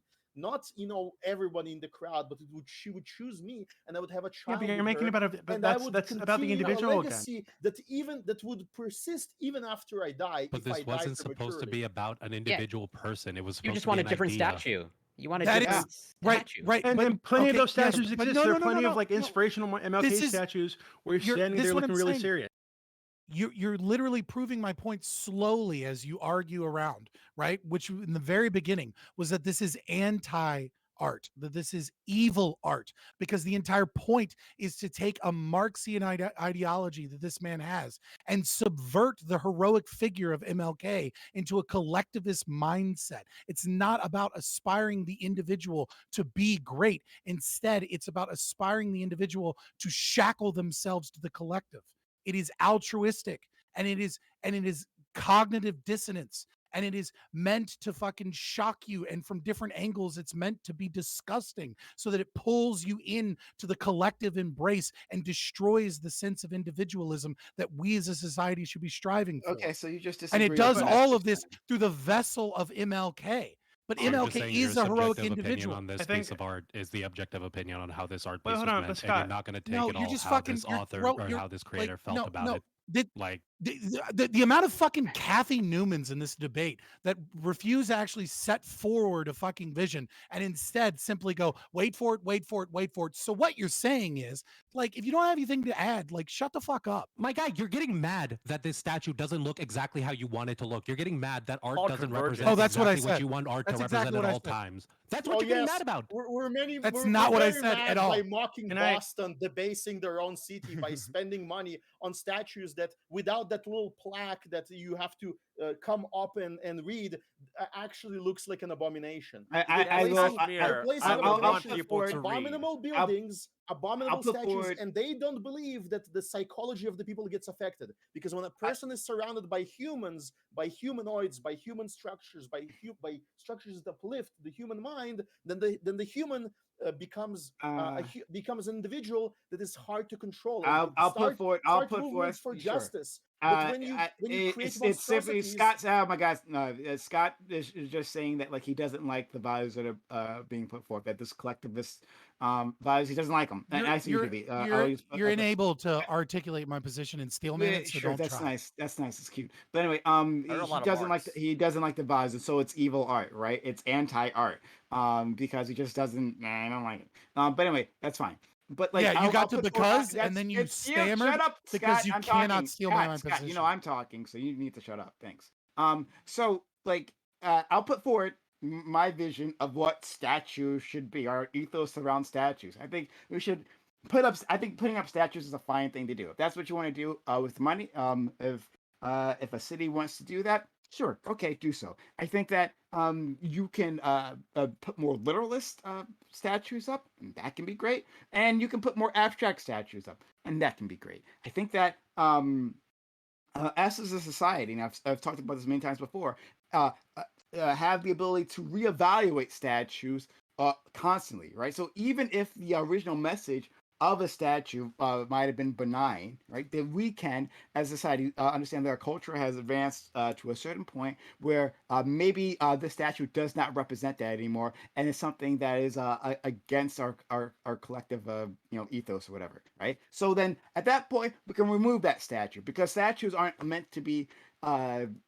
Well, I don't know. I shouldn't say they're meant to be, but I don't think that statue should be some sort of permanent fixture that like can't ever be changed because it was up there. My grandpappy was around, and so it should be up there for all of time. No, we can reevaluate everything. So we can reevaluate the General Lee statue because it's disgusting and it represents white supremacy, obviously, right? And as a society, if hey, we look at this statue, this embrace statue, and decide that it doesn't represent what the artist says it does, right? And the King family believes it does, and the city believes it does, in terms of like the city administration believes it does, then we can remove it. We can say that maybe we agree with Scott for some reason. We've lost a few IQ. We agree with Scott, and then we want to take it away. That's perfectly fine too.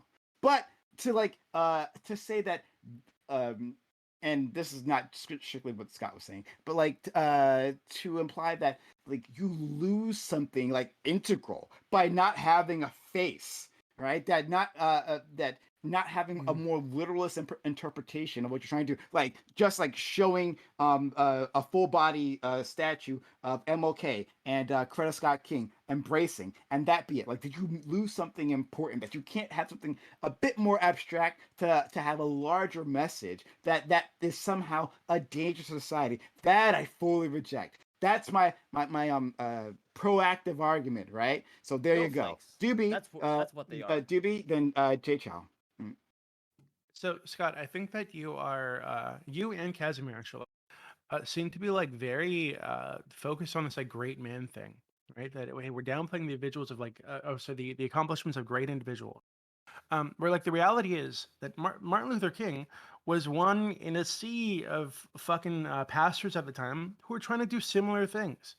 Right, there are many other people exactly like him who were preaching to their congregations, trying to get people out on the street, people working behind the scenes that didn't get the national attention the way that he did, right? So I think that trying to make the movement right about him as an individual, where earlier you pointed out that some of the flaws he has as an individual, right? He apparently cheated on his wife. I think that they're like a according to the FBI. So who fucking according knows? to the FBI. Right. And I think it wasn't just cheating on his wife. There's an accusation that someone in that hotel room was raping somebody, and he was there.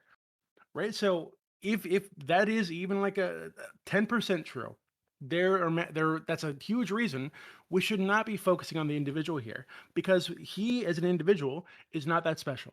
Right, he's a pastor that gave a great speech and marched around the country with many other people who are doing exactly the same thing.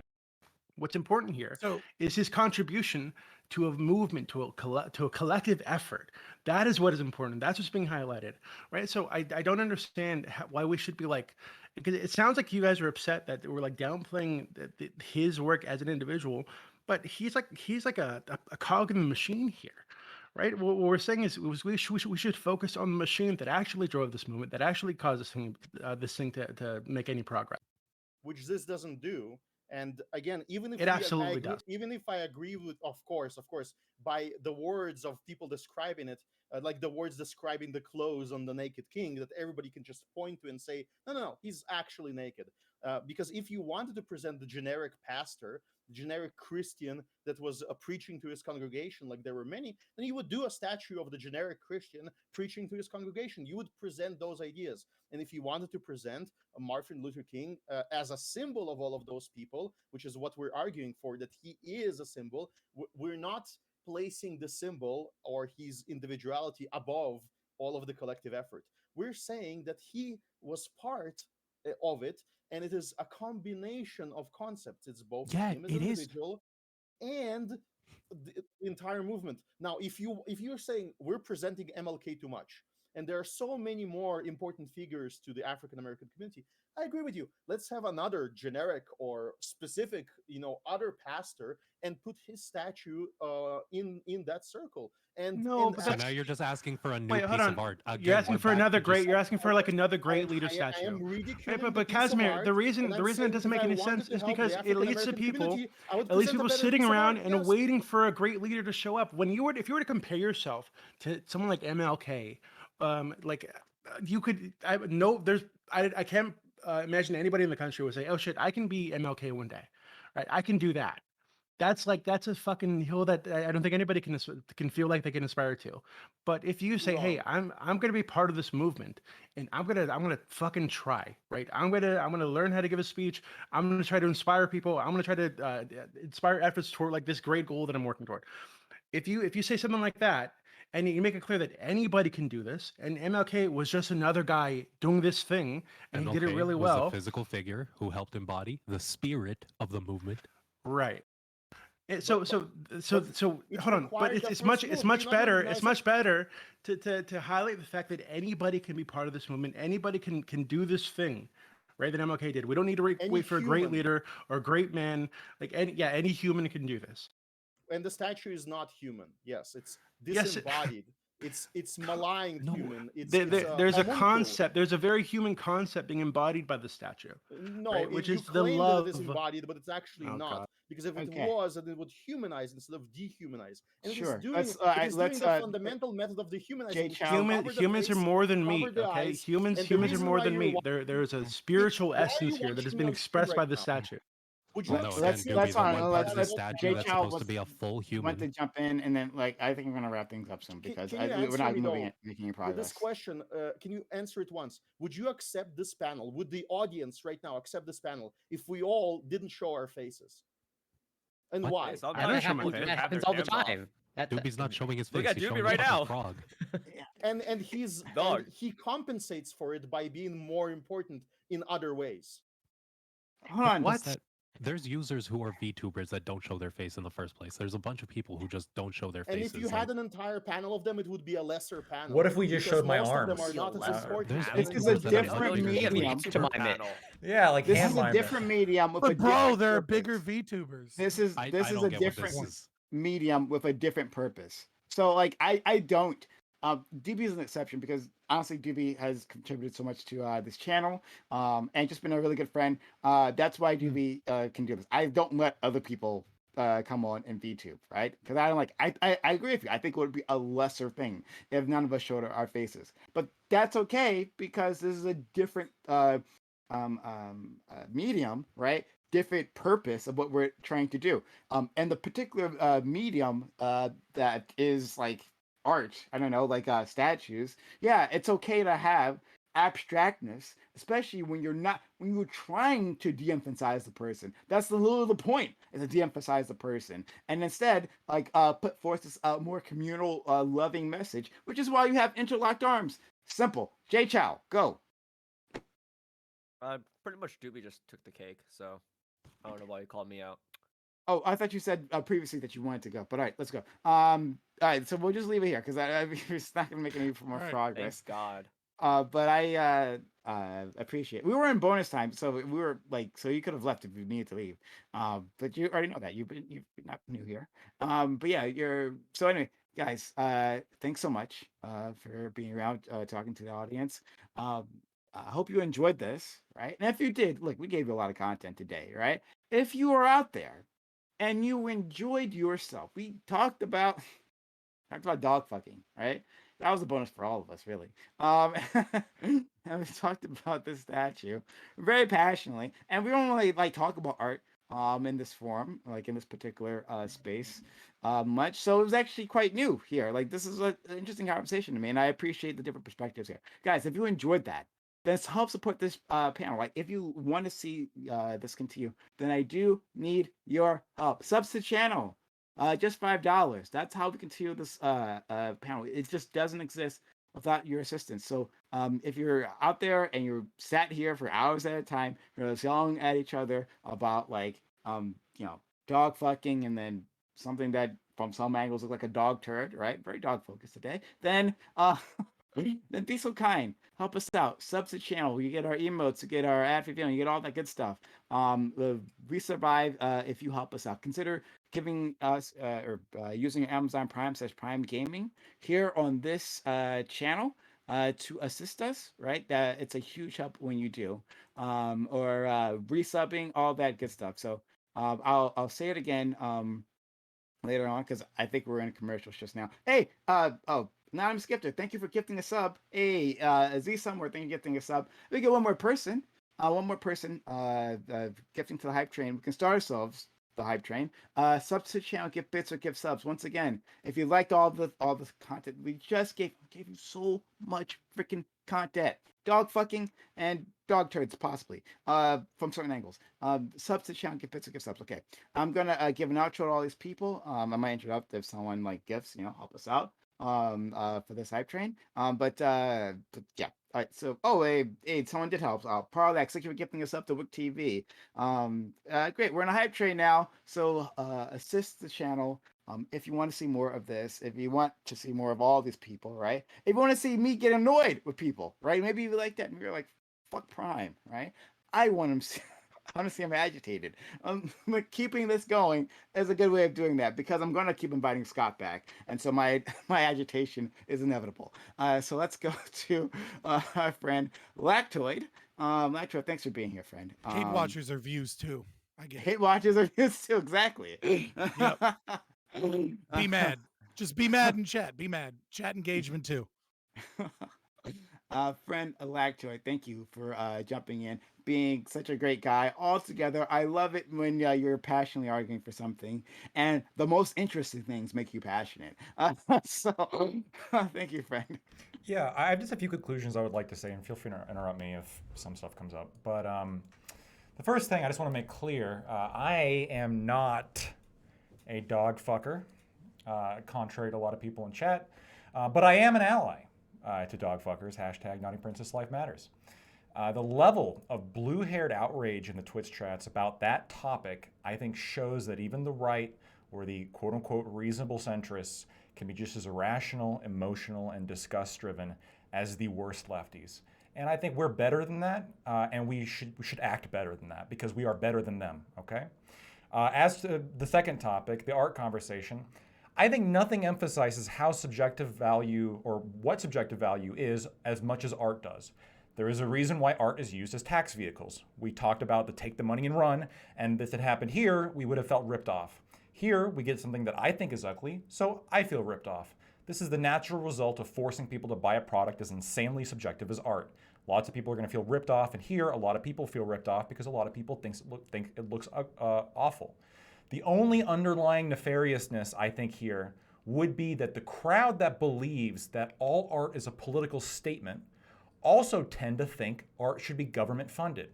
Even if we don't think they're going about it effectively by making penis statues, they want to use government money to make political statements in their favor, which is, in my opinion, in conflict with the First Amendment, and that's what it's troubling to me. If you liked what I had to say today, you can find me on Anti-Communism United on Discord, Twitch, and YouTube, or Anti-Com United on Twitter. Big thanks to everybody here who talked to me, and big thanks to you, Prime, for inviting me. Yeah, shout out to you, friend. Seriously. And I think that's an interesting position about like the government funding. And because I think all art is political. I'm one of those people. But I think that's interesting to say that then it has a conflict of interest there. Maybe it's something we should explore in the future. But thanks again. And guys, less than 2 minutes on the hype train. Help us save the hype train. 67% done. About 33% left. Help us get to a level 2 hype train. Subs to the channel, give bits or give subs. If all this was entertaining to you, then consider doing that. Consider using your Amazon Prime Gaming here, or resubbing. Resubbing helps. It pushes along the thing, the meter. It helps, right? So subs to the channel. Help keep this content up and running. All right. We'll go to our friend Corey. Corey, thank you as well for everything. And for putting up a good fight, especially in the first topic. I think it was really interesting. But thank you, man. Yep. Yeah, thank you so much. So given what was said on this topic, like, so I'm a little bit torn in terms of like I've been like slightly convinced based off what like Jay Chow mentioned earlier in his opening statement and what Doobie brought up, and especially what you brought up, Prime, in terms of like I can totally see the value and importance of like statues and art. Especially statues that are not depicting necessarily or like elevating a certain individual, because I definitely have issues with like venerating or deifying certain individuals. But like, and I'm definitely not against celebration. But at the same time, like, while I understand, $10 million is like, a drop in the bucket, but I do think it's a little bit of a mismanagement of funds. But yeah, mixed feelings about it. All that to say, thank you so much for inviting me. Always grateful to be on. And always a pleasure, Doobie, Scott, Jay Chow, and always a pleasure, FK. And welcome, Casimir. Always a pleasure to interact with you. And now on an official panel. And always a pleasure, Lactoid, and love you, Prime. If you like what I had to say, you can find me on Twitch, twitch.tv, Corey Campbell 84. Twitter, Instagram, it's Corey Campbell. I cover science, I do the occasional workout stream, and I cover some news and politics. And yeah, thank you so much. Thank you.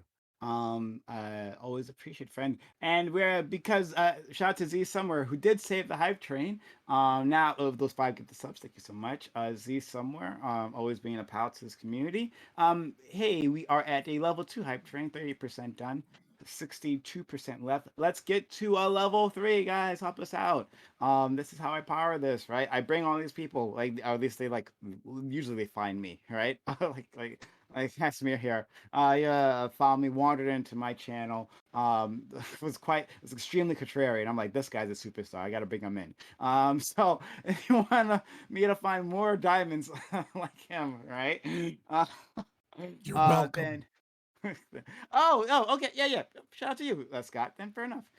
Then support this channel. Help us get to a level 3 hype train. Sub to the channel, give bits or give subs. Save the hype train. Can't do it without you guys. So thank you for the people who are helping out so far. The 2.5 minutes in the clock. Can we get to a level 3 hype train? Any little bit helps. It all adds up. Sub to the channel, give bits or give subs. All right. Casimir. Thank you very much. I greatly enjoyed the experience, and I think that we should have art. We should have art in public spaces. I think that it should be, publicly. It should be funded as a group effort, perhaps, by individuals that volunteer their time. But what's missing is the values, and I think that when people try to revolutionize the values, they often lose everything. And I think that's what's happening with our society. Is that in order to fix errors in the past, errors of character, errors of individuals, and errors of entire groups, we've sort of decided to cast out everything and to start anew. And this is like the basic, also Marxian idea of let's destroy the old world and build a new world from the ground up. But that's not how anything works. That's actually how you destroy things, and then everything becomes primitive and stupid. What you should do is you should evolve past your mistakes. If you look up at somebody like MLK, you should understand that he was a human, not a god. That he did make mistakes, but within his professional capacity as a pastor and as an activist, he was really, really good. He made that first step among a group of other people that made that first dangerous step that allowed the entire movement to be launched. And the art should represent that, ought to represent that. And I think it actually ties to the previous conversation, that when we believe that all values are entirely subjective, when we don't see the historical convergencies for better or worse, we're actually in a dangerous territory, because somebody will always impose some value on everybody, and um, it's very hard to hold anyone into account when we don't have some kind of a standard. So you should be very careful about that. And so look at past art, try to use it as like a language tool to make art in the future. I think that should be the approach, instead of tossing everything out. And thank you again. Thank you so much. Someone save the hype train. Help us out with the hype train. Subs to Sean, give us subs. Let's go to FK. FK, thank you for first time on the Reverie. Doing a bang up job. Hey, thank you for having me on Prime. Again, still pretty new to this. It was fun. I love talking with all of you guys. You can catch me anywhere at it's just at just average FK. Most of the time though, I'll be on the politics server. I'll be talking shit over there. Yesterday, I got to talk to some guy who didn't believe in genealogy or genetics at all. It was really fun. Again, Prime, thanks for having me on. Have a great one, y'all. Thank you. And our friend Jay Chow, Hey Chow, this I always feel bad because I feel like, as usual, like nothing ever goes the way I plan, especially if Jay Chow's around. Did you really think we're gonna be talking about art and what it means and what it values? I mean, like in terms of the dog fucking and the fact that we didn't get the World Economic Forum and all that stuff. But like I'd like to do it next week. Like I don't want to raise the panel or a topic. You can do that next week. But yeah, like I bring you on, and I know you want something something specific, and then I like rarely provide it. So I'm sorry. No, that's fine. I was still able to provide some points that, to my surprise, thank you, Corey, for shouting me out. I think the statues, I personally don't really care about them, but I do recognize that there's an importance to symbols, because at least for communities, it represents and it shows, and it might even disseminate what they should value. I think what Casimir says is really correct, but he misses on what that statue is valuing, which is embrace. I think embrace is universal. I don't think it belongs to any one individual or any one person. I think what MLK represents is really important, but we should also consider how that should affect us, and how, as what Doobie said multiple times, how we could put ourselves into positions like he did so that we become leaders, right? I think what that statue is doing is it's telling the people who are looking at it, what it is that I can do to embrace others, whether it be for my neighbors or people who look differently than me, people who are struggling. How can I spread that love and embrace them? And I think that's really important. I do a lot of things on twitch.tv/jchowlive, but when I do talk about politics, I usually talk about things from a political science perspective. That's what I study in school. I think that's pretty important. So if you want to look forward to any political analysis by me, if you like what you heard from me, then come check me out. Thanks so much. Thank you. Okay, Scott. As always, thanks to you, friend. I do appreciate. Of course, I appreciate you. Seriously, and your opinions, and your takes, and your fervency. I appreciate all of that, and so that's why I'm always having you back on. So yeah, thanks for spending another time. And again, like I didn't deliver as promised in terms of the topics. Thanks for sticking around. No, it's fine. I don't normally talk about the topics and outros, but I think this one's really important, so I am. The greatest lie that has ever been told about art is that it's subjective. Art is not subjective. That's a lie. Point blank, period. What is subjective is our analysis of attempting to determine what that art means. But what art actually is a representation of difficult concepts that we can't put in narrative form of the artist's values, who they are, who they see themselves, how they see the world, and how they critique the world. And so, no, there is no subjective collective way that we can reinterpret art at a different time and actually say that the art is bad because the collective opinion of the art changed. The art always had one truth that it was conveying, and that truth is difficult for us to find, right? Or wouldn't be art, right? We would just simply say the things, and we would accept the things. That's why we need art, is because we're grasping at things that are difficult to explain, feelings and ideas. Now, in terms of this piece of art, yeah, I hate this piece of art. Not just because it's bad in the sense that it looks like shit from multiple angles, right? But because because it is evil.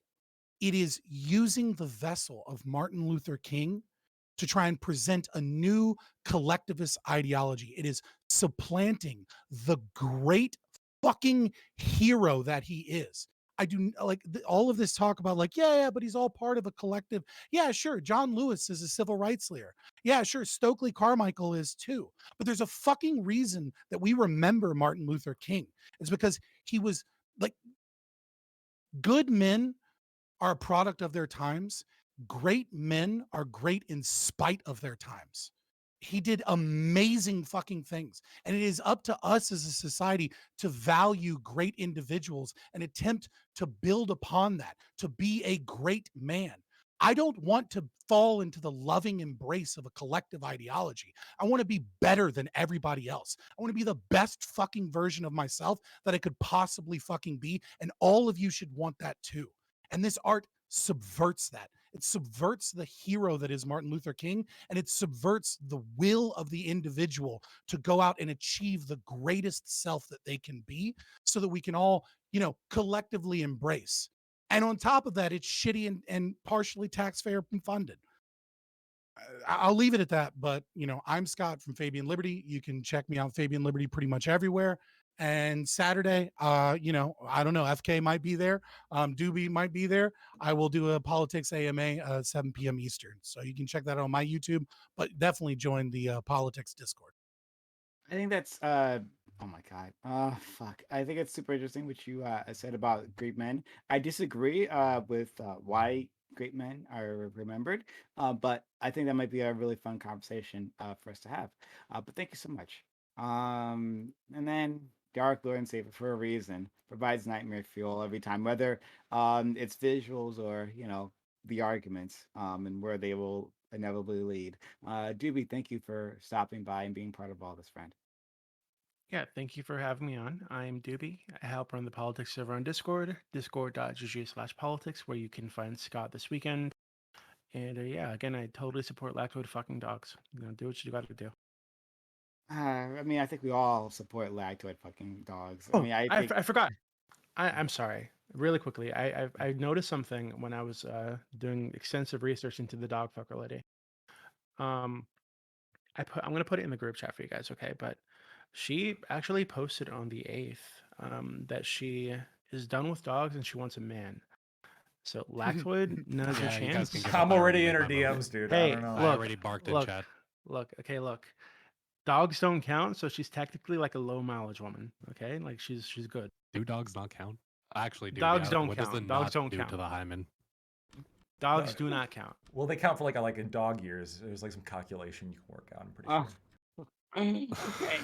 Wow, this has been a day. Can I say one small thing? Yeah, when Casimir brought up, how would these panels be received if no one showed their faces? And I agree. Your panels are a work of art. Thank you. Thank you. Yeah. Oh. I mean, I'd like, no, that's the question. What does this artwork say? Oh, I don't know. We want to answer that though. But all right. Thanks so much, everyone, for being here. Much appreciated to all of you guys. Seriously, every single one. Oh, and Cricket, who was here previously. Hopefully, we can have him on in the future. This was a baptism in fire, of course. But thanks all. We're going to go to our open walk on panel right after this. Meaning the content does not end. I wish I said that before, but the content doesn't end. And we are going to do an open panel where you sitting at home may be involved. Anyone here can join us, but if not, that's okay. Thanks for your time, your energy, your knowledge, and your passion with my community. I know they appreciate it just as much as I do. Have a good one. Bye.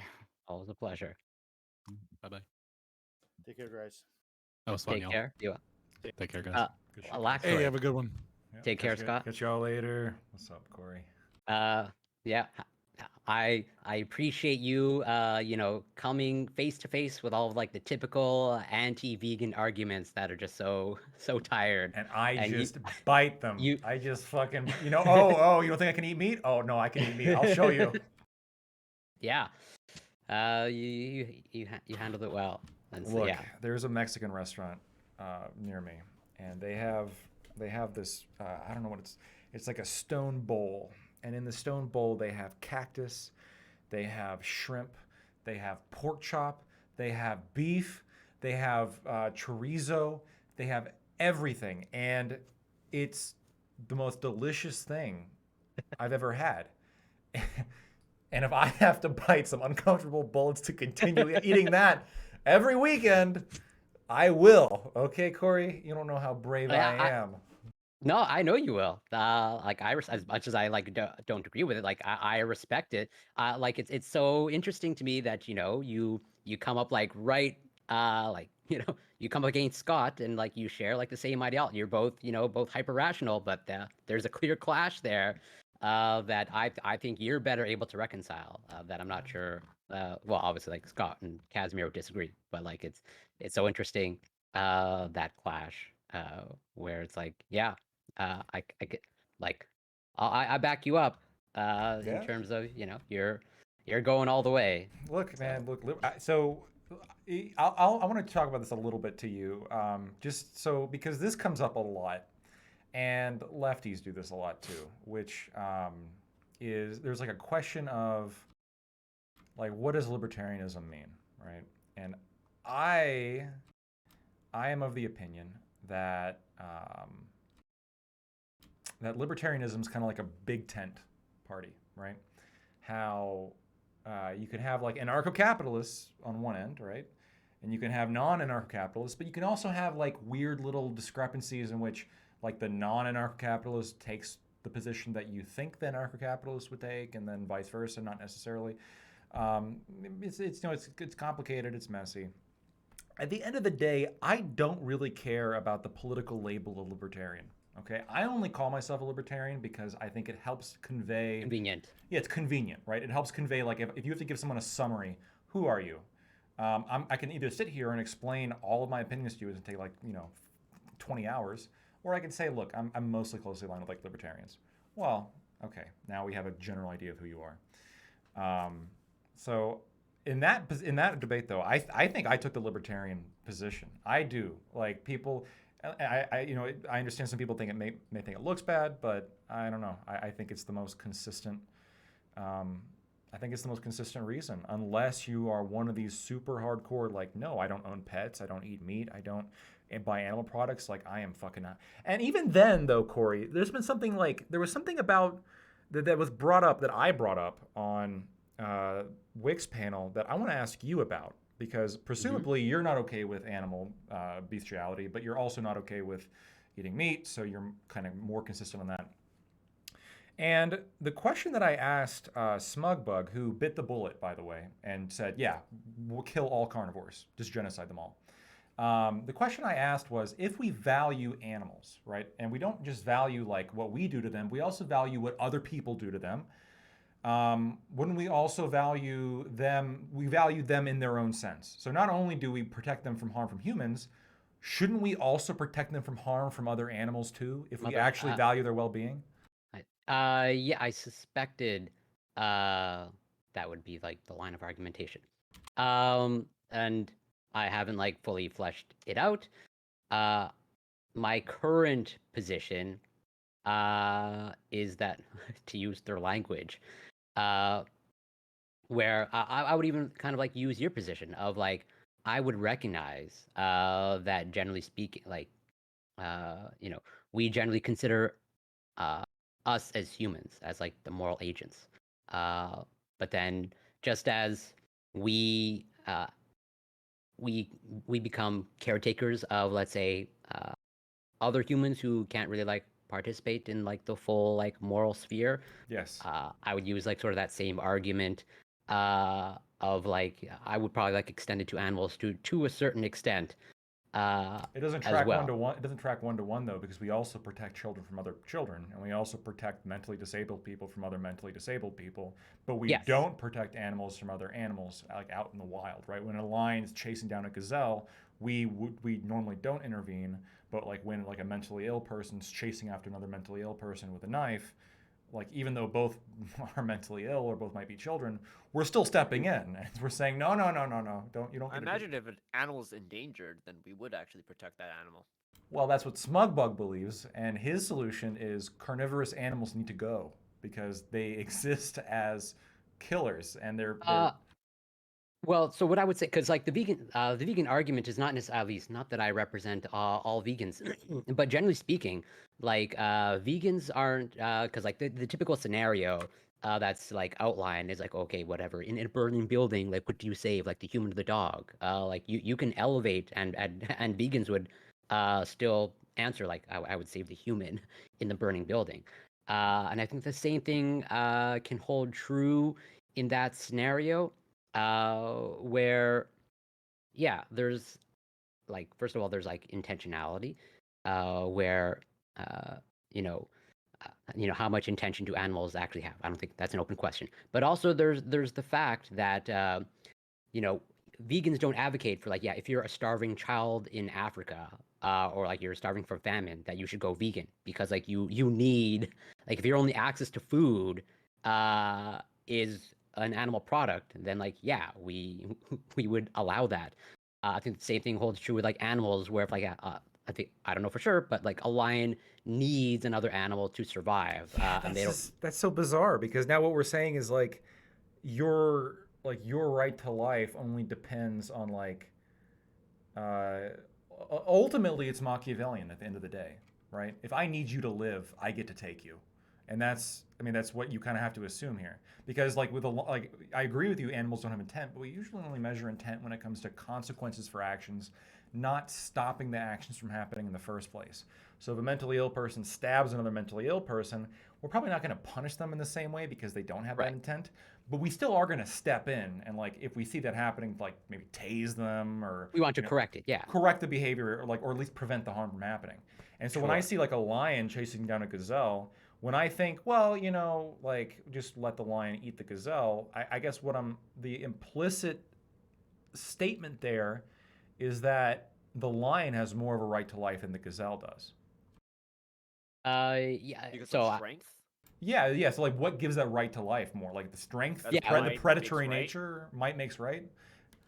Yeah, that's a fair. I think that's a fair criticism. So, and this is like the best way I can put it in terms of like, so,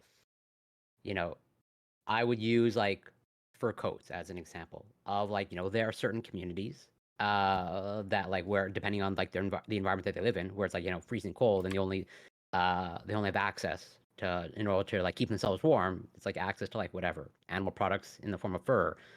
But like, and that's a lot of the pushback that vegans receive. It's like, well, you can't make everyone in the world vegan. Like, we're not advocating necessarily for that. At least not now. Like, that's why I brought up the example to Casimir. Like, you having access to a grocery store, that like changes the context. Where like, I would even pose. I thought the hunting thing was just I got a lot of criticisms of those arguments that were being made. The hunting, especially, where it's like, what if the world ends and we have to know how to hunt? It's like, really? Are we okay? Sorry, keep going. Yeah, exactly. You're just like back to caveman. But I'm not saying that. Like, I'm saying like when you go to a grocery store, which is like somewhere down the pipeline. I don't know if you would reframe it like Casimir did. Like, well, I don't know if I can know if it's actually meat and it's all the same. I don't think you would. No, I would try lamb meat. Yeah. Yeah, where it's like, what would it like? Where faced with that choice of like, you have like side by side, they like cost the same.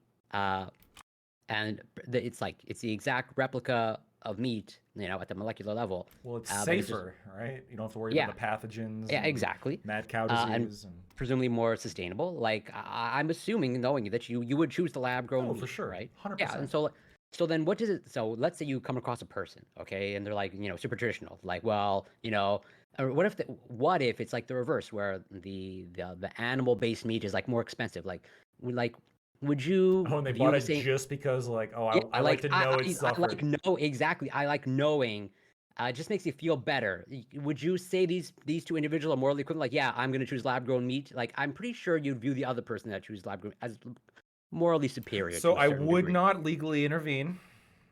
What I would say though is that I wouldn't say the person who has chosen the non-lab grown meat has done anything morally wrong.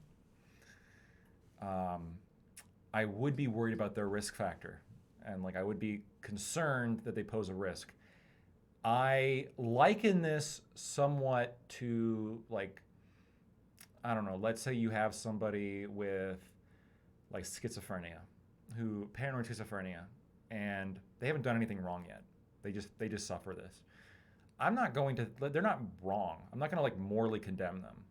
But there perhaps maybe are certain industries, depending on the severity of their illness, that I wouldn't be comfortable with them being in, right? Does that make sense? I'm not trying to punish them. I'm just trying to harm mitigate. So I would not punish somebody if they were like choosing the torture meat. But at the same time, I wouldn't really feel comfortable hiring them as the clown to my kid's birthday party, right? I would probably pick the person who is like, yeah, I'll pick the cheaper lab-grown meat because I don't give a fuck, right? That person probably is more normal, and that's the thing, like that goes with preferences. You know, if I think someone's normal and I want to, you know, for any reason, if I want to hire somebody as a clown, then I should be able to be the person to select them if I'm the person hiring them. Yeah, I wouldn't punish that person either, but like it seems like you recognize that like it says something about the person. It's like, yeah, I actually like knowing, and I'm willing to pay more if my meat comes from an animal that's killed. Yeah, when probably it's risky, right? Because there's some kind of like sadism perhaps like built in, where it's like they like the pain. And that's honestly one thing that I've been thinking about as well when it comes to like people who are heavily involved in the BDSM community, right? Where, you know, they haven't done anything wrong because they've established this consent, but they really get off on whipping somebody or stabbing somebody or biting chunks of flesh. Like it gets to the point where I'm not like gonna stop you, but I'm really uncomfortable with what you're doing. And people, if that's all people were saying about this naughty princess thing, what the fuck ever, right? That's fine. You know, they can have their preferences, I can have my preferences. I'm not thrilled about, like, let's say I was dating this person, I wouldn't be very thrilled to learn that, oh man, they actually had sex with a dog. You know, that'd probably be the end of that relationship, frankly. But that's not the reaction that's happening. Like the reaction that's happening is, I think, just raw, like, end this person. This person needs to go. They need to be destroyed. We can't have this person in our society. We need to boot this person. It's like, Jesus Christ, guys. Like, it's a dog. I'm sorry. It's a fucking dog. Yeah, but I think you do recognize, even though like I think you're just, it seems like you're willing to bite the bullet for the sake of, you know, to justify your current dietary habits. But like is that actually like a true reflection of how you feel, or like since it's like the hyper rational position, you're like willing to go with it? Like does that like do you really feel like I think so though. I do, because like so like if I know a dog that I really like, and there are dogs that I know that I really like, I get to know them. They're really cool. Yeah, like I'd be very upset if this dog died. But like if I watch a video of a dog dying, like just yesterday, I think I saw a video of it was, I think, legally relevant, and I was interested in that aspect of it because the dog ran on somebody else's property, and the dude pulled out a gun and shot the dog. I don't know if this makes me a psychopath, but I didn't feel bad. I didn't feel sad, like in the same way that I feel really bad for people, like when they die or when they're getting shot or like in an accident. Like I genuinely feel like emotion. But like this was more of it was a lot more sterile. There wasn't really as much emotion attached to it. Yeah, Just another animal. That's interesting. And well, kudos to you for, you know, being transparent about that.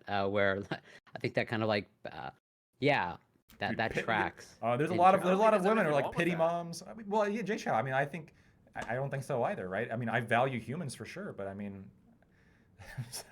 some people are really into like dogs. But okay, but like, are you able to like articulate like what I'm not necessarily expecting you that you're able to articulate, but are you able to like sort of speculate as to what makes that disconnect in terms of like what do you think generates the feelings of like, okay, seeing the human in this context results in a negative reaction. Yeah, But in that context, maybe just like when I any human, like I can imagine, like I imagine like a whole host of things. Like I imagine what their last thoughts must be, like they're being aware of their own mortality, how afraid they must be, how sad their family members are.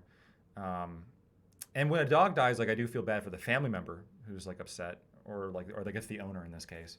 I feel all that, but like when it comes to just a dog, I mean, or like when they fucking banned boiling lobsters like alive, I thought that like I just thought that was stupid.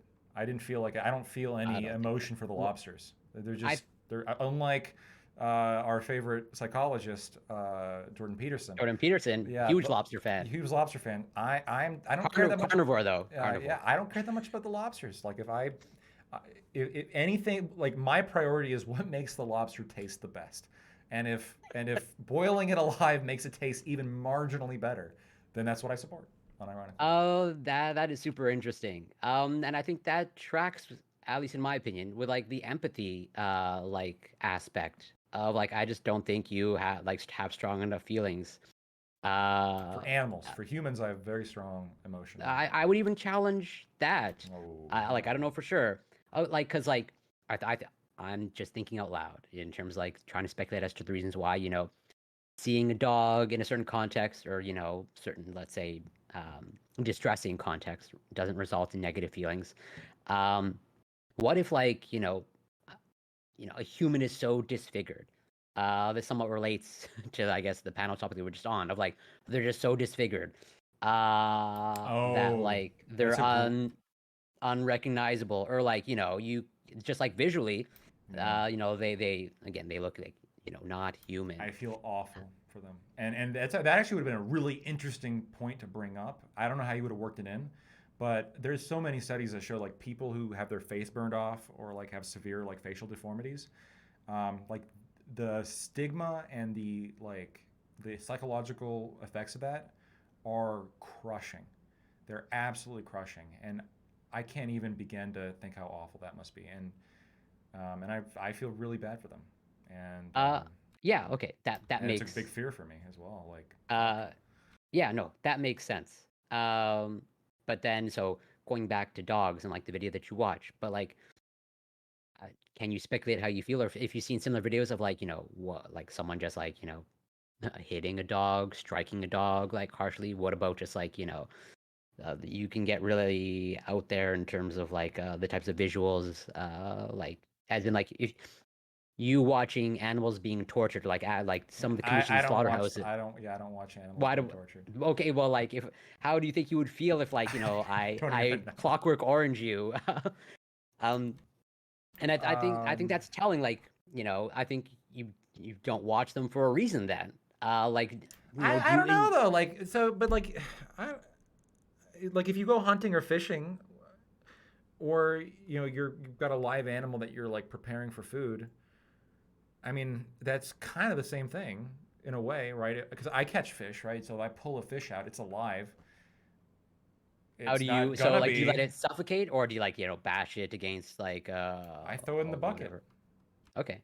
But then like I don't know what happens. Yeah, but I'm assuming you would either kill it or I guess let it die somehow. So I throw it in the bucket, and when I fill the the bucket, catch and release? I know. I fill it with the bucket and then I give it to the homeless people, because then they cook it and eat it. And I don't know what they do with it. From what I've seen, they kind of just stab it on a skewer and just cook it.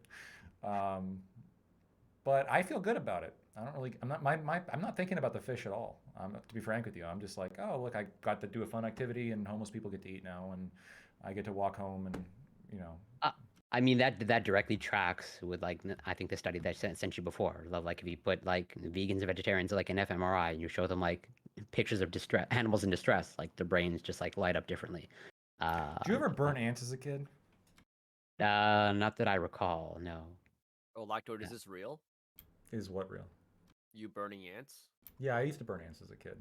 I don't think that's any I used for to burn a kid. action figures as well. Yeah, I wouldn't characterize like any sort of deviant behavior per se. It was kind of deviant a little bit, right? Looking back in it, I wish I hadn't. Well, now you regret it, but back then you were a child. Like that's stuff that gets corrected. Like when a child does something bad, you don't throw them into jail or to prison. You just like you educate them. Right. They learn. And I think exactly, and I think the reason why I'm looking back, it's not really that I care about the ant, but I don't like it because I think it represents some kind of sadist activity, which I like. I don't care about the well-being of the ant, I guess, but I'm more upset with the person who would engage in just like sadist activity for no reason. So when I give the fish to the homeless people, like I think there's a reason. I'm not doing it for no reason. Yeah. If I didn't do that, I would throw the fish back. Not because I care about the fish, but because I don't know. I just don't want to be a sadistic person.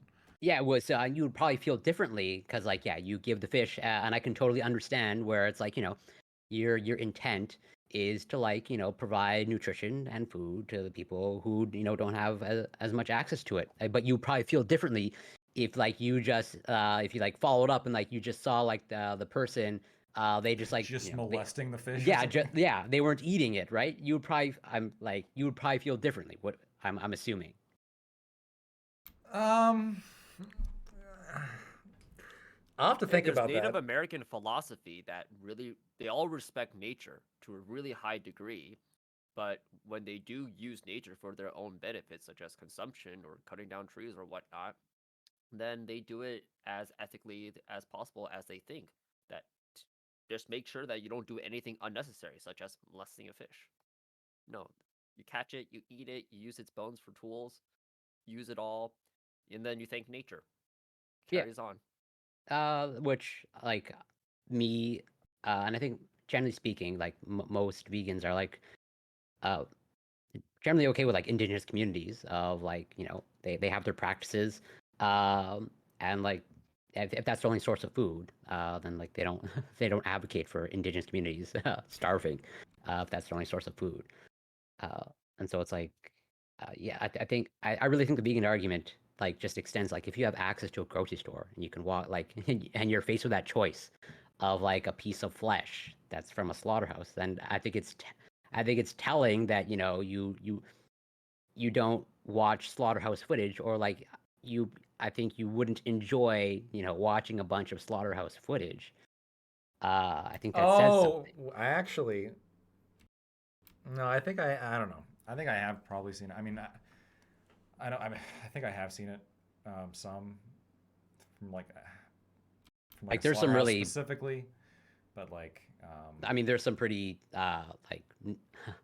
pretty in my mind semi-traumatic documentaries that are free on YouTube. That like I mean, more than if you're willing to watch them, I'll send you the links. I'd be curious to see if you can. If you're like, yeah, this generated no feelings in me. I think. I don't know. It might. Here's, but like, if it was for the benefit of a person, I mean, the calculus would be very easy for me every time, even if the person's life wasn't at stake, right? Like, if it was just for the benefit of a human being, sure. Now, here's like the hard question, I guess, that I just thought of. I don't know what the answer is.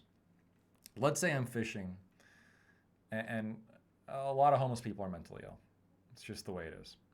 And I'm fishing, and I bring a bunch of fish over to them. And I'm like, hey guys, like, check, we guys, want to make use of these. Like, I'm trying to dump off the load before we go. And one of the homeless guys grabs the fish and uses it like as a sex toy. Would I give that homeless man another fish if I caught it? I don't know the answer to that, honestly. I'll have to think about that question because. Hey, here's the weird thing. Like, I guess it depends how much enjoyment the homeless guy gets from that, right?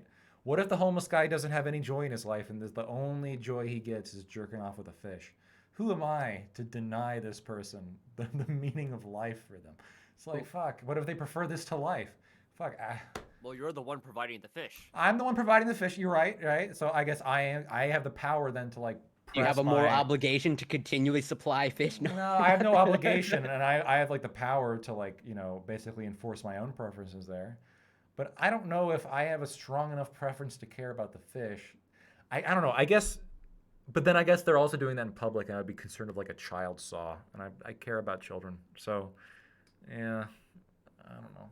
It's a tough one. So do you take like the same like so it seems like your one of your priorities is like if this adds some sort of net benefit to humans, then you can justify it.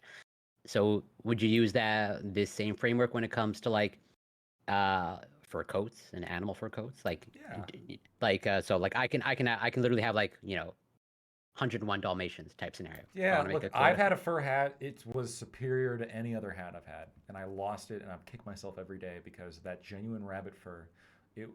People don't know like this fake shit they're making, and this is like this is maybe one reason to be skeptical of the lab meat, because this fake shit that they're making, like the fake fur, none of it's the same.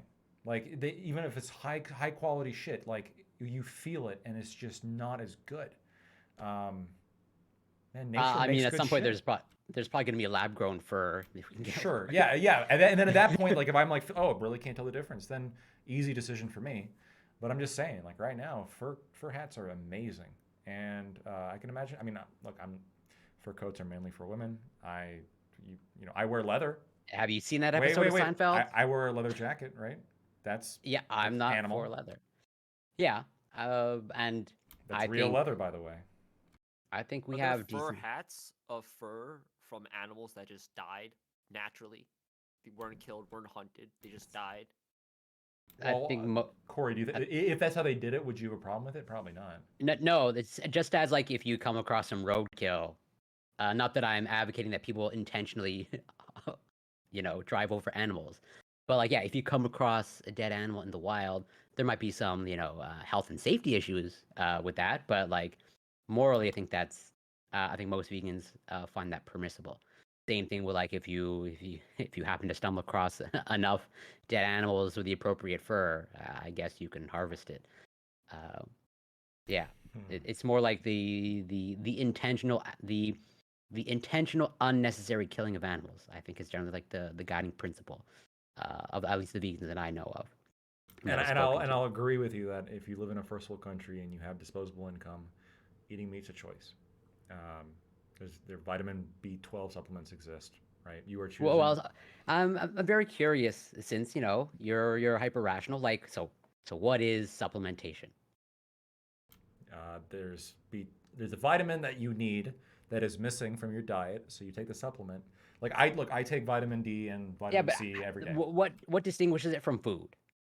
Like why? It's because like that's the argument. Like, well, you need a supplement, but that's just the most supplements are orally ingested. That's just like food. It's kind of food, I guess.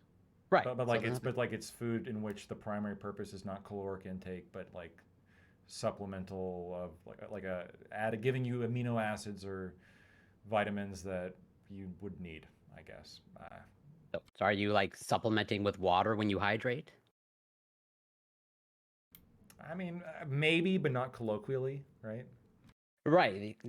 I just think this the supplementation like line of argument is just like so silly. Like, well, first of all, like a lot of well, I got a new supplement line I want to sell. So everybody is called G-Force Q Plus, and it's got everything you need to get ripped. I understand the whole industry is fucking a scam. Well, not all of it, but a lot of it's a scam. But I mean, vitamin D is good, right? And vitamin B12 can be good if you're a vegan or a vegetarian. And vitamin C is good, and zinc has some, evidence that shows that it can be useful. And what was that other one? The horse dewormer that was ivermectin. Yeah, that could be useful. Sure, I guess so. but like, yeah, I mean. Most people that consume animal, like they're just they're supplementing anyways, because like animals are like they are pumped, at least in the animal agriculture industry, the factory farming industry, like they're pumped full of antibiotics. They're supplemented anyways as well. You just happen to be consuming the flesh of the supplemented animals. The only difference with a vegan is like they just take the supplement directly. Sure. Yeah. And you can do that, right? So people are saying like, oh.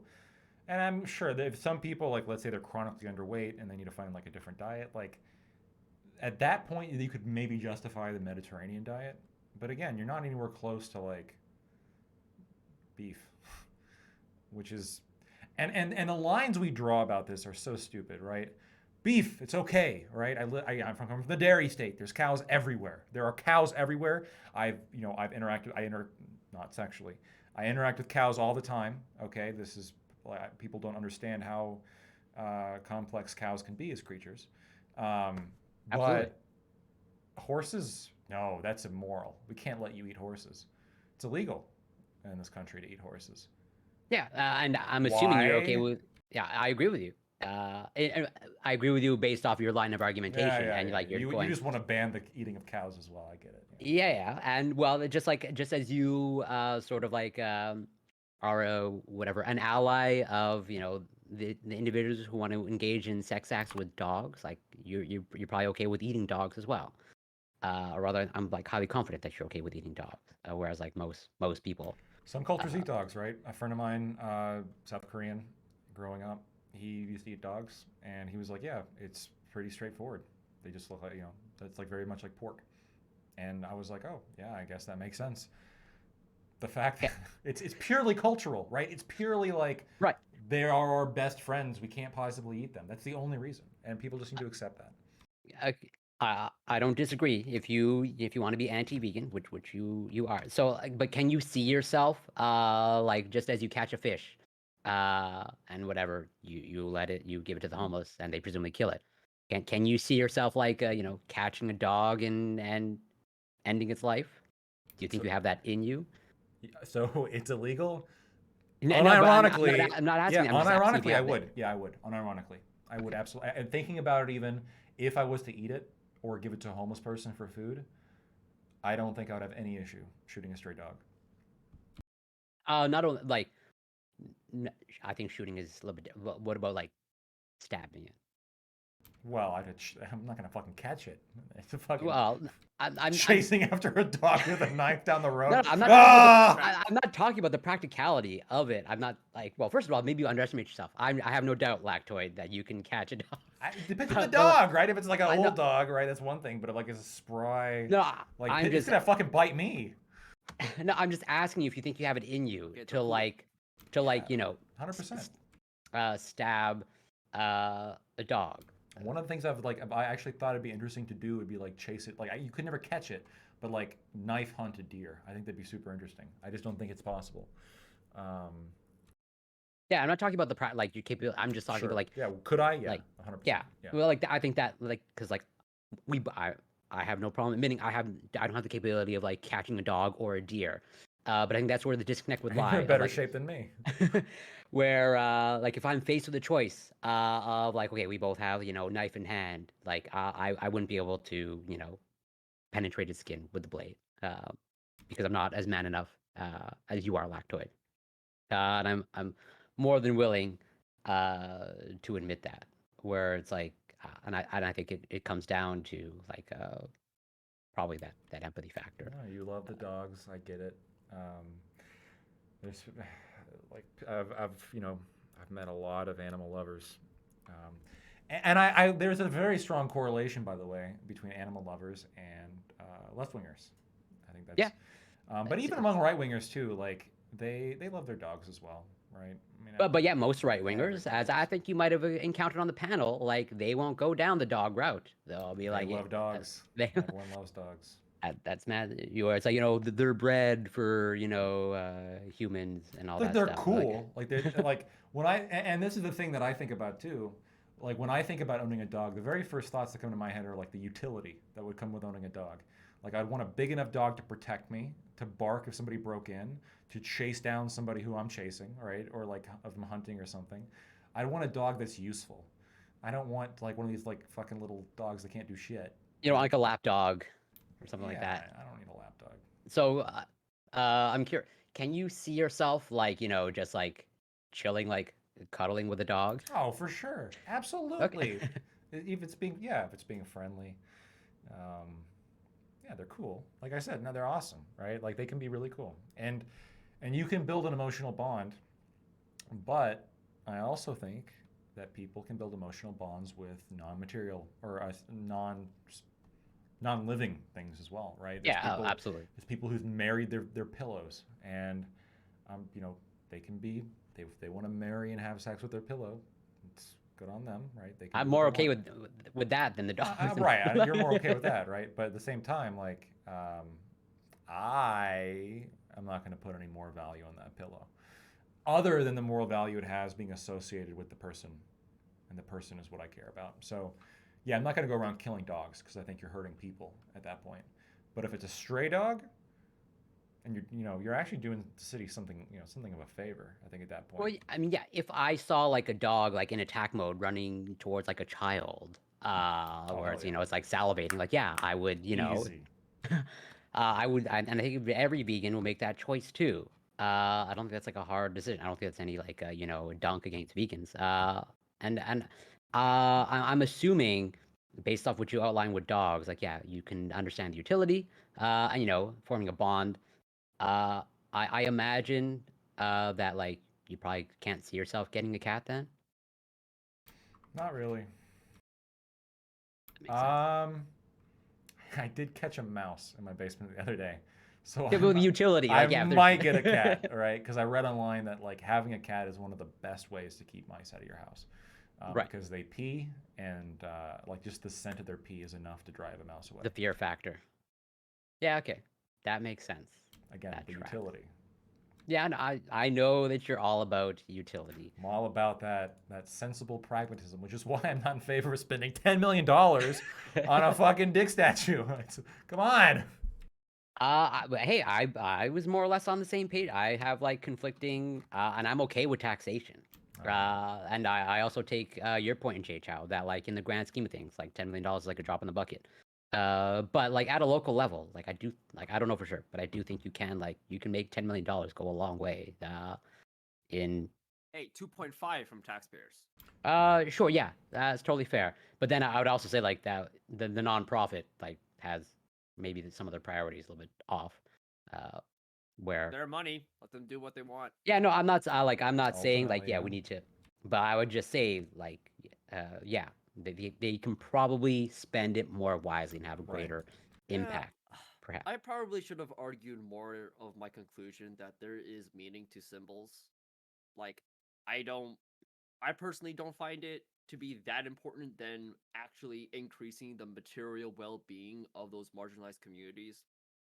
But there is an importance to sending a message, increasing morale, or even just maintaining it, and showing the rest of the world or even yourselves, what is it that you represent. That's important. Yeah. That's I think that's like what is the humanizing part of us, is to see that we're not just humans, we're not just beings. There is something else that we could subscribe to and advocate for. And if that's gonna be in the form of a statue, I don't mind it. So long as like it's not excessive, so long as it's not the only thing that we're doing. Like if that is actually the only thing that Boston was doing, then the question of are progressives worth anything is the answer is no. They're just actually virtue signaling. But as what I was trying to demonstrate, and I'm glad that you picked it up, is that the city of Boston is doing so many other things other than spending money on a statue. There's so much more to government and what they spend on their budget than just one thing that we could criticize. Like, I definitely should have said this as well in my closing, that the criticism on the statue, I think, obfuscates from the other things that we ought to be looking and praising the city of Boston for doing. At least if you're subscribing to a progressive agenda, and also if you believe taxation is not theft. Of course. So they're gonna lose me, and that's where that's obviously where the argument loses me. But I'm 100% in agreement with the whole fucking like subjective art's real art. Like one of my favorite artists is Geiger, H.R. Geiger, and like his biomechanical shit. A lot of that does not include faces, but it's super interesting to look at, and it absolutely like can invoke emotions. I'm a big fan of like abstract and subjective writing. My favorite author of all time is Franz Kafka. allegories, symbolism, metaphors, all of that is super awesome, and of course it's art. So I didn't understand. I even like listening to it for like the whole time. I didn't understand the whole like it doesn't have a face, Yeah. so it's So not real art. I just um, didn't. was I may very well be crazy. Well, I know I am, but like am I as crazy as like I think like when I pose that question to Casimir of like, what's the easier statue to explain to like an infant? Like, am I like way off? And like, I think just like explaining an embrace to a child is like way easier than, I yeah. also don't know if value of artwork should be how easily can you describe it to a child. No, no, it's not the. Yeah, so maybe this is just me not making my point properly. In terms of like the values it represents, like if we're in agreement, at least like the artist says like this is about love, and belonging, and maybe affection and love for your fellow man, like with those concepts in mind, like I think you can explain that the statue to like an infant where it's like love for your fellow man that takes the form of embrace is like I think a child can understand that as opposed to like the Robert E. Lee general statue and providing all that context. But I guess maybe it's two arms hugging. It's one sentence, and they would understand. And then you would say, well, why? And then the question, obviously, because they're kids and they ask questions about everything. Well, why are they hugging? Well, because they love each other and they love you.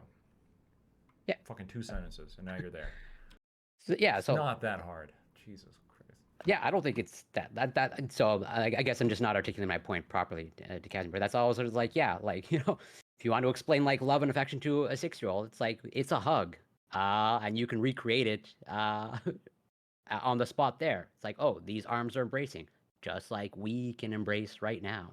I will say though, and this is like where, because I get like we've heard the 2 famous stories. The one like take the money and run, where the whole art exhibit was there was nothing, which is interesting. It made me laugh, right? I paid more attention to it than I would other art pieces. So in a way, it's already sort of won. But like, if they had done that there, like just a big empty space, oh, that's the art. Or like remember that one art exhibit where somebody forgot their glasses on the floor, and everybody was around it with like a camera, like, oh my god, this is a brilliant art piece. Or like a banana taped to a wall, like it's art. It's like some people might see that and they might say like that's incredibly deep. But like, I don't want to pay for that shit. What the fuck? I'm paying for a banana on the wall? I don't want to buy that. Come on. Well, if that's what you see, a banana on the wall, but if you see something else and that's something of value, then right, there's a face in the banana. Money. Right, there's a face in the banana, right? And you gotta like the banana represents racial equality. Like there's all sorts of like avenues you can go down where it's like you could like, and that's I agree. Abstract art is real art, but you can sort of delude yourself into thinking anything is art, couldn't you? Yeah. Right. And so, at what point does it stop becoming art? Never. Then everything is art. Then we're not buying art pieces. We're just buying pieces. We're just adding material. Well, you draw your own line, I think. Right, exactly. For some people on the panel, they drew it really, really far back, which I disagree. I don't think that's fair, but that's up to them. Like that's why I didn't find it so compelling to argue against them. Because like if I'm gonna be taking the subjective understanding of what art is, then I have to accept what they think is art. But they were saying it's objective. That's the other part. Well, yeah, I mean, that's the fundamental difference with Scott and Casimir. At least based off my understanding of the framework of like, yeah, they believe in an objective morality, and they will always, using that lens, evaluate the world. Where it's like, well, as Scott, this is my understanding of what Scott's get. I don't want to like misrepresent, but like he pushes back against he called it anti-art. Because it represents the collective and altruism and altruism at cognitive dissonance.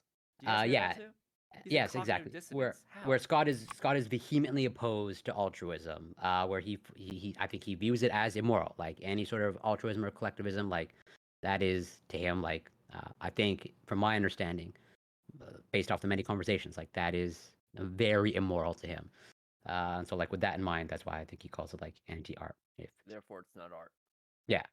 Like if you're promoting these immoral values like altruism, which is it's a little bit strange, like the disconnect, at least in my mind, where like when talking about sexual acts with dogs is like God's really concerned about empathy and like this might represent sociopathy, but then we can kill animals and then therefore it's okay.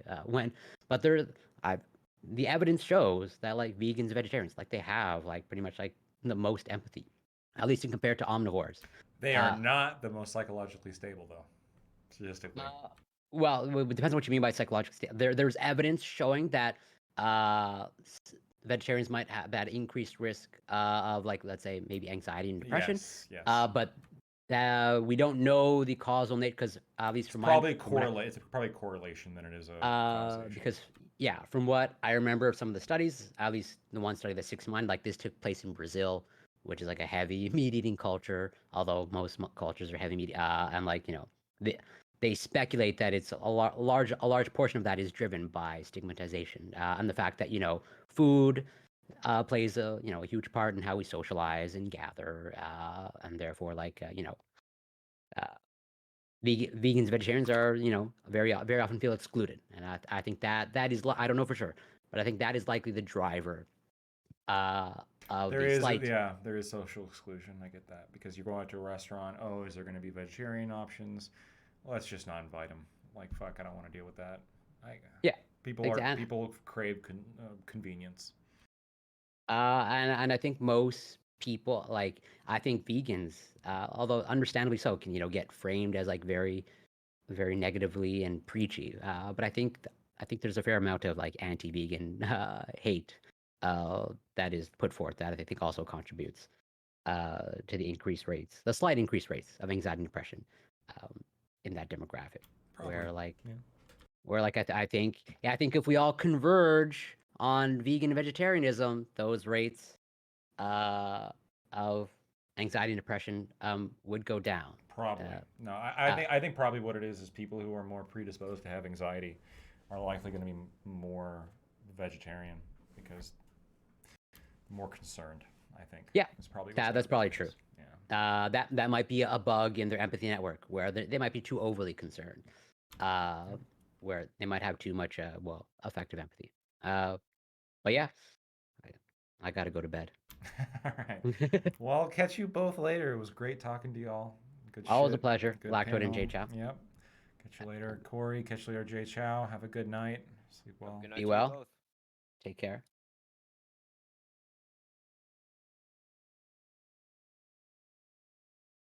All right.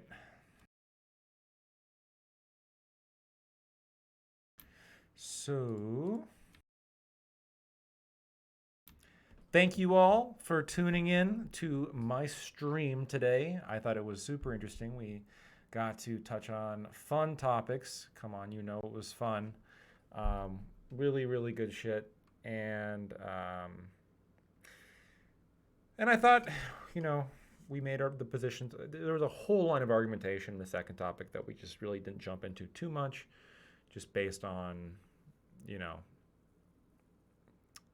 maybe differing in agreements, differing in disagreements. I feel like my disagreements with it weren't the same as other people's disagreements with it, so I didn't want to totally derail.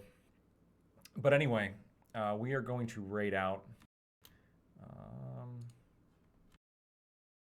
One second. Let's see.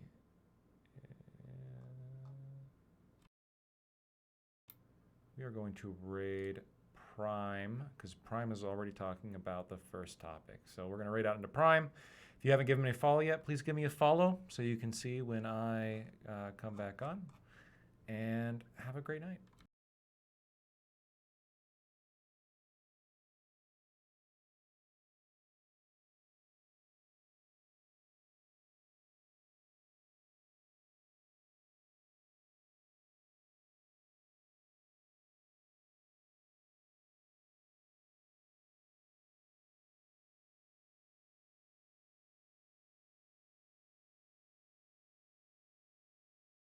One of my sisters like property and use her and beat the fuck out of her and treat her like a slave.